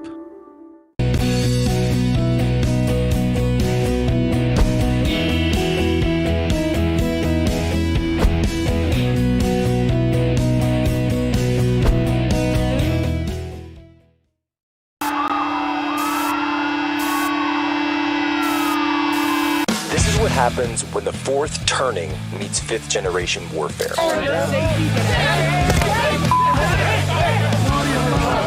A commentator, international social media sensation, and former Navy intelligence veteran. This is Human Events with your host, Jack Posobiec. Christ is King.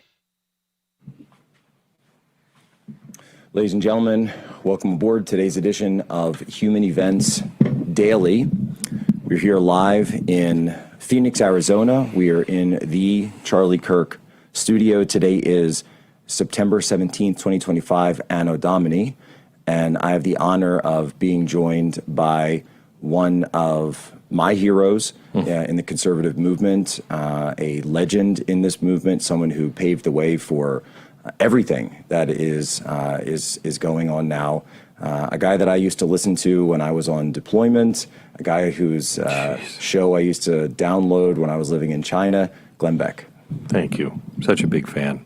You say all those things, and I think all I've been thinking of for the last week is, how inadequate I am, and we all are when you look at what Charlie has built and done, and most importantly, how he lived his life. It is the outpouring is just a testament to him as a human being and as a son of God.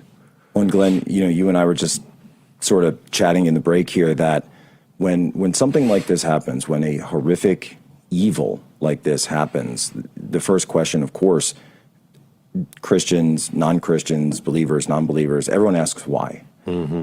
And I think if you are a believer, you have an answer already, because and this is what I've been sort of toying with, playing with in my mind, is that when we see these, it's a revival. It is an awakening. Mm-hmm. It is a spiritual awakening that's going on, and that it's God. It's God is using this revealed evil to also reveal himself.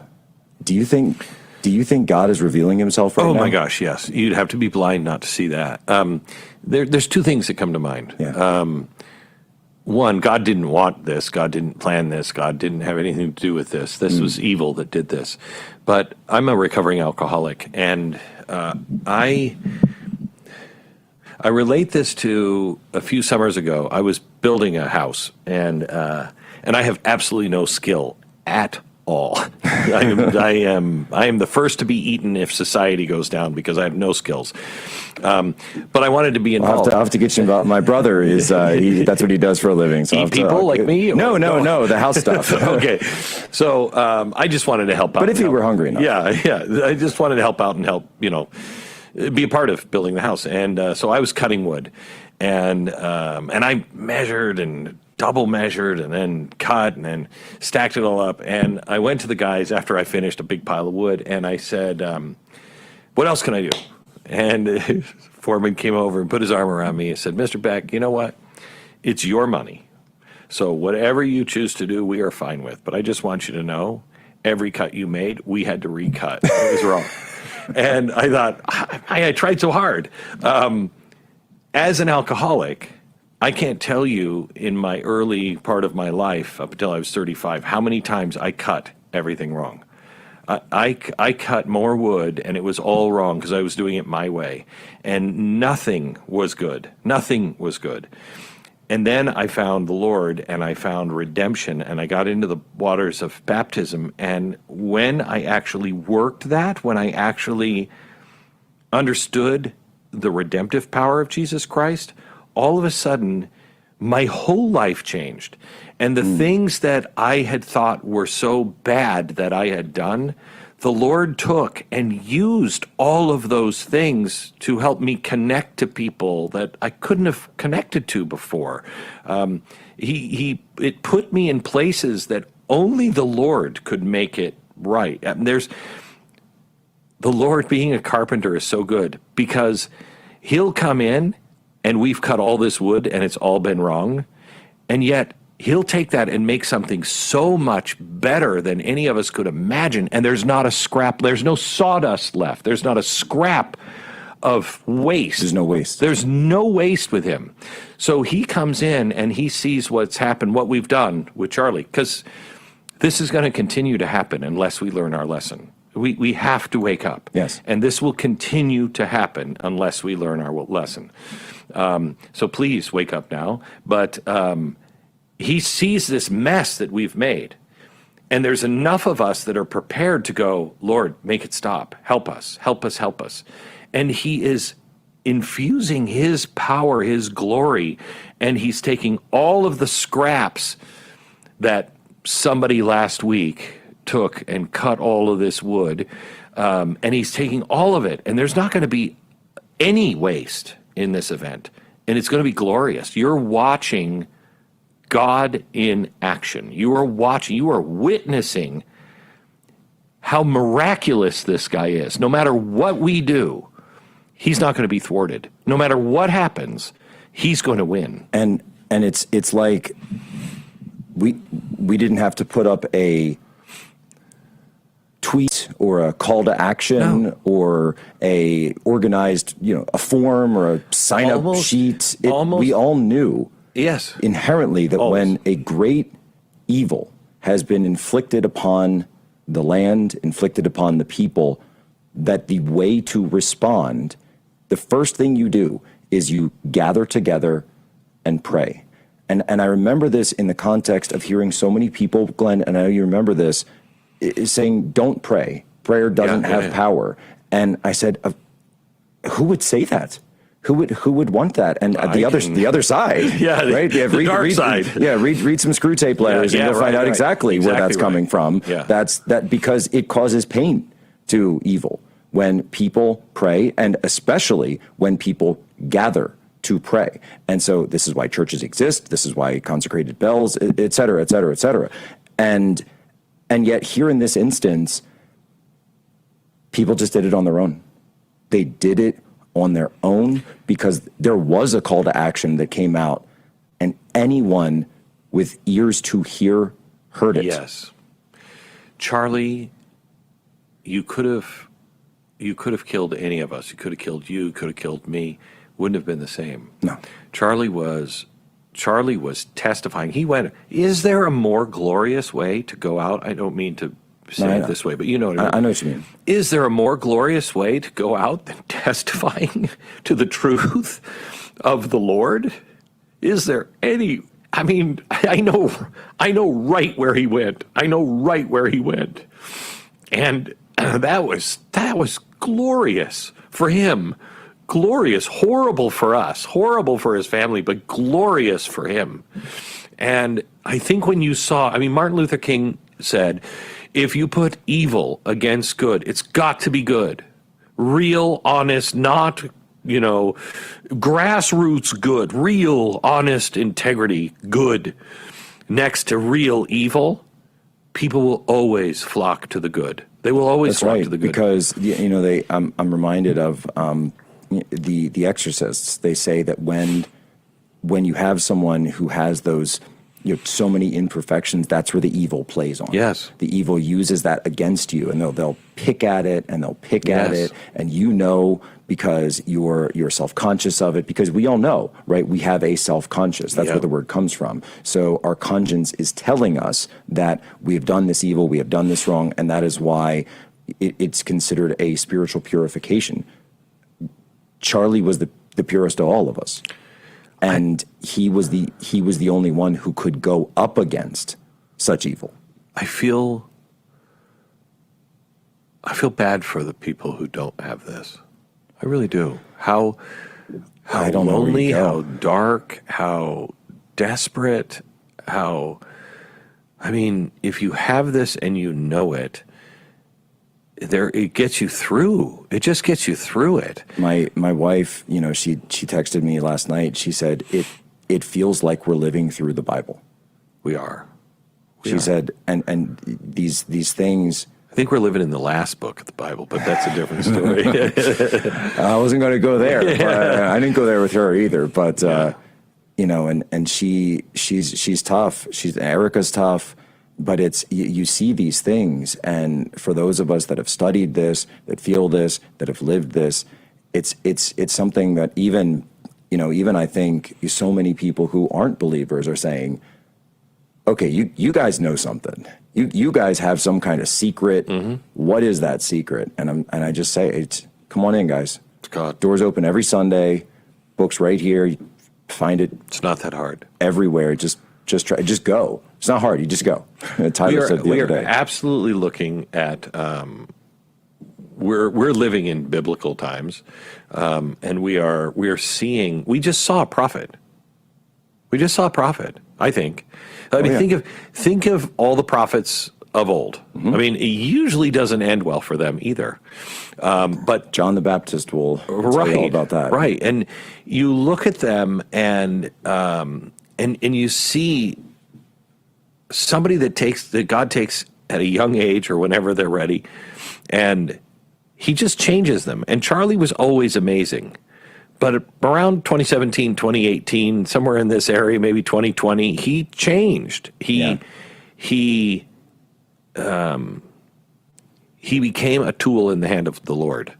You know what I mean? He was a clear tool in the hand of the Lord. You know, and he didn't always lead with faith. Correct. Originally, and you know, in many ways, the movement didn't have that, and society had said, "Oh, be quiet about you." Christian conservatives, the religious right, you lost everything, you fools, go to church, but leave it in there, leave it behind the closed doors. And I want to say, Charlie, you as well, some of the first, and certainly on campus, Charlie was the first one to say, no, I'm going to bring the Lord back to campus. I'm going to do, and you look, our great universities were originally founded as religious universities, and then over time, was removed. And so this is the agora, right? The modern agora, the modern public square. What better example could you have than the quad of a campus? And I remember talking to Charlie about the threats, and especially after Butler last year, and he said, I have to go. Yeah. I'm not going to stop. I remember 2009. This is how much things have changed. You want to see a miracle. Yeah. 2009, I'm at Fox. And I'm called into Roger Ailes' office, who was the guy who was running Fox at the time. And he said, you got to stop talking about God. Stop talking about God. Wow. And I said, okay. You hear me? I hear you. I hear you. A month later, he calls me back into the office, and he says, do you remember the conversation we had about not talking about God? I said, I do remember that, sir. I heard you.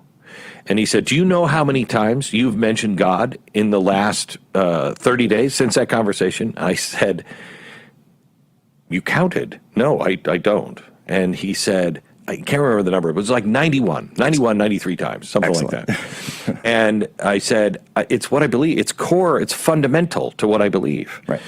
That was so controversial at the time. Talking about God was so not in the mainstream, not stuff, back then, what was mainstream was the F word. Everybody used the F word, okay? Yeah. Now, people are starting to use the J word, and you're starting to hear Jesus everywhere. And that's becoming mainstream, and it's because it's good. The fruit of the tree is good, and people are starving for something good. One of the, I think it was this last Christmas when Charlie would hold these events right before Christmas, the America Fests, and we were going up on stage, and I think the day before that I was to speak, we watched the Peanuts Christmas special, and I said, that's it, Linus. I said, we have to be Linus Christians. And what does that mean? and we know this, and the story behind the story, it reminds me of what you just said with Roger Ailes, because, and we all know this incredible scene where Linus at a public school is, and there, what's the meaning of Christmas? What's the meaning of Christmas? And he's got the blanket. I can still hear the lights, the spotlight. I hear the lights shutting down. He just nails it. Goes straight to the Gospel of Luke and just nails it. That's the meaning of Christmas, Charlie Brown, and he just testifies to the Lord in a public space where no one is talking about it, and they say that there was also some discussion behind the scenes, and this was, I think, the 1960s, with Charles Schultz and them saying, "Hey, we're not sure if network's not sure if we want to go there. It's a little churchy. We don't know if we want to put this in." And he fought for it, and he said, "If we don't do it, who will?" Correct. And I believe it's still between that and, the Grinch. I think it's the longest running Christmas special in American history. And it's because of that. It is because of that. But it is the reason it is that. If back then it was a little churchy, but back then the whole country was a little churchy. Yeah. The country is not a little churchy now. I mean, maybe it's a very little churchy right now because the churches have dropped the ball. The churches are not, the church has become a building. Charlie showed us that the church is actually people on the streets, reaching out to each other, being kind to one another, doing the right thing, saying the tough stuff, but not being afraid of saying the tough stuff and saying it with love. That's what church is, not a building, not a building you go to. It's we've lost so much in the 60s. That's and I'd love to know, you mentioned how many times did you say God on air? I'd love to put that up against how many complaints did Fox receive? How many complaints I think it's CBS, has CBS received because of Linus's speech over the years? Count them all up. I'd love to know. I will tell you, I lost stations because of talking about God. I believe that. But did you get audience complaints? Ooh, good. Probably not. Did the audience complain? Probably not. Probably did the audience programmers. Care? Probably programmers. It's programmers, it's executives, it's the system. Very good. But the people? No. Absolutely not. And I think that's always been there. And they were just waiting. They were just waiting for a Charlie to just come up on campus and say, yeah, we are going to do this. And this is who we are as a people. And there's nothing wrong with it. In fact, there's everything right about it. And I'm not going to stop doing it. And Charlie, and I knew about a lot of these, that he was getting death threats all the time. All the time. It was a regular occurrence for him, for his family, and not just at the campus events. It was all the time. And something they lived under and will continue to live under for some time in security. And his children will grow up in that security bubble. They won't know a world without that. They won't know a world without that. They won't have that normal, hey, I'm going to go explore the neighborhood childhood. And they can't. How my kids grew up, and it is horrible. It is horrible. What Charlie's kids will eventually have is they will be able to look back and say, look what my dad did. Look what my dad did. Look what my dad's death spurred on. I mean, it does not replace your father. No. But at least you can hold on to something. Soldiers, some of them that I know, after we left Afghanistan the way we did, they were like, what was all of this for? What was all of this for? His children will never say that. His children will never, ever say that. And that's all because of the way we react. And it could have gone another way. It could have gone another way where we reacted horribly. But Charlie did, and you did, everybody here has planted the seeds of principles for so long that everyone fell back on their principles, not on their politics, not on their anger, not anything, but on their principles. What do you actually believe? I believe in God, and I believe God is good, and I believe my neighbor is good. And I believe it's my responsibility to love my neighbor. And that's what we fell back on. It's amazing. It's amazing. It's a miracle. And that's what Charlie always stood for. And I can hear him. I can hear him in my ear. You know, when I talk or when I make a choice. You know, how should I respond? And I had an inflection point the other day. I had this leftist, and we were on a show. I didn't know I was going to be on the show with him. And he's mocking Charlie. He's mocking Erica. He's, you know, conservatives deserve this because you elected Donald Trump, and I get that feeling welling up where I just, you know, you want to, you know, as a guy, as a human, you want to just reach through the screen, and then I hear Charlie. I said, Jack, and that was it. Just Charlie's voice saying my name, and that was enough. That was enough. Okay, not like that. I felt that rage at one point in my career, and really felt it hard. And I prayed so hard, and I heard, "These are enemies of mine, not of yours." And that is so important. We're brothers and sisters. He's dad. Oh yeah, Dad will take care of it. I'm not here to police my brother and sister. I'm here to help my brother and sister. I'm here to make sure that when I go home and my brother or sister was out and I saw them and they were doing something, and I get home and my dad looks at me and goes, "You left your sister there? You didn't do anything?" Exactly. That's exactly where we pay the price. He'll deal with his sister or he'll deal with brother when we go. We can't abandon them. We have to love them as our brother and sister. Love them as our brother and sister.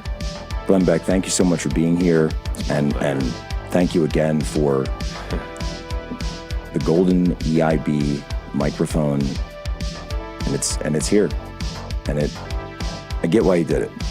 I get why he brought it. Thank you. I wish I would have said it to him before now.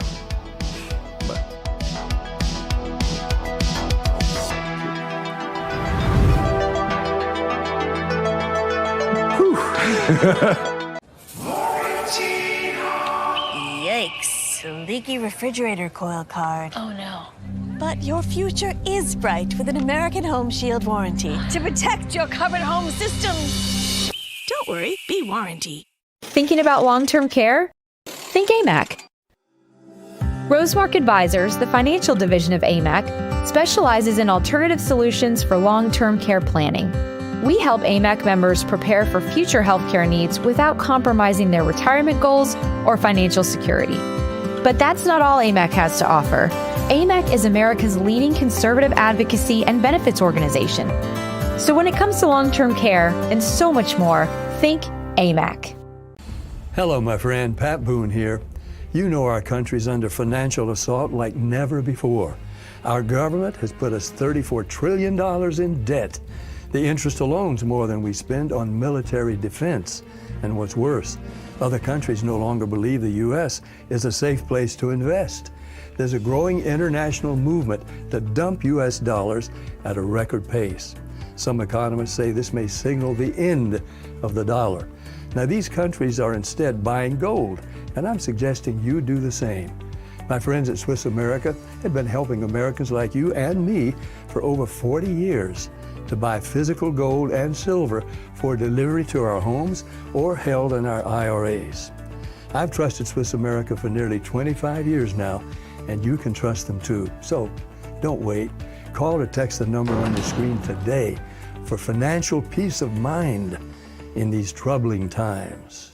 I'm a J6er. I spent 1,143 days in prison. About a year in prison. 4 years out of an 18-year sentence in prison. J6ers have been treated like terrorists. And we need your help. Stand in the Gap was founded to stand in the gap for J6ers working to rebuild their lives after being incarcerated. For just $10 or more, you can help these patriots get back on their feet again. Please scan the QR code to donate $10 or more to support these American patriots. Thank you for standing in the gap.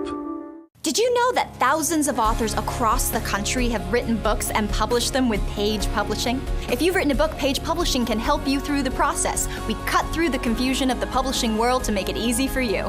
Call or scan for your free writer's guide today. Today, they talk about influencers. These are influencers, and they're friends of mine. Jack Posobiec, where's Jack? Jack, he's done a great job. All right, guys, we are back. Human Events Daily, live from the Charlie Kirk studio here, Phoenix, Arizona.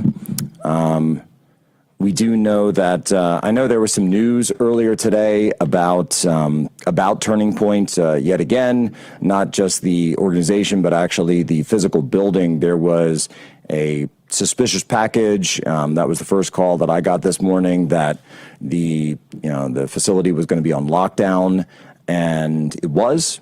Package was checked out. Phoenix PD got here incredibly quickly, and they cleared the entire scene. So professional. So I'd just like to say a huge shout out to Phoenix PD and all of the local security, everyone who's here, everyone who's helping out with the situation, for everything they're doing. People are going above and beyond to make sure that we can be here and do this safely every single day, even in the midst of having faced Charlie's murder, but also in a place where we're able to continue the mission, because continuing the mission is absolutely what Charlie would have wanted. And having Erica and her strength and her direction and her guidance in a time like this is phenomenal. It's inspired. It is providence. It's providential. And that's the only way you can really describe such a thing. And it was incredible seeing Glenn Beck here and having him come in, gifting the Rush Limbaugh EIB golden microphone to Charlie posthumously, and handing that down. Maybe folks outside of, whatever you call this stuff, independent media, conservative media, they say, well, what's that all about? That's important. That's big. Rush was the pioneer. Rush was the one who started this all the way back in the 1980s, late 80s. And Rush was the one who was the godfather of all conservative media. And I grew up listening to Rush. I listened to Rush, I would say college, 2004 was really when I first got in. And so it was Rush and Glenn that I listened to every single day. And, then started getting into more as sort of the online space came up, social media, and we, were able to give our views and also have the ability to get active and get organized through social media. That became a new outlet, but we were always building on the things that Rush Limbaugh started, that Glenn Beck and so many others followed on in. And it means a lot, because losing Rush, and then we had lost Andrew Breitbart, 2012, and now Charlie. And I had the opportunity to meet Andrew Breitbart one time, very briefly, signed a book for me, Righteous Indignation. Had the opportunity to see Rush once. Never met Rush directly, but I had the opportunity to see him once at his, what we would later find out would be his final ever public speech, which fittingly enough was at a Turning Point event. I think it was 2019 in Florida. And my wife, and at the time, my 1-year-old son was sitting there in a stroller, and we've got a great video of that up. And when we look at what this means, and when we try to make sense of the senseless, and we try to understand what all of it's coming from, I believe there's a reason. And Tanya Tay texted me last night. I'm still here in Phoenix. She flew back to be with our boys. Obviously, our intention is to be there on Sunday at this incredible memorial that's going to happen. And the team has been working around the clock, including Erica, working around the clock, being such a visionary, just such a visionary in terms of the ideas, in terms of the tributes, in terms of the memorialization of a great man. and a good man and my friend. And it's just been amazing to have a front row seat to all of that and to see that his legacy will continue and that his mission will continue. I'd also like to thank Catholics for Catholics, John Yep, who showed up yesterday and put together just on a moment's notice, was able to get over 2,500 Catholics right out here, just steps away from where I'm sitting, at Charlie's vigil last night, and we held a rosary for Charlie. And it was so fitting because yesterday was Tuesday, and Catholics know Tuesday is the Sorrowful Mysteries. And we prayed the Sorrowful Mysteries for Charlie and the Sorrowful Mysteries of Christ our King, our Lord and Savior, and we sang hymns, and we sang patriotic songs for Charlie, and it was very special. It meant a lot to me, and I was telling the guys I held it together. I was able to keep it together, keep my composure until the very, very end, and they Giorgio from Floriani was there, and they hit me with "How Great Thou Art," and I said, "Man, how are you going to hit me with that at a time like this, at a place like this?" And they hit me with "How Great Thou Art," and I had some light. One of those lights must have got my eyes right there during the chorus, but I was able to blink it away, and I was able to get going. So if you're watching the video of that, that's all that was. Just some light got in my eyes, and say, yeah, that's right. We're praying the rosary for Charlie, and Charlie had a healthy. Charlie was not Catholic, but he had a healthy relationship with Catholic Christians, and he and I used to spar quite a bit about it. And it's going to be one of the things that I miss the most about Charlie is just sparring with him, and that's what we did, and that's what we did every week on Thought Crime, and that's how we got better, and that's how we made ourselves better, and it's really going to be one of the things that I miss the most about my friend. But I'll tell you what I won't miss is the mission, because the mission goes on, the mission continues, and we'll talk about that some more coming up, because the numbers that we're receiving now, the call-ins, the generosity, the people stepping up, it's like nothing I've ever seen before. Jack Posobiec, right back, Human Events Daily, Real America's. Hey, just want to say thank you for your service. Yeah, sure. I'm sure you've heard that before, but we want you to know that we understand the freedoms and liberties in this country are because of people like you who served and gave everything for the cause of freedom. We don't take that lightly. So thank you for everything you've done and sacrificed for us. Thank you so much. That means a lot to me.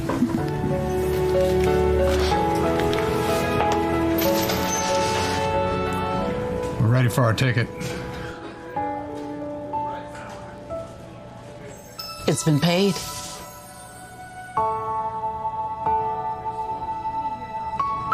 People thank me for my service all the time. But I want to thank you for being someone worth fighting for. You make it all worth it. If you really want to thank me and other veterans like me, go to helpdav.org and support disabled American veterans. That is the best way to say thank you and keep our promise to our nation's heroes. You can say thank you to our nation's heroes by going to helpdav.org right now, or call the number on your screen and give your monthly support of only $19. Your support lets our disabled veterans know you appreciate them and everything they have sacrificed for us. When you do, we'll send you this DAV blanket as a thank you and a reminder that you support those who served. When you support DAV, you're showing veterans like me that you were worth fighting for. Please call or go online to helpdav.org right now. Your support in this moment honors our veteran service. The bathroom of your dreams is only a phone call away with BCI Bath and Shower. We can make your ordinary bath and shower extraordinary. This is not a cookie cutter design. This is a complete custom build that will fit your every need, and discounts for seniors and military. Attention homeowners. Are you behind on your mortgage payments? Is the bank threatening to take your home? Is your home worth less than you owe? If you answered yes to any of these questions, then you need to call this number right now. Call 800-714-8615. And Jack, where's Jack? Where's Jack? Where is he? Jack, I want to see you. Great job, Jack. Thank you. What a job you do. You know, we have an incredible thing. We're always talking about the fake news and the bad, but we have guys, and these are the guys who should be getting Pulitzers.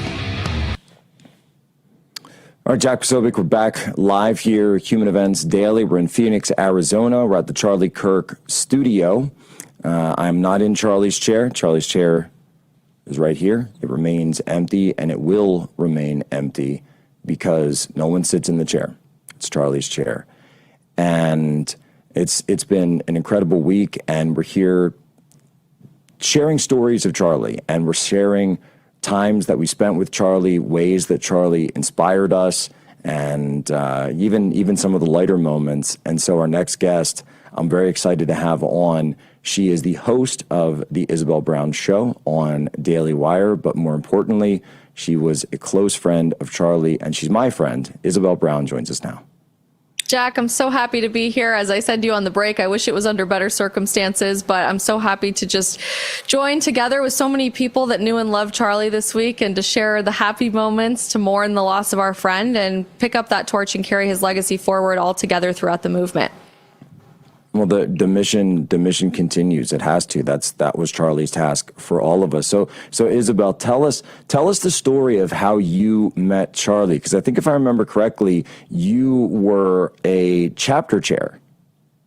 I was indeed. You know, it's been so fun to share this with people over the last few days, because so many people, far more than I ever realized, and I think Charlie ever really realized, owe everything in their careers, their families, their faith life to Charlie Kirk, because as well as Charlie built an empire, and I think what the media is really focusing on this week is the empire that he built in Turning Point USA, Charlie was also really skilled at building people. He had this knack for finding talent in the most unexpected of places, and sort of plucking you out of obscurity and giving you an opportunity to join him on the front lines in this mission of the culture war we've been fighting for the last several years.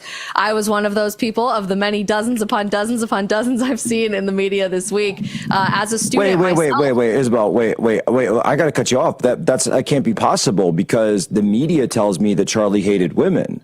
Exactly. Naturally, yes. And especially women who publicly use their voice and have a career. But, you know, it's crazy to see their response. But I'm so grateful that, you know, I had such a roundabout way coming into the conservative movement. I never set out to work in politics or media, never planned on having a podcast for a living or working on college campuses. I wanted to be a physician, and my educational background was in the biomedical sciences. But like the thousands of students that have been involved in Turning Point USA over the last decade, found myself in my classes like anatomy and physiology, not pursuing objective truth and receiving the radical indoctrination of the left on America's college campuses, feeling isolated and alone. Long story short, got a targeted Facebook ad in 2017 for the Turning Point USA Young Women's Leadership Summit from some guy named Charlie Kirk, who I'd never heard of before. And from the first moment of that first conference, just completely fell in love with Charlie's mission, with his energy, with his drive to save the country, and his belief that young people can transform our society. So I started a Turning Point USA chapter at Colorado State University in 2017, hosted Charlie Kirk as a speaker on our campus for one of his first major speaking engagements in February of 2018.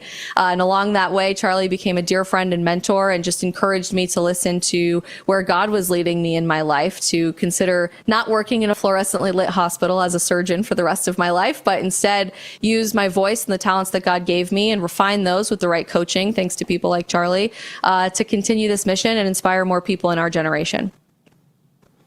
And that's really what it's all about. And then, you became one of the people who, of course, joined Turning Point. You relocated to Phoenix. That's where I met you when you were here doing the Turning Point shows, and I was doing the news side on human events, and you were just busting it down with your hot freedom takes and pro liberty takes. And it's amazing because you look at all the people who Charlie raised up and who he gathered together and who he gave his platform to, that he didn't have to do that, but he wanted to do that because he wanted to grow the movement. And I think that's something that so many people get wrong about Charlie, is that for him, it really wasn't about himself or his ego or his, however many followers he had or something like that. Yeah. It really was about building a broader movement for the whole country.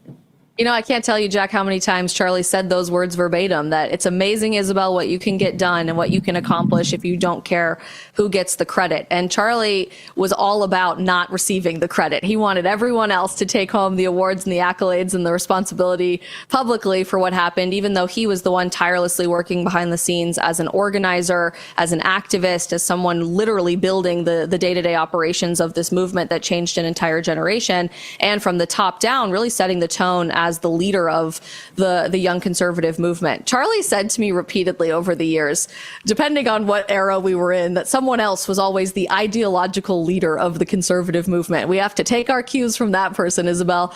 I don't think he realized that at some point along the way, it became Charlie. He was the ideological leader of this movement. And thanks to the Charlie Kirk Show, really set the tone for the moral foundation of the movement as it carries forward with what we're fighting for. It's not just about electing a great president or saving the country, but this was about a pursuit of saving people's souls and reviving what is good and true and beautiful. And you're absolutely right. He did lend his platform, literally, not just Turning Point USA, but the Charlie Kirk Show, to so many people over the years and helped to give them a voice and a platform of their own. In 2020, he lost his voice for a few weeks there.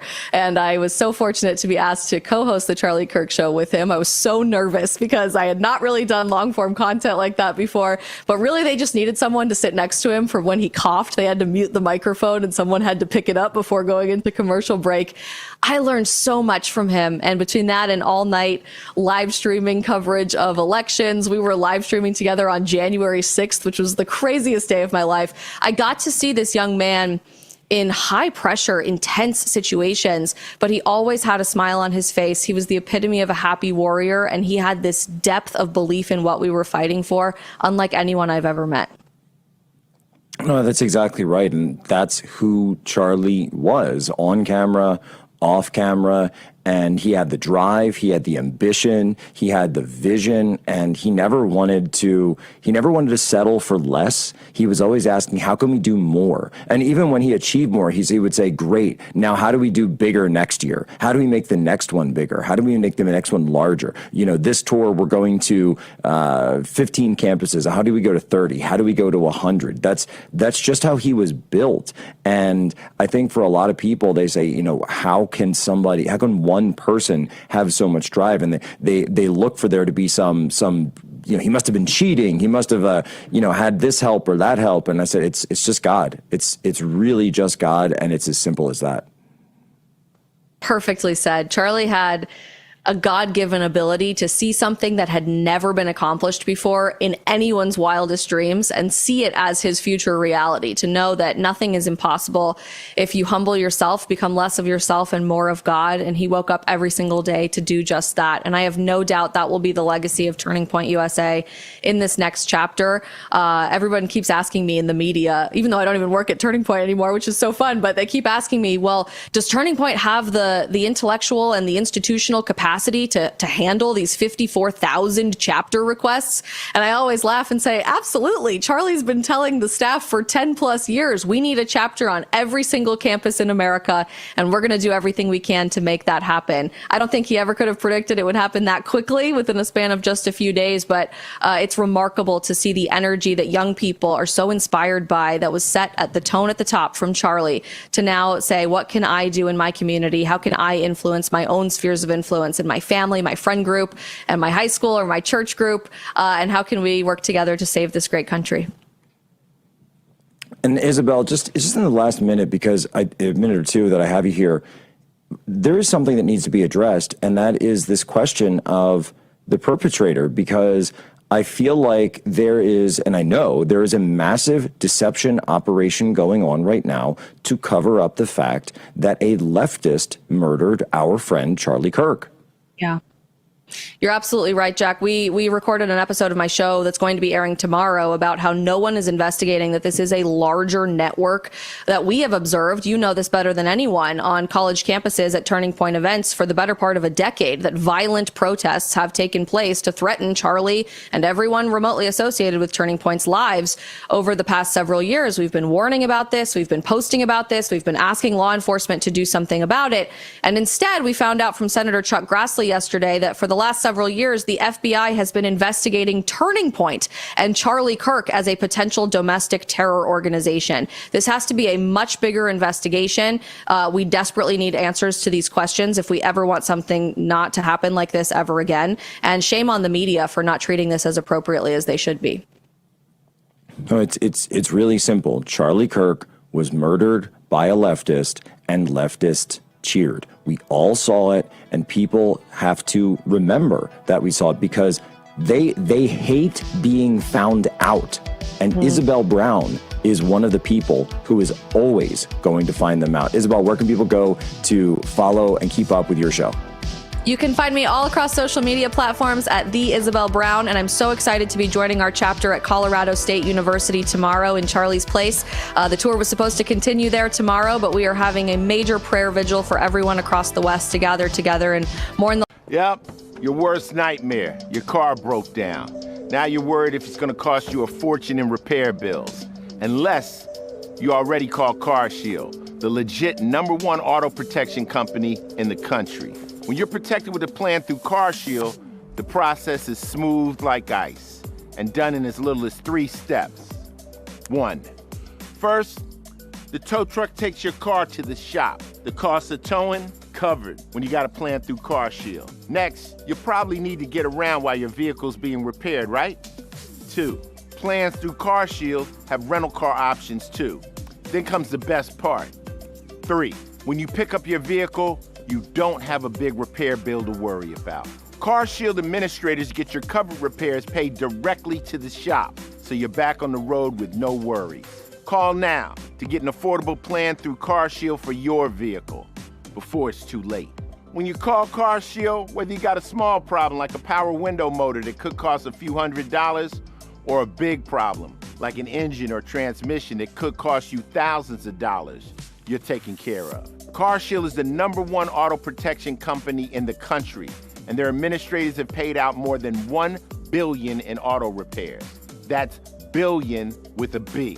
CarShield is the choice that gives you the CarShield guarantee. Your rate never goes up, and your coverage never goes down, no matter how many claims you have. Look, it's inevitable. As your car or truck ages, the parts and components are gonna fail. It's not worth the risk.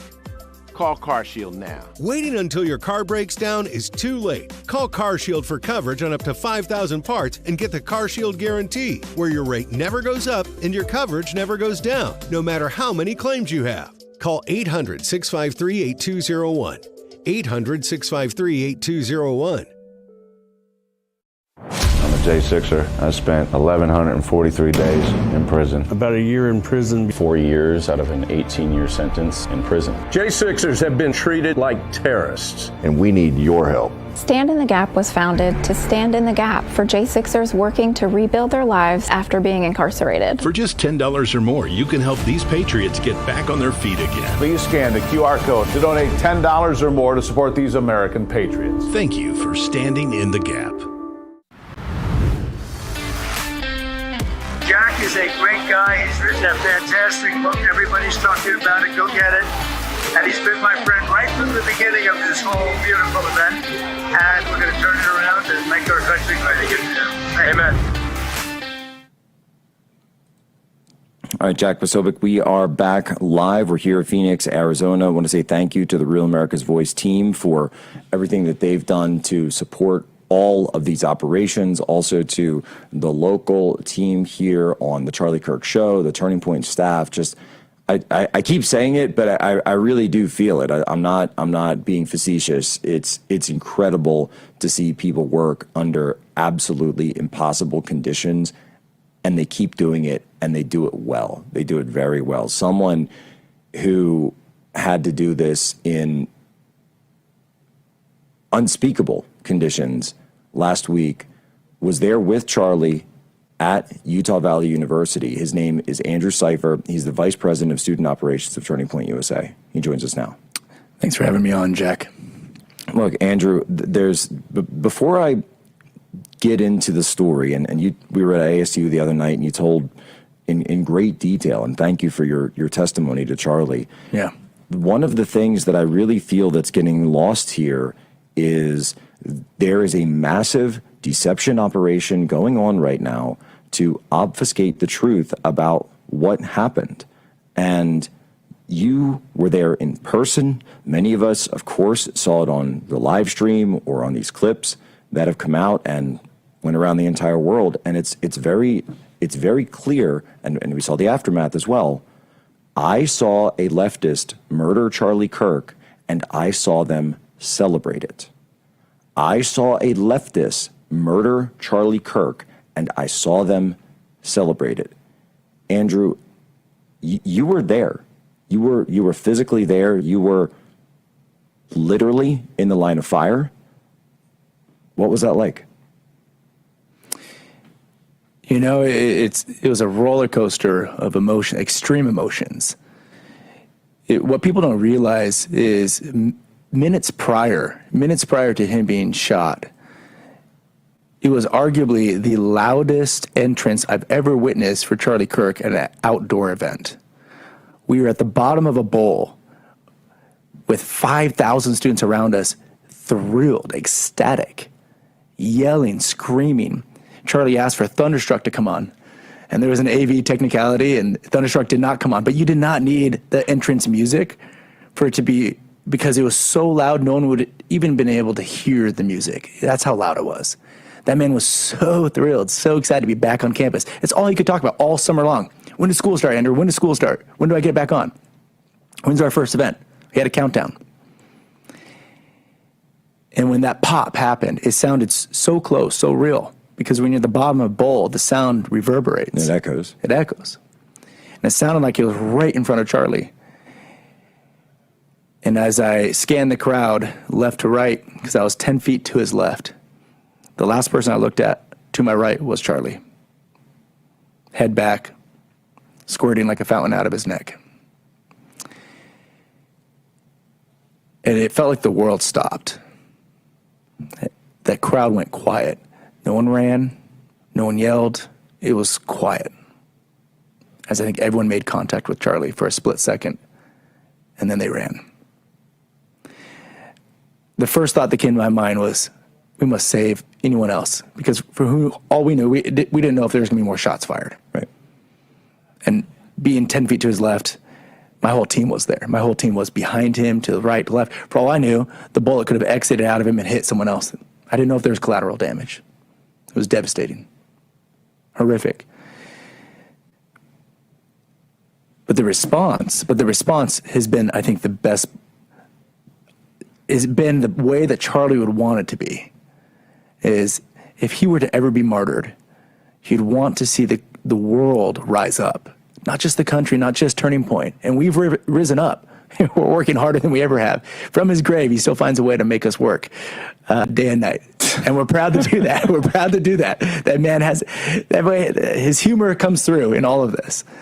And, but I think the best part of this is, and I hate to say this, but it's the only part that gives us all hope, is seeing how the world has responded. And I think what you mentioned is so important. We must never forget the man and the community that he came from that continues to celebrate the horrific death of an innocent man in a very public manner.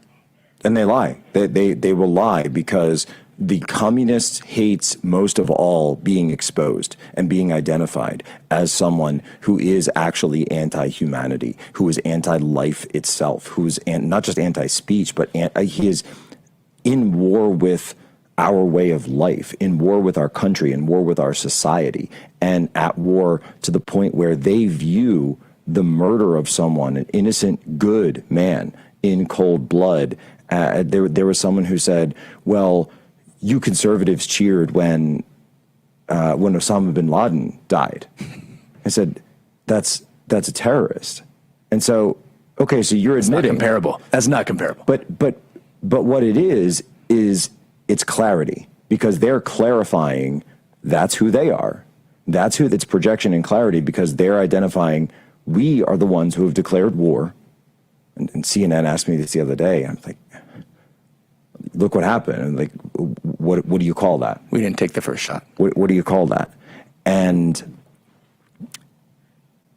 it was a leftist who did this, and it was a leftist who celebrated all over the country. And many of them, are being fired. And by the way, and if it wasn't, then who are all these people losing their jobs? Because obviously that's what it is. When I do want to ask, when you were there, when you saw Charlie, did you know right away? Did it look like there was a chance? That was the hardest part. Was I have a hunting background. Right. I know what a kill shot looks like. Okay. I knew instantaneously he was gone. Instantaneously. And having been the bearer of that news to everyone in our organization internally, those that needed to know immediately.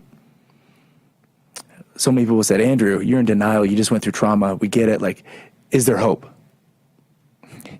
And you never want to be the bearer of bad news. You always want to believe there's a miracle, right? There's a God. He exists. Everything happens for a reason. And you want to believe that there's miracles. But you don't, biologically, there's no way that anyone can come back from that type of shot. And I knew. And I had to tell everyone, there's no hope. He's gone. And so when the notification came out saying, oh, we found a pulse, right, he's in critical condition, but he's still alive. I wanted to believe it, but I knew. And I already had told the world that he was dead. Do you think he even felt anything? Oh, not a chance. Not a chance. He woke up to, I think he went from answering that student to all of a sudden being in front of God. Yeah. Instantaneously. I think right there. Split second, he's like, whoo, what happened? Where am I? I think with perfect clarity, looking down in that scenario, seeing us all mourn his death. And looking down from above, and also just that mischievous smile that he always found a way to smile in the hardest times. He always found a way. He had a little twist on something, or a little take on something. It was that mischievous smile that kept us in the darkest of times, the hardest of times, say, all right, we only have a minute left. Andrew, are we going to be able to handle, is Turning Point going to be able to handle all the signups? I know you're dealing with that as well as dealing with the grief. Yes or no? Are we going to be able to do this? It's a great problem to have. The fact that we are overwhelmed, drowning in the amount of student interest is everything that he would want.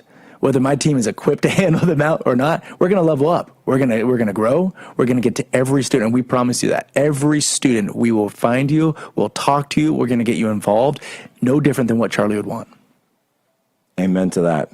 Amen. Andrew, we'll get you on. I know we're doing some more live streams, et cetera, and I want to unpack that more, because people, it's the number one. Well, I should say what he would say every day. It's the number one question I get. How do I get involved? And the number two is, hey, where can I get one of those freedom shirts? it's just constant. Andrew, thank you so much for being on, and to everyone else out there, just repeat it. Just say it. I saw a leftist murder Charlie Kirk, and I saw them celebrate it. Ladies and gentlemen, you have my permission to leave. The poverty is unimaginable. There are people who are struggling. This is where she washes the dishes. If you're ever going to allow your Christian faith to rise and to do something for God's chosen people, now is the time. This is the home of Galina. She's 96 years old. This is what she had to eat for today. She has one pot with water and wheat. My father was killed by the Nazis, And I was an orphan. I didn't know about God. But now, in the cold, hungry nights, I pray for food to the God I've never known. There are good people that love you. You see the tears. Scripture says joy can come in the morning, and you can be the reason. Right now in Ukraine, elderly Jews are trapped in unbearable poverty. If you will bless these hurting children of Israel, you will receive God's blessing in return. Your urgent gift today of $25 will help rush a survival food box filled with life-saving essentials. Call, scan, or go online now. I'm not exaggerating when I tell you, I don't know how much longer she could have waited for us to come. I can't even grow my food anymore. What will happen to me? I'm doomed to starve. Tens of thousands of elderly Holocaust survivors in the former Soviet Union are living in extreme poverty, hungry, and forgotten. But through the International Fellowship of Christians and Jews, we can bring them hope. Eggs. It's my favorite food. May you be blessed. You say to them, we see you and we're here to help. Please don't delay. Call, scan, or go online now. This is America's Voice Live. And welcome to America's Voice Live. I'm Steve Gruber. The pulse of the people. We need somebody that's going to hear the people's voice. The truth the mainstream won't touch. This guy is, by definition, a globalist. And the stories that matter. Rav's own Ben Berquam. Right up over this hill, we got an armed cartel. I see him. Live. Breaking news right now here on Real America's Voice. Unfiltered. These people are domestic terrorists. And unapologetic. We're here to take a stand for God and country. Does feel good, doesn't it? America's Voice Live starts now. And welcome to America's Voice Live. I'm Steve Gruber. Today is Wednesday, the 17th of September, in the year of our Lord 2025. Let's get to the day's top stories. As always, thank you for spending time with us here on Real America's Voice. We truly appreciate it. And we know that you're looking for facts, truth, and honest news, so welcome aboard. Recently released documents from Congress have revealed that the Biden-era FBI targeted dozens of Republican organizations as part of its Arctic frost investigation against President Trump. I'll bring on Senator Ron Johnson of Wisconsin to discuss that today. It's a big story. Also, Fed Chair Jerome Powell finally cuts rates just before the show today, and in Congress we could be barrel rolling toward a government shutdown if lawmakers do not decide on a new budget by the 30th of September. And if that wasn't bad enough, the Democrats are pushing to extend the costly COVID-enhanced Obamacare subsidies. We'll have that as well. And then later, President Trump recently signed a memorandum establishing a task force to address crime in Memphis, Tennessee. Reports also show that his administration and the Pentagon are gearing up to send the National Guard to New Orleans and Baton Rouge. All that, plus Congresswoman Julia Letlow of Louisiana to address that later today. Details and more coming up, so stick around. There's a storm brewing in the midst of the aftermath of the assassination of Charlie Kirk. A whole chunk of people, the progressive crowd, completely clueless about it seems. They've got no idea how much this past week has shaken up millions of regular Americans that weren't even politically motivated. I'm not talking about chronically online Americans addicted to social media. I'm talking about the normies, the normal people, suburban folks, city folks, small town people, people that go to work every day and don't get caught up in this political storm every day on Twitter or Instagram or Facebook. These are the normies, the moderates, the backbone of this nation, the folks that have too much work to do to waste time hiding behind a keyboard and pretending they're important. These people actually are important, and right now they're livid for what they've seen. Make no mistake, Charlie Kirk was loved. This outpouring of support for Charlie Kirk in Beverly Hills, California, you heard me right, in the middle of the lion's den, it's happening. People are waking up. Meanwhile, the case is moving forward as Utah County District Attorney General Jeff Gray recently laid out the charges against Tyler Robinson. Aggravated murder, felony discharge of a firearm causing serious bodily injury, and 2 counts of obstruction of justice, 2 counts of witness tampering, and commission of a violent offense during the presence of a child. Gray also mentioned that there will be filing notice the intent to pursue the death penalty. It's all going forward. Joining me to discuss all of this and more, Congresswoman Nancy Mace of South Carolina's 1st Congressional District and a candidate to be governor of the state of South Carolina. Congresswoman, thank you for being here. And thank you for having me. First of all, it's been a week. It's been a week, all right. And it seems that the news cycle moves very fast, but in this case, it doesn't move forward. Charlie Kirk is top of mind for literally millions of people here in this country and around the world. What are your thoughts 1 week on? Well, 1 week on, my thoughts are with Erica Kirk and her 2 children and Turning Point USA. My understanding is that 54,000 students across the country have applied to create and start up a Turning Point USA chapter at their high school or college in the wake of this horrible, disgusting political assassination and tragedy for America. We are seeing a revival of the Christian faith, a revival of conservative ideology and politics. People are waking up, not just in the United States, but they're waking up around the world and seeing what's been going on. We've been so much has been done subcutaneously behind closed doors in the dark on college campuses, at workplaces, and the devil's being exposed. I truly believe this is a spiritual battle and that we are being enlightened and that the devil's work is exposing some very evil actors walking amongst us. And it's our job to speak up, not with violence, but to speak up and expose these people for who they are, shame them out of public civil society. And about Tyler Robinson and the charges and the death penalty, it can't come fast enough. And I hope that they will execute him swiftly vis-a-vis the firing squads in Utah. I don't want to see him on death row for decades. It needs to be swift. It needs to be painful. And we need to show the country that we're not going to allow this kind of thing to continue on. And there are so many conservatives, so many outspoken conservatives that are getting their lives threatened. We've received an untold number of threats. My children have received. Happens every day. My family. It's awful. Yeah, it happens every day. And when I talk about the normal people, the people that are not obsessed with Twitter or Facebook or Instagram, that are going on about their lives, and then they see the teacher or the truck driver or the business owner literally dancing on the grave of Charlie Kirk, they are appalled. They're appalled. There has been a shocking awakening of people because they've been shocked to go, oh my God, how can somebody say that and celebrate a father being gunned down in front of 3,000 people, in front of his family, his children, and people are celebrating that. That's why they're so shocked. People that are not normally politically engaged are involved now, aren't they? No, that's right, 100%. And they're seeing it sometimes for the first time. And I know we all get so busy. We're involved with our families, with our jobs, with our work. We're not paying attention all the time to what's going on. And this is really, I think, enlightened people. There is this awakening. There is this, I believe, movement that is happening worldwide, and it's Christians. People are going to church for the first time. It's people that are saying, hey, I'm going to leave the Democrat Party and I'm going to go join the Republicans because they're the party of common sense. They're the party of normal. And they're seeing this for the first time, and everyone who's normal opposes it. And they're speaking out against it. We're seeing college Republicans like at Clemson University. They're literally doing the Lord's work to shame these people out of civil society. Yeah. And then you have major networks like CBS last night say, well, we have no idea what the motive is.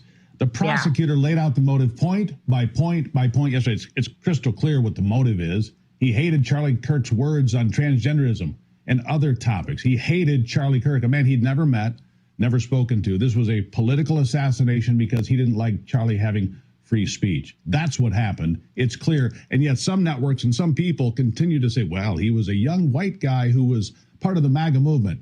He was certainly not part of the Republican or conservative movement in any way, was he? No. And in fact, he was turned in by his Republican father. I mean, the amount of courage it took for his father to turn in his own son, knowing he would face the death penalty. You know, my prayers go out to his family. They did the right thing. Not everybody would have the courage to do that.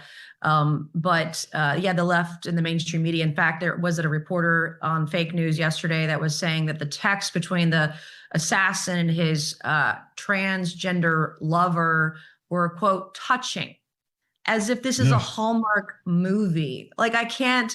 Yeah, from ABC News, that was. From ABC News, as if it was some sort of a romance novel, and yet Charlie Kirk is murdered. It was horrid. Congresswoman. Yeah, let me ask you something else, though. Let me ask you something else. Ilhan Omar, one of your colleagues in the House of Representatives, the state of Minnesota, known for her far-left liberal stance and comments recently shared a video of calling Charlie a reprehensible human being and more, a terrorist. You've made a decision regarding that. Tell us what you're doing today and tonight going forward with her.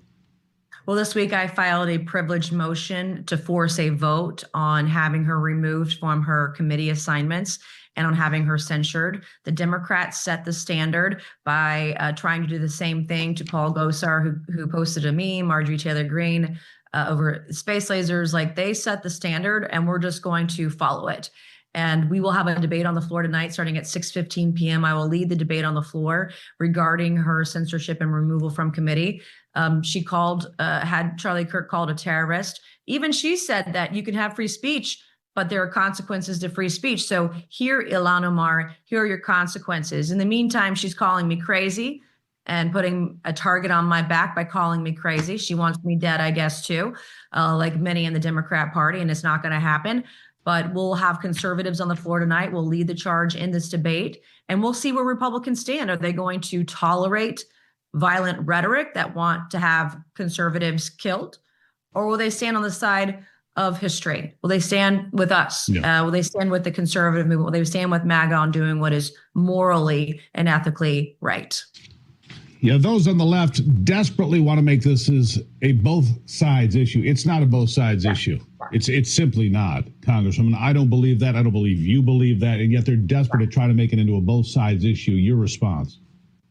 Well, it's not, and I'm not going to have any of it. In fact, Don Lemon or Don Lemon, whatever they're calling him online now, tried to have me interact with someone from J6, and I was being screamed at yesterday. And I was like, you all are literally trying to tell me to tone down the rhetoric while you're screaming at me. I mean, these people are so incoherent. They're tone deaf. They can't read the room. They have no idea what just happened. They have no idea what's coming. This is a movement that is on the rise. Millions of Charlie Kirks were created, and I hope they will continue to speak out in the truth, in their faith, and what is morally right. That's absolutely true. Let me ask you real quickly before I let you go. Your campaign to be governor of the state of South Carolina, the Palmetto State, how's that going for you? It's going terrific. Donald Trump posted our polling a couple weeks ago showing us with a double-digit lead, and we're asking for everyone for their support, and we're just deeply humbled by it, and we're working really hard to bring the America First movement to the state of South Carolina. Yeah. I appreciate you being here. Difficult circumstances, but I think you're right. 1 million Charlie Kirks or more have been invigorated, empowered, if you will. And the seeds that he planted across this country and around the world, they will bear fruit. Congresswoman, thank you so much. I pray. Thank you so much, and God bless. God bless you. We'll take a break and be right back.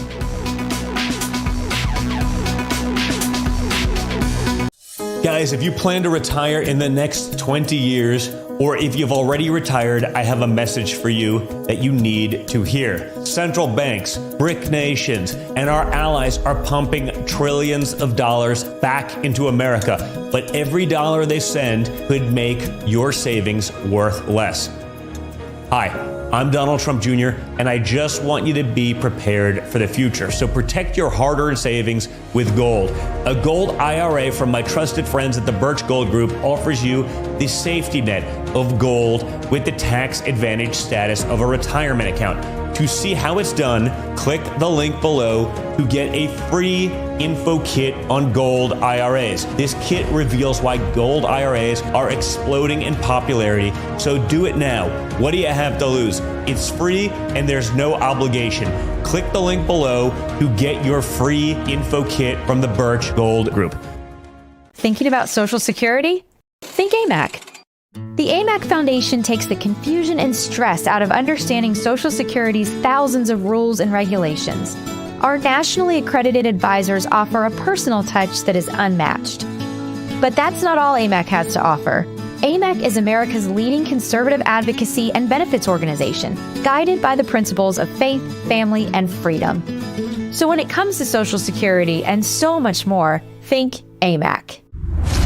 I'm a J6er. I spent 1,143 days in prison. I'm a J6er, and I spent 3 months in jail and about a year in prison. I spent 4 years out of an 18-year sentence in prison.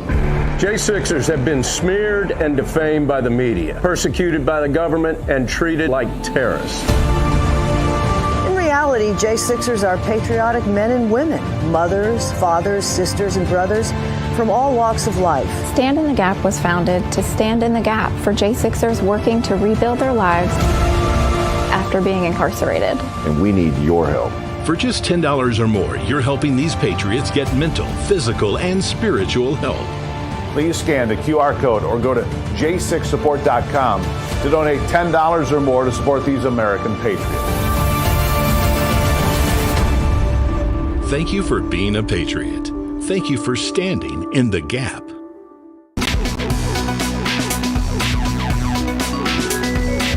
Welcome back to a Wednesday edition of America's Voice Live. We appreciate you being here. Now, recently released documents have now revealed that the Biden-era FBI targeted dozens of Republican organizations as part of its Arctic Frost investigation against President Trump.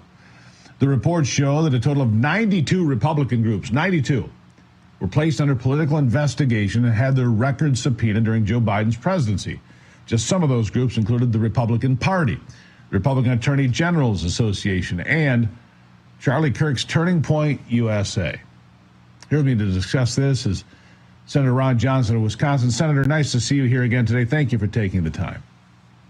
Well, Steve, thanks for having me on. It's been 1 week since Charlie Kirk was gunned down for being an outspoken political advocate of Christianity, of America, of liberty.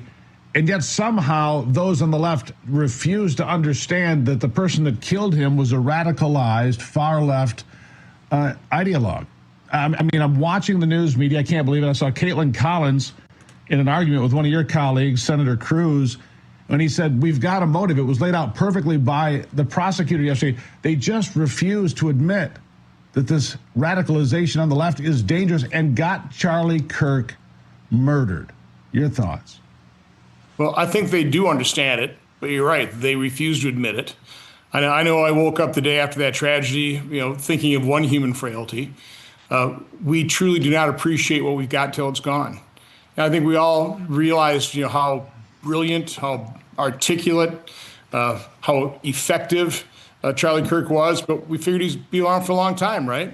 I was actually surprised he was only 31. I met him right away, 2012. I figured at that point in time, he had to be at least in his mid to late 20s. I mean, because he was wise beyond his years. The movement he created is extraordinary like he is. He's an extraordinary individual. And I actually had a pastor on a telephone town hall argue with me that he's really not a martyr. First of all, he was an evangelist for two causes. The first cause was for all the principles that made this country great: freedom, free market system, rule of law. Again, those things our founders bequeathed to us. And then, of course, he's an evangelist for his faith. And by carrying those things out, and I pressed I didn't have time to really press the pastor. Have you ever listened to him evangelize for his faith, his belief in Jesus Christ and salvation? I mean, I don't know. Again, I don't know what the definition of a martyr is if you don't call that. And then, of course, the reaction to his tragic death, that is what happened. That's the kind of reaction you have when you martyr somebody. Somebody so consequential, Billions. Somebody meant so much to so many people globally. I haven't seen that really since probably JFK and Martin Luther King. Billions of downloads.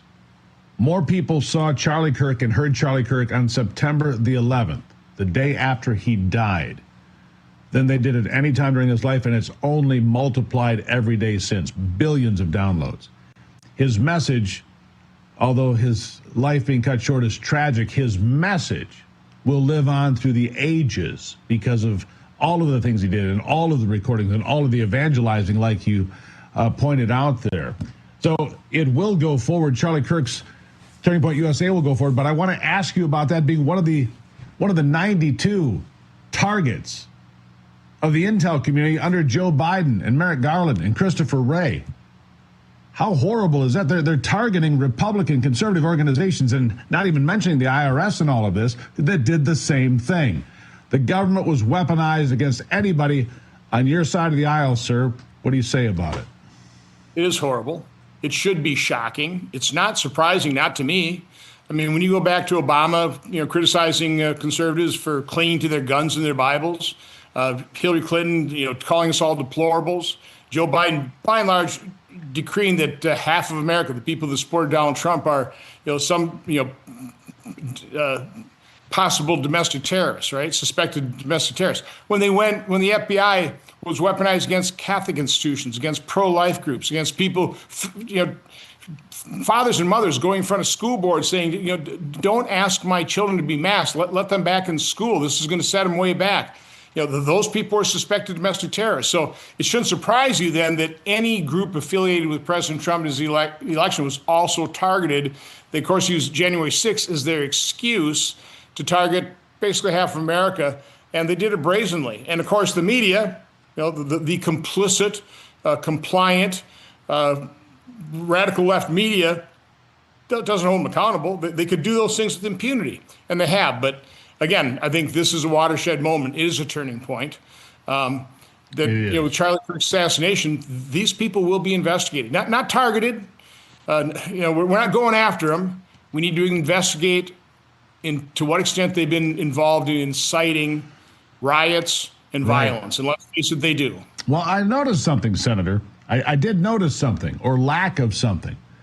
I haven't seen a city burn yet. I haven't seen a police car smashed or anything else like that. There's no burning of cities. There's no rioting. There have been vigils and prayers and a lot of that, not just here, but around the world. You're good to point that out, sir. I'd like to take and shift gears here for a moment because the Democrats are now making a push, and I want to make sure that people hear this too, to extend the temporary COVID-enhanced Obamacare subsidies. Many are calling for these subsidies to not just be extended. They want them to be permanent, right? I want your thoughts on all this. What's happening? So let's just look at a few facts. Okay, when Obamacare first started, there were about 5 million people on the subsidized exchanges. That grew slowly over 7 years to the year of the pandemic, 2020, to a little under 9 million. Then the Democrats came in and they did, a temporary subsidy to basically eliminate any kind of participation by a lot of people on the exchanges to contribute anything to their health care. That has led to an explosion of people getting subsidies from about 9 million to over 20. Now, included in that group are people who've been signed up for insurance. Billions of taxpayer dollars have been flowing into insurance companies. Some brokers, some agents, unscrupulous ones, are signing people up with just their name and their birth date. These people don't even know they have health care. They're not using it. Something like 12 million of the 20.5 people on the subsidized exchanges never use their coverage. It's common, somewhere between 10 and 15% on health insurance don't use their coverage, but this is more than half. So we know there's fraud. It's tens of billions of dollars. And again, if there's any Republican who promised to repeal and replace Obamacare, rip it out by its roots, that because they are fearful of the demagoguery and the lies, that they will actually vote to perpetuate this massive fraud against the American taxpayers, shame on them. So again, I appreciate you asking me the question so I can get the facts out there. Again, Democrats had every opportunity to make these things permanent. They didn't. They made them temporary. So all we're going to do is let the temporary Obamacare subsidies that has perpetuated fraud, led to and then perpetuated fraud in these changes, we're just going to let those expire. Yeah, and where has the money gone? I mean, this is the problem that's mind-blowing for a lot of us. When DOJ comes in and starts saying, oh, we've got 12 billion here, 8 billion there, 25 billion there, whatever, and you've just got billions of dollars unaccounted for. We don't know where it's going. It's just fraud on the American taxpayer, and we've got to do better, Senator. No, we know exactly where it went. So you have an agent or broker who, if they get somebody's name and birthday, they can literally just make up the fact, I sold this person a policy. They get the commission, and the insurance company gets the premiums from the American taxpayer. Again, the patient, the citizen, the person on the subsidized exchange, they don't even know it. They're not even aware that they're signed up for insurance. By the way, they can redo this like every couple months. They keep getting. So again, this is massive fraud. I don't think again, we have to start investigating. We need to start prosecuting some of these people. Members of Congress are only just finding out about it now as this issue comes up. But But again, now we've been made aware of it. We don't know the exact extent, but it's millions of policies. People don't even know they've got billions of dollars flowing directly from the taxpayer to the insurance companies. You know, why are they going to complain? That they're getting free money for policies that people aren't going to use. Yeah. You know, when you line up for government money, that's not a business plan. That's grift, is what that is. And that can go across a whole range of different industries. Senator, always appreciate you being here. Come back and give us an update on how this plays out. It's very important. We need to protect the American taxpayers so they have more money at home to do what they need to do. Sir, thank you. No, keep spreading the word. Thanks. Really appreciate it. Ron Johnson of Wisconsin. Now, coming up after the break, Congress could be barreling toward another shutdown and a showdown as the September 30th deadline for a new budget is there again. Will they get a new budget passed? Do you care? Stay tuned. We'll talk about it.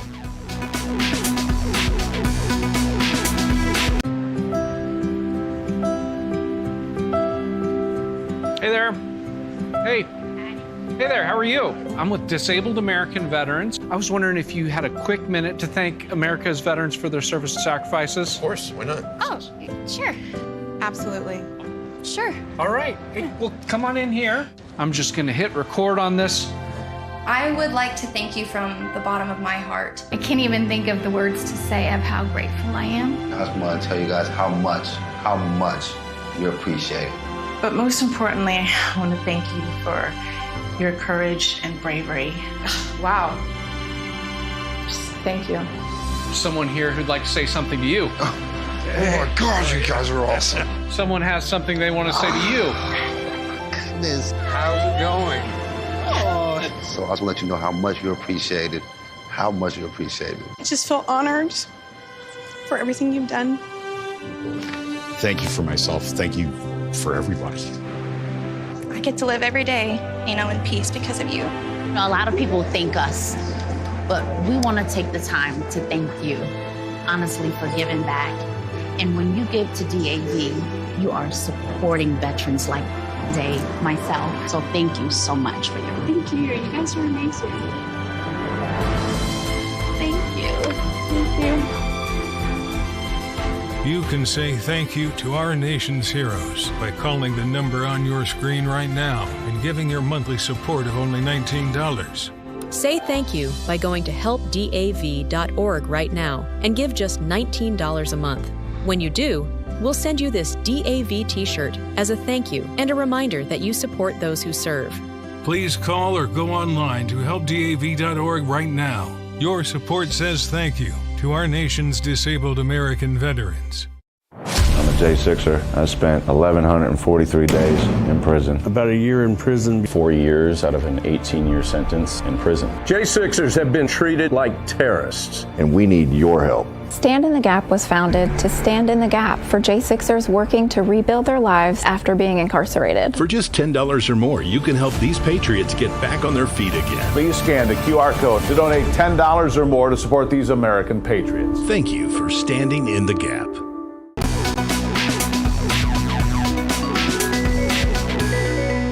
Well, here we go again. Congress staring down another manufactured crisis and government shutdown on September the 30th. Unless, of course, there's a stopgap measure and pass and budgets, money spread around, all that nonsense. Democrats pressuring the Republicans to extend COVID-era enhanced Obamacare subsidies, as we just talked about with the senator, threatening a shutdown if they don't get what they demand. These are budget-busting handouts to insurance companies that we just discussed, for people making more than $500,000 a year, especially egregious with a looming $37 trillion debt.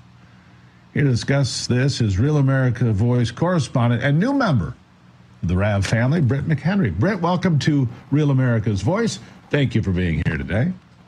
Thank you for having me. It's a pleasure to be a part of the team and to meet everyone, as I'm sure I'll continue to do with these hits. And I'm sure you will. Now, your beat is going to be right there, I believe, in Congress. And so here they are looking at another government shutdown, which frankly, I wonder, do people really care about this or are they just worn out? I mean, it's government shutdown time again. Yeah. And people are like, really? Can you do this how many times a year? It gets to be a bit old. Brett, your thoughts?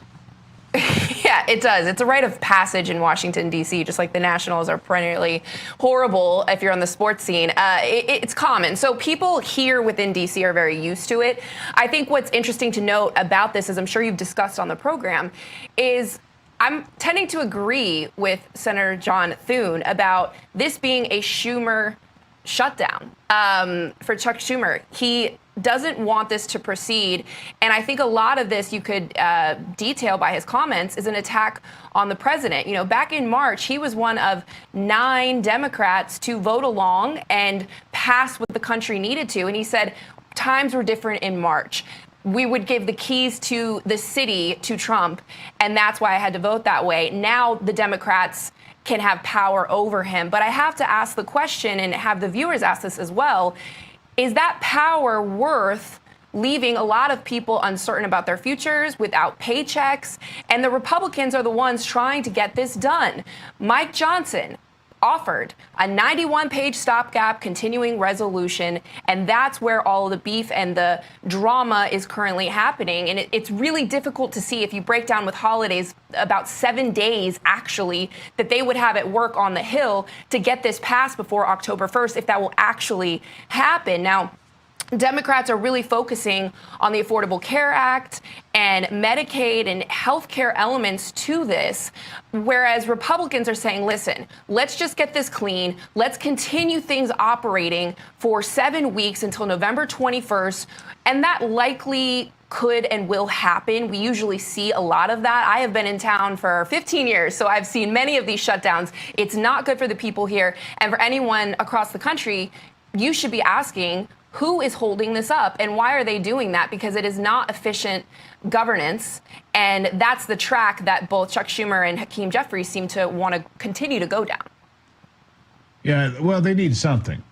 And let's be honest, Britt, the Democrats have had a series of losses, bad losses, and no matter how they try to spin the horrible assassination of Charlie Kirk a week ago today, they're losing the argument. I contend they lost the argument altogether on September the 10th, 2025. They desperately need something to take all the eyes off from them. They're hoping that a government shutdown will somehow reflect badly on Republicans. I don't think that it's going to play out well for them, because the truth of the matter is, Britt, most people don't care. It doesn't affect most people. I mean, the military is there, the Border Patrol is there.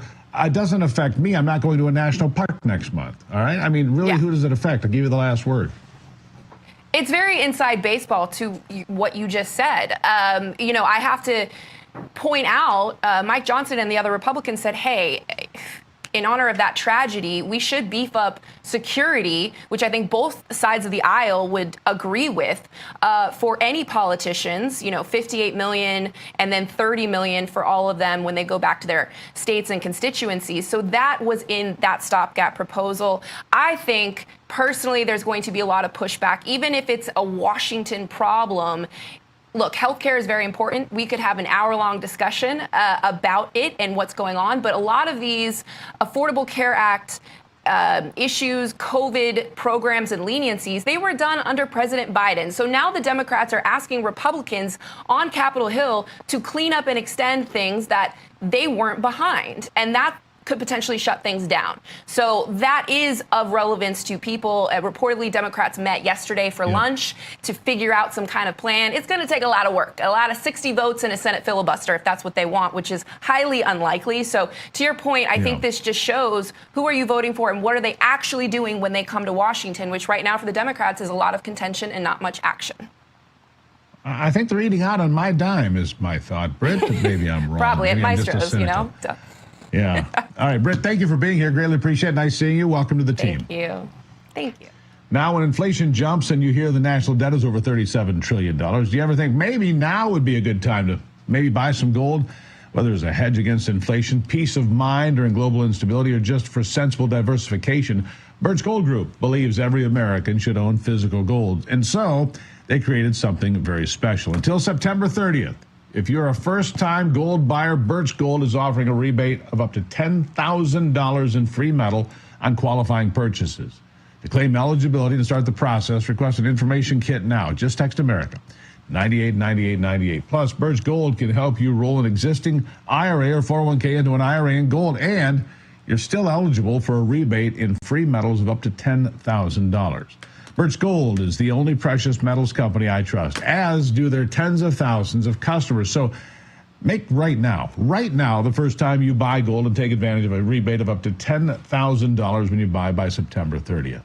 Text America to 989898. Claim your eligibility and get the free information kit. Again, text America to 989898. After the break, Congresswoman Julia Letlow will join me from Louisiana to discuss President Trump's potential decision to deploy the National Guard in New Orleans and so much more. We'll be right back.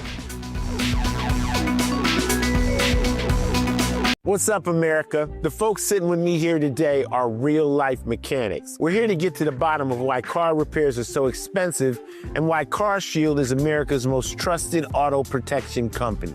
Let's get to it. How long you been a mechanic? I've been doing this for about 30 years. Every day's a different experience. Every day's a different adventure. I like to make sure everybody's happy, the customer's happy, the car's done right. So why are vehicles out of warranty more likely to break down?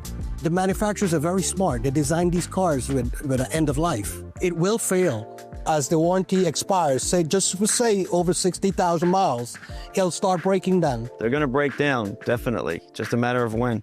When somebody has CarShield, what's the experience when they come to you? You drop off your car, we verify your concern, we notify CarShield, usually get an instant approval, put you in a rental car, and get you back on the road as quick as possible. I show them what it would cost if they didn't have CarShield versus if they did, and they can't believe how many thousands of dollars they're saving on this repair and how easy it went through, and the deductible is pretty much all they have to worry about. How has being a mechanic changed since you guys started? Most challenging parts about being a mechanic is keeping up with technology these days. That's the hardest part. As these new cars come out, it's new software, new tooling, is a constant evolution. Technology has totally changed from just the basic, everybody could fix a car 30 years ago, to today.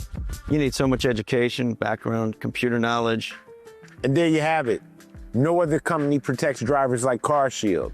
The bottom line is, if you're driving an out-of-warranty car, you could be putting yourself at risk of paying thousands for car repairs. Call CarShield before a breakdown happens. Get covered repairs paid. Call CarShield now for your free quote and to lock in your rate with their price lock guarantee. Call now. Call 800-202-9188. 800-202-9188. 800-202-9188. Thinking about buying a new cell phone? Think AMAC. AMAC members have access to special pricing on talk, text, and data plans for as little as $10 per month. It's one of the many ways joining AMAC can save you money on everyday things. But that's not all AMAC has to offer. AMAC is America's leading conservative advocacy and benefits organization, guided by the principles of faith, family, and freedom. So when it comes to saving money on cell phones and service, think AMAC.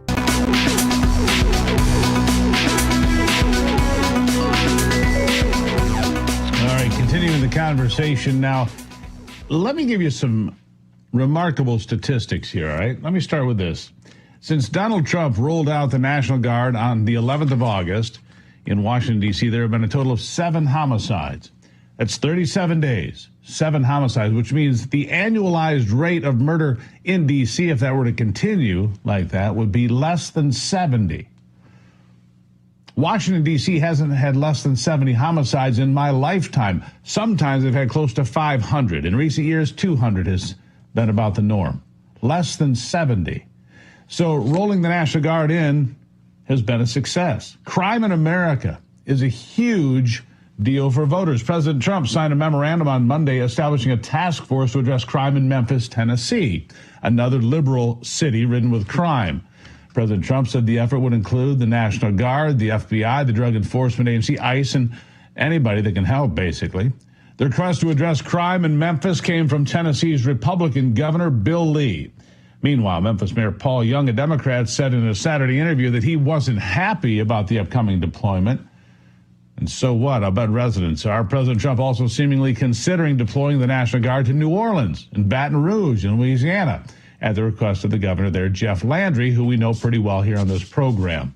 Reports from the Pentagon show that President Trump's administration has drafted a proposal to deploy 1,000 Louisiana National Guard troops to conduct law enforcement operations in the state's urban centers. Here with me to discuss all of this, Congresswoman Julia Letlow of Louisiana's 5th Congressional District. Congresswoman, thank you for being here. Thank you so much for having me, Steve. I mean, let's be clear about this. I go over the numbers from D.C. We haven't seen a reduction, and I didn't get to 85% reduction in carjackings, 85% reduction in violent crime and everything else. Homicide, 7 in 37 days, unheard of. You're there in Washington, you know. I'm there quite a bit. The last time I was there a couple of weeks ago, it seems different. So one of the criticisms from the left is, well, they're not going into red states. Well, I would say Tennessee and Louisiana are both pretty red states that need help with crime-ridden cities. What say you? Absolutely. We welcome them in Louisiana. Please come to our state. We dealt with crime far too long. I was born and bred in Louisiana, super proud to be from that great state. But for far too long, we have struggled with crime, especially in New Orleans and Baton Rouge. You know, New Orleans is a place of hospitality. It should be celebrated. We have so much to offer, and really crime has just been out of control. So I know our governor welcomes, our attorney general, any help that we can get in Louisiana, bring it on. We are so proud of our state. We want to see it thrive again. Certainly. Why wouldn't you? So look, you've got the guy, Jeff Landry, who I've got to know a little bit. He's been on this program a number of times. I like him quite well. He's ready for a change in these big cities, isn't he? I think the people that live there, people that are elderly on a fixed income that can't move out of these neighborhoods that are overrun with guns and gangs and drugs and violence, I'll bet they welcome the help as well, don't they?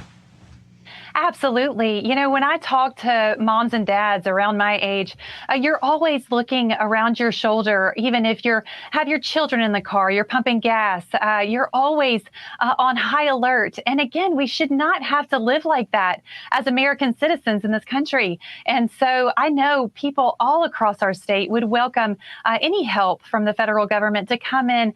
We have, again, so many blessings in Louisiana, so much to offer other people to come in and visit our state. I want New Orleans to get back to a place of hospitality where people can come and feel safe. You know, we had so much security during the Super Bowl. The governor and the president did an incredible job. For the first time, I could walk the streets of New Orleans with my children, a 7- and 5-year-old, and not have to worry about who was walking behind me and their safety. So again, we welcome all the support that we can get. President Trump proved that it can work in Washington, D.C. Let's see what it can do for New Orleans and Baton Rouge. So when does this roll out, do you think? Do you have the timetable, the time frame for us? I don't know the time frame, the exact time frame. We are all offering words of encouragement as quickly as possible. So I don't know all the logistics on that, but stay tuned. We'll get back to you on it. All right, so here's the thing. It will take away one of the big arguments from the left where they say, well, you don't go into red states. Of course we do. We go to wherever the problem is. Looking at the facts of the matter, 19 of the 20th deadliest cities in America, including a couple of those in Louisiana, are run by Democrats. 19. So they would say, this is how Democrats throw the red herring. Well, these red states have a higher murder rate than the blue states. Yeah, 8 out of 10. Because of places like Baton Rouge and Memphis. That's a fact. The crime rates are out of control. You have Democrats running those cities. It's time to bring law and order back into focus. And it's also time to encourage people to become law officers again, to become police officers, get involved, be on the front lines. We have to make being a cop cool again, don't we? Absolutely. We have to support our law enforcement. We have to make sure they have the resources that they need. One of my highest honors is serving on the Appropriations Committee and making sure that our law enforcement officers who put their lives on the lines every day for our safety, and their family has to worry about them walking out of the door every single day. I want to make sure that they have the resources that they need to feel safe when they are going out to protect us from harm. So yes, absolutely. We have to be pro-law enforcement. We have to have law and order in this country if we want to continue on as the greatest country in the world. Yeah, and when you look at, obviously, the whole world has been talking about the horrendous assassination of Charlie Kirk. I think that crime is front and center, and I think when you call people Nazis and Hitler and white supremacists and fascists and all this, it doesn't lead us to a good place. That kind of rhetoric needs to stop. I am not a Nazi. I am not a fascist, I can assure you, and I'm certainly not a white supremacist. This kind of hateful attack on people has to stop, because once you label somebody in the political world, then they're not a human being anymore. They're dehumanized, and making them a target becomes excusable, I guess. What do you like to say about that today? That's right. And I definitely want us to tone down that rhetoric. We cannot continue to put labels on people. I definitely want to be part of that solution, not part of that problem. You know, I think one of Charlie Kirk's strengths is that he was able to motivate these college students all across our country to push back on some of that rhetoric that they were hearing in their own classrooms, in university classrooms. Now, I come from higher education. I taught courses in college. And so I know how important it is for us to be able to have open dialogue. And that's what Charlie Kirk was promoting on these college campuses. And I also think this really is a time, Steve, for us to have some true reflection about what is happening on our college campuses and trying to reshape that in a different direction so that our students are thriving, they're not being indoctrinated, and they're going on to live productive lives as citizens in our country. Yeah. And people that shouldn't be in the country, I want to ask you about one other thing when it stays in that Law and Order column, and that is the Louisiana lockup. People that shouldn't be here. ICE opening up a brand new facility in your district at the notorious Louisiana State Penitentiary. What are your thoughts on that? I think that is a wonderful move. We've had Angola Prison for over 100 years in my district that has proven that it can house the worst of the worst, as we call them. So I was so proud that Louisiana is leading the way in fighting back against illegal immigrants, criminals who are coming to our country. Again, I go back to moms and dads are breathing a sigh of relief, knowing that our administration is stepping up, Louisiana is stepping up to make sure that these criminals are not on the streets going after our children committing crimes, but that we have a place where we can put them temporarily until they are deported back to their country of origin. Let's make America safe again. Congresswoman, nice to have you here. You come back anytime. Truly appreciate your time today. Thank you so much for having me. Thank you so much. We'll take a break and be right back. It is America's Voice Live. Some people are worried that they won't be able to get food because of disasters, food shortages, rising prices, you name it. Well, let me show you something. This tote right here has enough food for breakfast, lunch, dinner, even snacks for 3 full months. And right now, when you order one of these 3-month survival food kits, you're gonna get 2 months absolutely free, guys. So you see that square on your screen? That's called a QR code. Now, here's how to use it. Just pick up your smartphone and open up your camera, right? Point it at that QR code. Now you're gonna see right in the picture there that this link pops up, that one right there. Tap that link and it's gonna take you to this deal right now. These kits can last up to 25 years, the food tastes great, and guess what? It's your food security plan. And today, you get way more while paying much less. But only if you scan the code before the deal ends, all right? So go ahead, scan the code to buy 1 3-month food kit, and guys, you're gonna get 2 months absolutely free. But only if you scan this code before it ends. So go ahead, scan the code to buy 1 3-month survival food kit and get 2 months absolutely free. I'm a J6er. I spent 1,143 days in prison. I'm a J6er, and I spent 3 months in jail and about a year in prison. I spent 4 years out of an 18-year sentence in prison. J6ers have been smeared and defamed by the media, persecuted by the government, and treated like terrorists. In reality, J6ers are patriotic men and women, mothers, fathers, sisters, and brothers from all walks of life. Stand in the Gap was founded to stand in the gap for J6ers working to rebuild their lives after being incarcerated. And we need your help. For just $10 or more, you're helping these patriots get mental, physical, and spiritual help. Please scan the QR code or go to j6support.com to donate $10 or more to support these American patriots. Thank you for being a patriot. Thank you for standing in the gap. I'm a J6er. I spent 1,143 days in prison. About a year in prison. 4 years out of an 18-year sentence in prison. J6ers have been treated like terrorists. And we need your help. Stand in the Gap was founded to stand in the gap for J6ers working to rebuild their lives after being incarcerated. For just $10 or more, you can help these patriots get back on their feet again. Please scan the QR code to donate $10 or more to support these American patriots. Thank you for standing in the gap.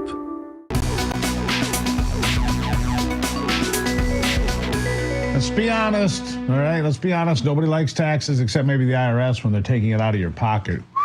Other than that, not so much. I'm telling you, whether or not you filed your taxes or you owe taxes, you haven't paid them, you skipped putting it in the mail, I'm sorry. We can fix that. Do not avoid the IRS. They'll come to find you. I have my good friend Cameron Kinsey join me now to discuss this. Cameron, thank you for being here. Of course. Thanks for having me, Steve. Always nice to see you. Let's just start with the obvious. Why is it so critically important to have a tax professional if you owe the IRS money?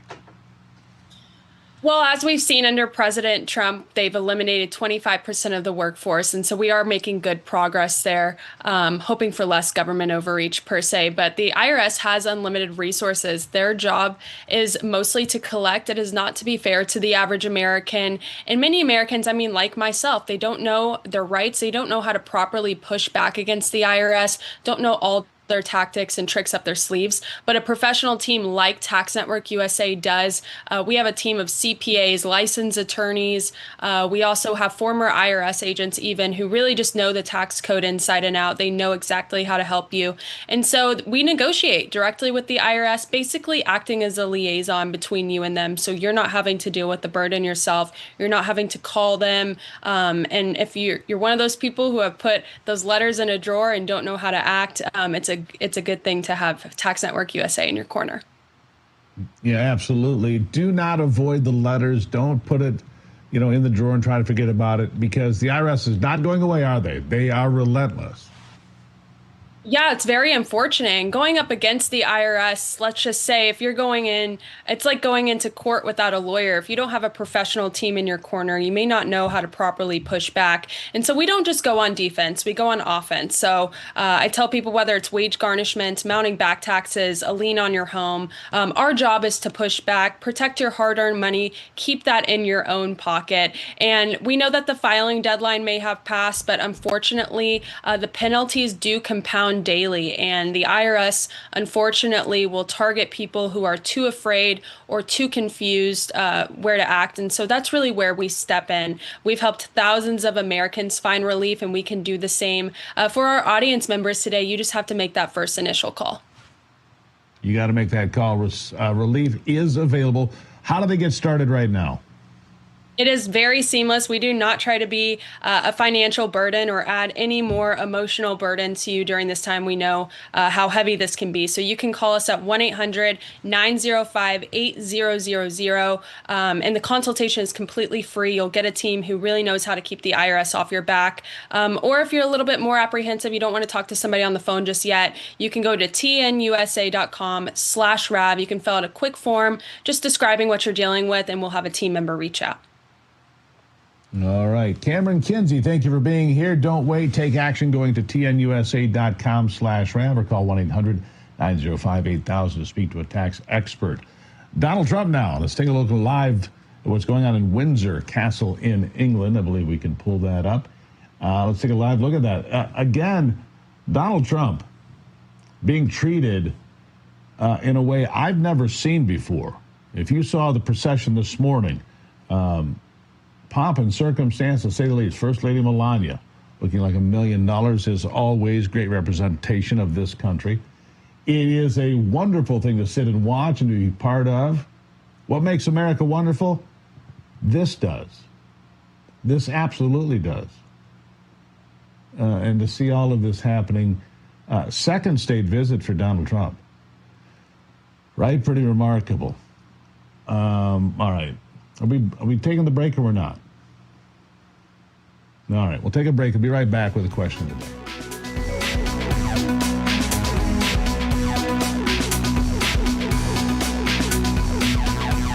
It's just like our new house. I hope you have an American Home Shield warranty. Leaky toilet? Fixed. Oven beyond repair? If AHS can't fix your covered item, then replace it, no matter its age. Sign up today at ahs.com. Hello friends, Pat Boone here with a message from the past. Imagine the shock of reading tomorrow's newspaper and discovering the price of gold has doubled to over $1,000 an ounce. Sound impossible? Well, it's not. That's right. Back in 2006, my friends at Swiss America forecast gold prices would top $1,000 an ounce, and they were right. Today, several financial firms are forecasting $3,000 gold. Now, for over 40 years, Swiss America has helped folks like you and me purchase precious metals for home delivery and for our IRAs. So don't miss this opportunity again. Call or text Swiss America at the number on your screen now to receive your free portfolio review and a copy of The Timeless Truth About Gold and Silver. Learn for yourself how easy it is to safeguard your money. Call or text Swiss America today. Did you know that thousands of authors across the country have written books and published them with Page Publishing? If you've written a book, Page Publishing can help you through the process. We cut through the confusion of the publishing world to make it easy for you. Call or scan for your free writer's guide today. Big things are happening in America, and AMAC, the Association of Mature American Citizens, is standing with you. In a time when our freedoms feel threatened and when Washington seems out of touch, AMAC is proving that one organization can still put the people first. While the media spins, AMAC is giving you the truth, the benefits, and the voice you deserve. We've got a lot of strength in numbers. From exclusive discounts to real news and powerful advocacy in our nation's capital, AMAC is fighting every day to defend faith, family, and freedom. Right now, you can join AMAC for just $1 for a full year of membership. That's right, just $1 to be a part of the fastest growing conservative organization in the nation. Our rights don't come from government. Our rights come from God. Don't wait. Go to amac.us/POTUS today. That's amac.us/POTUS. $1, 1 year, one strong voice for America. Stand up, speak out, and let your voice be heard with AMAC.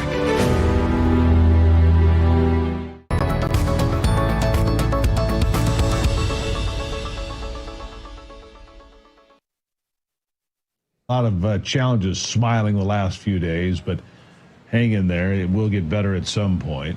What makes America wonderful? We do this to put a smile on your face every single day, make you feel a little bit better about the country you live in. Today's story comes to us from Philly's Lincoln Financial Field, where an employee went above and beyond to return a lost wallet and paid it forward with the reward received. Marianne Stevens and her husband had flown into the city of brotherly love to cheer on the Eagles, a moment of carefree fun that quickly soured as Marianne's husband had dropped his wallet and deemed it a total loss.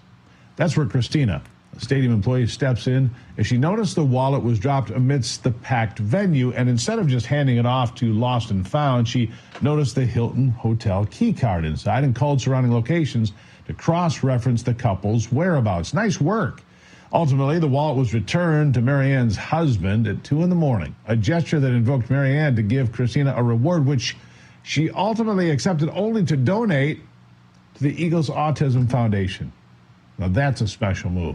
Besides Christina's noble and honest heart, her decision to give the reward money to a noble cause is indicative of the people who make America wonderful. Let's dip right back in. Let's dip right in. Here's King Charles. Let's see if we can hear him for a moment. Mr. President, Mrs. Trump, it is with great pleasure that my wife and I welcome you to Windsor Castle on this, your second state visit to the United Kingdom. This unique and important occasion reflects the enduring bond between our two great nations, anchored by the deep friendship between our people.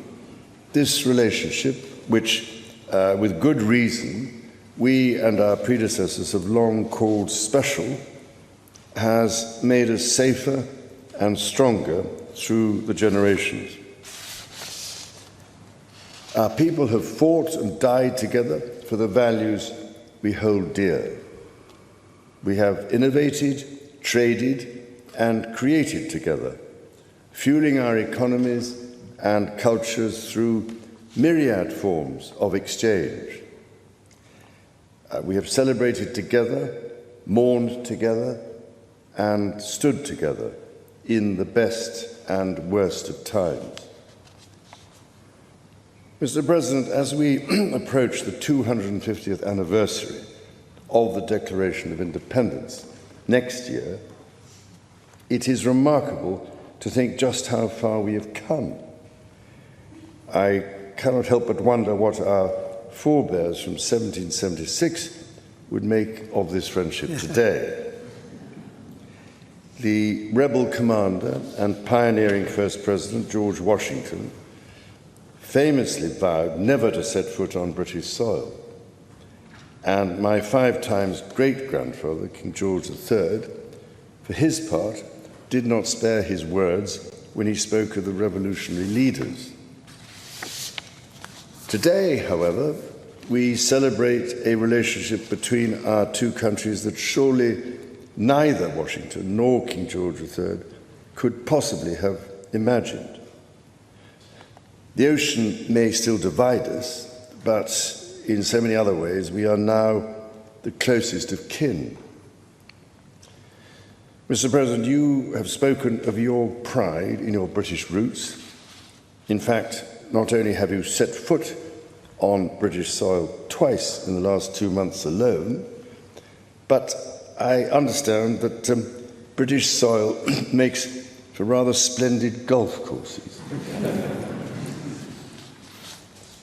Now, for my part, I have always admired the ingenuity of the American people and the principles of freedom which your great democracy has represented since its inception. Throughout my life, from the very first visit to the United States in 1970, and over 20 visits since that time, I have cherished the close ties between the British and American peoples.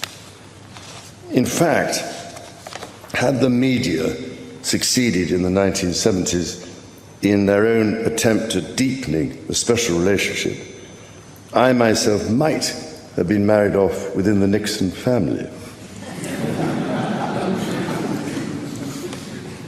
Mr. President, from York to New York, from Birmingham, England to Birmingham, Alabama, we are united by a common language and shared heritage. The many thousands of people from each of our countries who have made the other their home have enriched our societies immeasurably, a fact that gives me the greatest pride. Our cultural connections, too, continue to flourish with our actors, musicians, writers and television presenters prospering in the hearts of transatlantic audiences.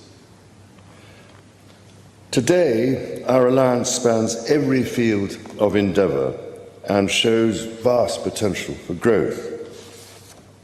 The United Kingdom was your partner in the first trade deal of your administration, Mr. President, bringing jobs and growth to both our countries.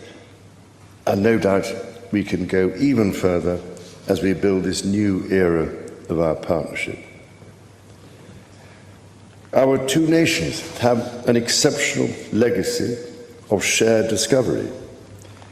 Together we laid the foundations of nuclear science, mapped the human genome, and built the internet, upon which all contemporary commerce, communication and defense is based. Together, our scientists and engineers are shaping the world of tomorrow, not least with new partnership agreements on technology and the prosperity that stands to bring. Our countries have the closest defense, security and intelligence relationship ever known. In 2 world wars, we fought together to defeat the forces of tyranny. Today, as tyranny once again threatens Europe, we and our allies stand together in support of Ukraine to deter aggression and secure peace. And our AUKUS submarine partnership with Australia sets the benchmark for innovative and vital collaboration.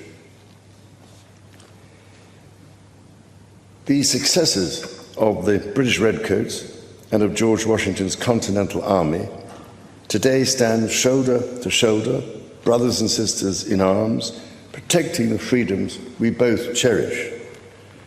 Our countries are working together in support of crucial diplomatic efforts, not least of which, Mr. President, is your own personal commitment to finding solutions to some of the world's most intractable conflicts in order to secure peace. In striving for a better world, we also have a precious opportunity to safeguard and to restore the wonders and beauty of nature for the generations who follow us. We share the ambition and determination to preserve our majestic lands and waters, above all, to ensure that we have clean water, clean air, and clean food. Our legacy for the next 250 years and beyond is to ensure that our children, grandchildren, and those who come after them can experience the awe and magnificence of the natural treasures found in the countryside, on the coasts, in the seas, and in the national parks established by your predecessors and mine. Mr. President, Mrs. Trump, the bond between our two nations is indeed a remarkable one. Forged in the fire of conflict, it has been fortified through our shared endeavors and burnished by the deep affection between our people. Tested time and again, it has borne the weight of our common purpose and raised our ambition for a better world. So, in renewing our bond tonight, we do so with unshakable trust in our friendship and in our shared commitment to independence and liberty. Therefore, as we celebrate this unparalleled partnership, allow me to propose a toast to President Trump and the First Lady, and to the health, prosperity, and happiness of the people of the United States of America.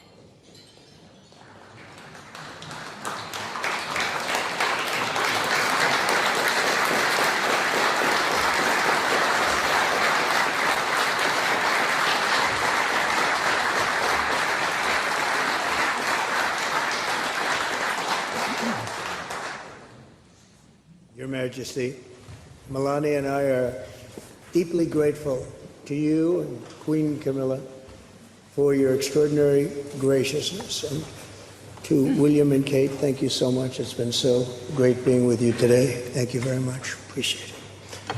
It's a singular privilege to be the first American president welcomed here. And if you think about it, it's It's a lot of presidents, and this was the second state visit, and that's the first, and maybe that's going to be the last time. I hope it is, actually. But this is truly one of the highest honors of my life. Such respect for you and such respect for your country. For many decades, His Majesty the King has epitomized the fortitude, nobility, and the spirit of the British monarchy and the British people. He's dedicated himself to preserving the glory and unique character of this kingdom, restoring life to the rivers and streams, supporting the works of its artists and composers, planting trees and gardens in its countryside. And I just visited one of the most beautiful I've ever seen that you just completed, and protecting the architectural integrity of cities, villages, and towns. He has uplifted the poor. King knew every single person and every single company, and some of them had bad names like XYZ-Q3, and he knew every one of them, or at least I think he did, because nobody was complaining. I was very impressed with that. But I just want to say that His Majesty has also raised a remarkable son in His Royal Highness Prince of Wales. Really amazing. We've gotten to know you, and I think you're going to have an unbelievable success in the future. Melania and I are delighted to visit again with Prince William and to see Her Royal Highness Princess Catherine, so radiant and so healthy, so beautiful. It's really a great honor. Thank you. Many years ago, His Majesty opened his archives to a biographer. Among the documents was a letter from 1993 in which he described the patriotism and guided his many projects. He wrote that he was, quote, entirely motivated by a desperate desire to put the great back into Great Britain. In the finest tradition of British sovereigns, he has given his whole heart, everything he's got, to those parts of Britain that are beyond the realm of mere legislation. It's not easy, but which define its essence and its virtue, its harmony, and its soul. It's an amazing calling, and there's nobody that's answered that calling like you have. A fifth of all of humanity speaks, writes, thinks, and prays in the language born on these isles and perfected in the pages of Shakespeare and Dickens and Tolkien, Lewis, Orwell, and Kipling. Incredible people, unbelievable people like we have rarely seen before, probably won't see again.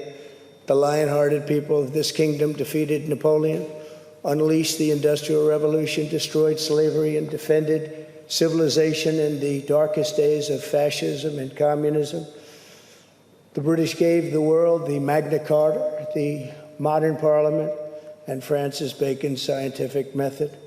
They gave us the works of Locke, and Hobbes, Smith, and Burke, Newton, and Blackstone. The legal, intellectual, cultural, and political traditions of this kingdom have been among the highest achievements of mankind. There's really never been anything like it. The British Empire laid the foundations of law, liberty, free speech, and individual rights virtually everywhere the Union Jack has ever flown, including a place called America. You know that place very well, don't you? His Majesty spoke eloquently about the bond which inspired Sir Winston Churchill, and the bust is in the Oval Office right now, the beautiful bust of Winston Churchill, to coin the phrase special relationship. But seen from American eyes, the word special does not begin to do it justice. We're joined by history and fate, and by love and language, and by transcendent ties of culture, tradition, ancestry, and destiny. We're like two notes in one chord, or two verses of the same poem, each beautiful on its own, but really meant to be played together. The bond of kinship and identity between America and the United Kingdom is priceless and eternal. It's irreplaceable and unbreakable, and we are, as a country, as you know, doing unbelievably well. We had a very sick country 1 year ago, and today, I believe we're the hottest country anywhere in the world. In fact, nobody's even questioning it, but we owe so much of that to you and the footing that you gave us when we started. Together, we've done more good for humanity than any two countries in all of history. Together, we must defend the exceptional heritage that makes us who we are, and we must continue to stand for the values and the people of the English-speaking world, and we do indeed stand for that. On behalf of all Americans, I offer a toast to one of the great friendships, to two great countries, and to His Majesty, King Charles III, a very, very special man, and also a very, very special queen. Thank you very much. Thank you. Thank you very much. It's a great honor to be with you.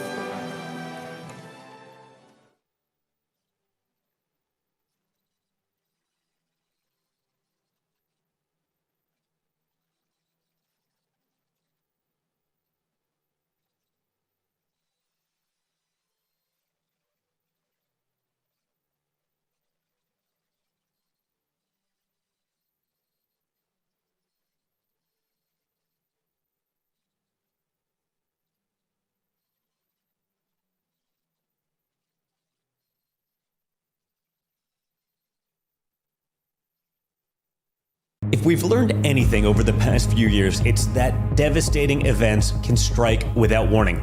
Global pandemics, acts of terror, and even bank collapses that can cause chaos in a matter of moments. And I just want you to be prepared. Hi, I'm Donald Trump Jr., and it's for these reasons that I strongly recommend a gold IRA from my trusted friends at the Birch Gold Group. For thousands of years, gold has protected wealth through every kind of crisis. Birch Gold can show you how to move your retirement savings into an IRA in gold, legally and tax-free. For decades, they've helped thousands of Americans protect their IRA or 401k from unexpected events. To learn more, click below for your free info kit on gold IRAs from the Birch Gold Group, the only gold company I trust. Don't wait for the next crisis to strike. Take action now to protect your family's financial future. Click below for your free info kit on gold IRAs from the Birch Gold Group. When surprise breakdowns happen, American Home Shield will be there to fix or replace parts of the systems and appliances you rely on every day. They help protect your time and money by connecting you with qualified pros and helping pay for covered repairs or replacements. AHS offers flexible and affordable plans for every home. Sign up today and get $100 off with code AHS100. Visit AHS.com or call 833-PLAN-AHS. How does the world's most trusted dog expert keep his own dog so healthy? Hi, I am Cesar Milan. In my 20 years rehabilitating dogs, I've seen too many struggle with health problems that no amount of training could fix. Then I discovered it wasn't the dog, it was their food. Fortunately, I found veterinarian Dr. Marty's Anti-Kibble Breakthrough. Nature's Blend is packed with whole foods that are freeze-dried, locking in nutrients. I saw remarkable improvements in my dogs within weeks. Try Dr. Marty risk-free for 90 days. Plus, get a free gift when you call or visit drmartypets.com/Caesar. What do you do when your tire goes flat and there's no air anywhere? You reach for Bullseye Pro, the smarter, faster, hands-free way to fill it up with air. Bullseye Pro is equipped with a rechargeable power plant, smart pressure sensor, and custom nozzles. It's like the power of an air compressor in the palm of your hand. Get your complete Bullseye Pro inflation system for just $79.99 and get free shipping. Plus, we'll give you a 50% discount on a second one. Order now.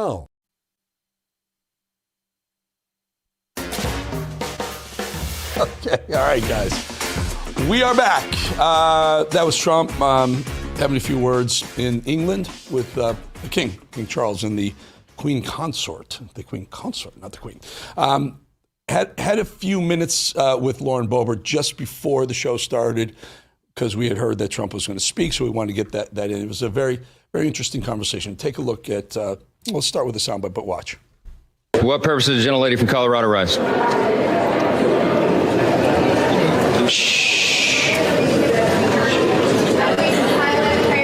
Silent results. Is there someone who can lead us in a moment of prayer out loud? Force probably to the family.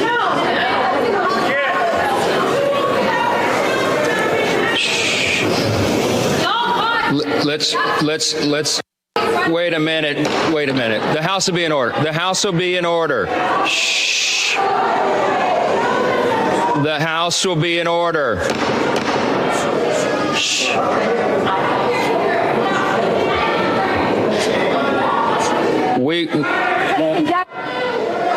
The House will be in order. We will join after this, okay? The chair lays before the House a communication. The House will be in order. Happy to have Congresswoman Lauren Boebert with us. Congresswoman, shocking to see the Democrats. You know what they say when they tell you who they are, believe them. Everything we've said about this party, hours after Charlie's passing, you look for a moment of prayer, and tell us what you heard from Democrat side. Yes. Well, Eric, hearing that all over again really infuriates me. I've progressed from, the part of grief from mourning and denial to anger. And that's where I am right now. It is so infuriating to see the reaction from colleagues that I work with on a daily basis here in the United States Capitol, refusing prayer. And, in that moment, we had not known that Charlie had passed. And I didn't feel it was appropriate to just have silence for my friend while believing for a miracle. And I wanted us to collectively come together and pray for a man who brought young people, not just to the Republican Party or even to our constitutional roots. And he was a role model and a husband to Erica, a father to two young children, and a friend who lived out exactly what he preached. He welcomed debate from those who disagreed with him. In fact, he was famous for saying, if you disagree with me, come to the front of the line. I want to have a conversation with you and welcome that dialogue. And now we can't even have the minority leader, Hakeem Jeffries, join us for a prayer vigil, a candlelight vigil for Charlie in Statuary Hall in our Capitol, which is so egregious and offensive.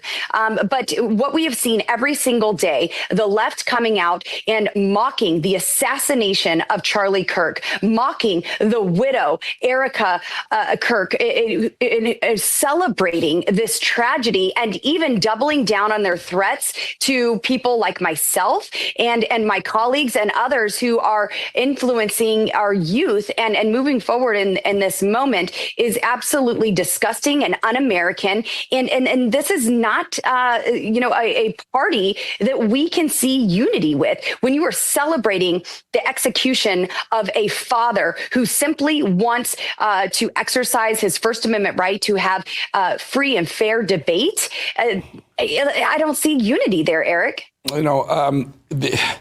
It's incredible how they've really shown their colors. They always do this, too. And when there's a liberal, progressive, trans shooter, within seconds, they start blaming the gun. This was a little different, though. They first started blaming Charlie himself for his words, and I'm thinking of Ilhan Omar, who said that, one of your colleagues on the left. Another one, guys, I don't know, Ben or Mad Dog, if you have it, we played it yesterday, I believe, or this morning, Jasmine Crockett blaming an assault weapon, because proving yet she knows nothing about the things she's trying to control and the situation. If we can find that, we're going to look for that, Congresswoman. But between Jasmine Crockett blaming an assault weapon, which wasn't, or Ilhan Omar blaming Charlie with his own words, you got to be disgusted with your party on the other side. I'm not ready for unity with that party. Are you? No, I don't see it happening is the thing. This should have toned down the rhetoric from those on the left. Instead, they are saying that Republicans need to tone down the rhetoric. We aren't the ones out there killing people we disagree with. They tried to kill my president twice, and now they have killed my friend Charlie Kirk, our friend. And this is something that is going to motivate us to do even more. More people are coming to Jesus. More people went to church this Sunday. There was record attendance. My church was standing room only this Sunday. More people are looking into the words of Charlie Kirk. And I believe that the revelation that's going to come from that is something that the left won't be able to escape from, because people are being enlightened to truth. And this is the movement that we are going forward with. Democrats can stay where they are. They can stay in that 30%, the radical percentage of their party who says that political violence is okay. It's okay if someone dies that they disagree with. They can have them and stay back there with them. We are moving forward in the greatest country that has ever existed. We're not so much concerned right now with tax rates and GDP. We're far more focused on young men and women and starting families and dedicating their lives to Jesus. And that's how Charlie lived his life. And that's the legacy that he leaves behind, which we need to remember him by and carry it on each day. Let's take a listen. Mad Dog found the clip. But this is a war. This isn't a battle. And we absolutely will win this war. It is a war. It is indeed a war. And I have to say, they have won some battles, Jasmine, but we have to keep our eye on the war, and everybody needs to pick up a weapon and get involved, because this is for the safety and lasting of the country. Well, not quite the clip, but also liberals talking about war, pick up battle guns, weapons. I mean, they wonder why Charlie Kirk has been assassinated. They took out probably the most effective young leader on our side.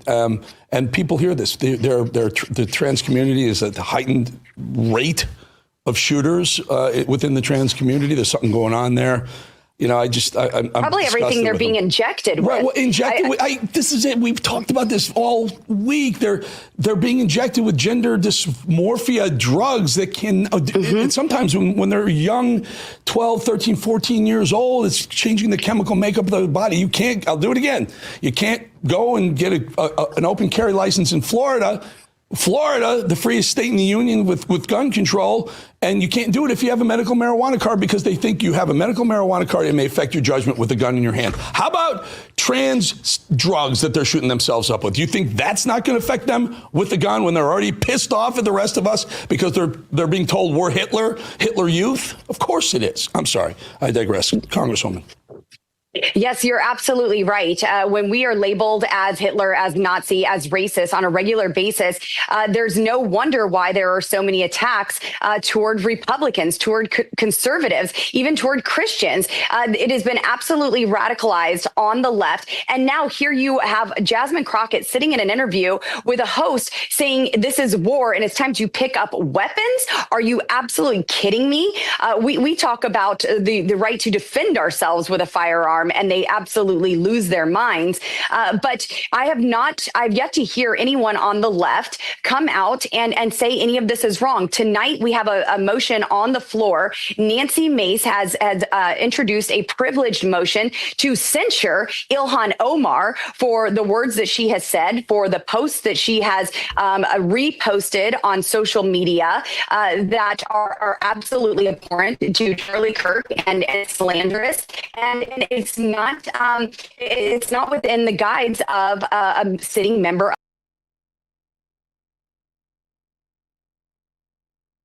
Colleagues see that and will not table this motion, and we can actually move forward with censuring her, and she needs to be removed from her committee assignments as well. We do not need someone who is celebrating the death of a man who was effective, not just because he was saying the right thing, but because our children were listening to him, because our children were paying attention and following him and getting involved. That is why they killed him. They hate everything that we are teaching our youth. And if she is going to celebrate his death, she doesn't need committee assignments where we are talking about educating our youth in the United States House of Representatives. Yeah, you are so right. You are so right. Get that censor, get that vote, and find out where people really stand. Lauren Boebert, Congresswoman from Colorado, thank you so much for your time. Appreciate your time. Thanks, Eric. Fight like Charlie. We do. I am Charlie. I'm Charlie Kirk. I'm telling you, this is it's on social media. We're hashtag I am Charlie Kirk. We all could be. Think about it. Thank you so much for your time. Thank you. Okay, folks, a little turn here, but if you're stressed about back taxes, maybe you missed the April 15th deadline or your books are cooked. A mess. Don't wait. IRS is cracking down. Penalties add up fast. 5% per month, up to 25% just because you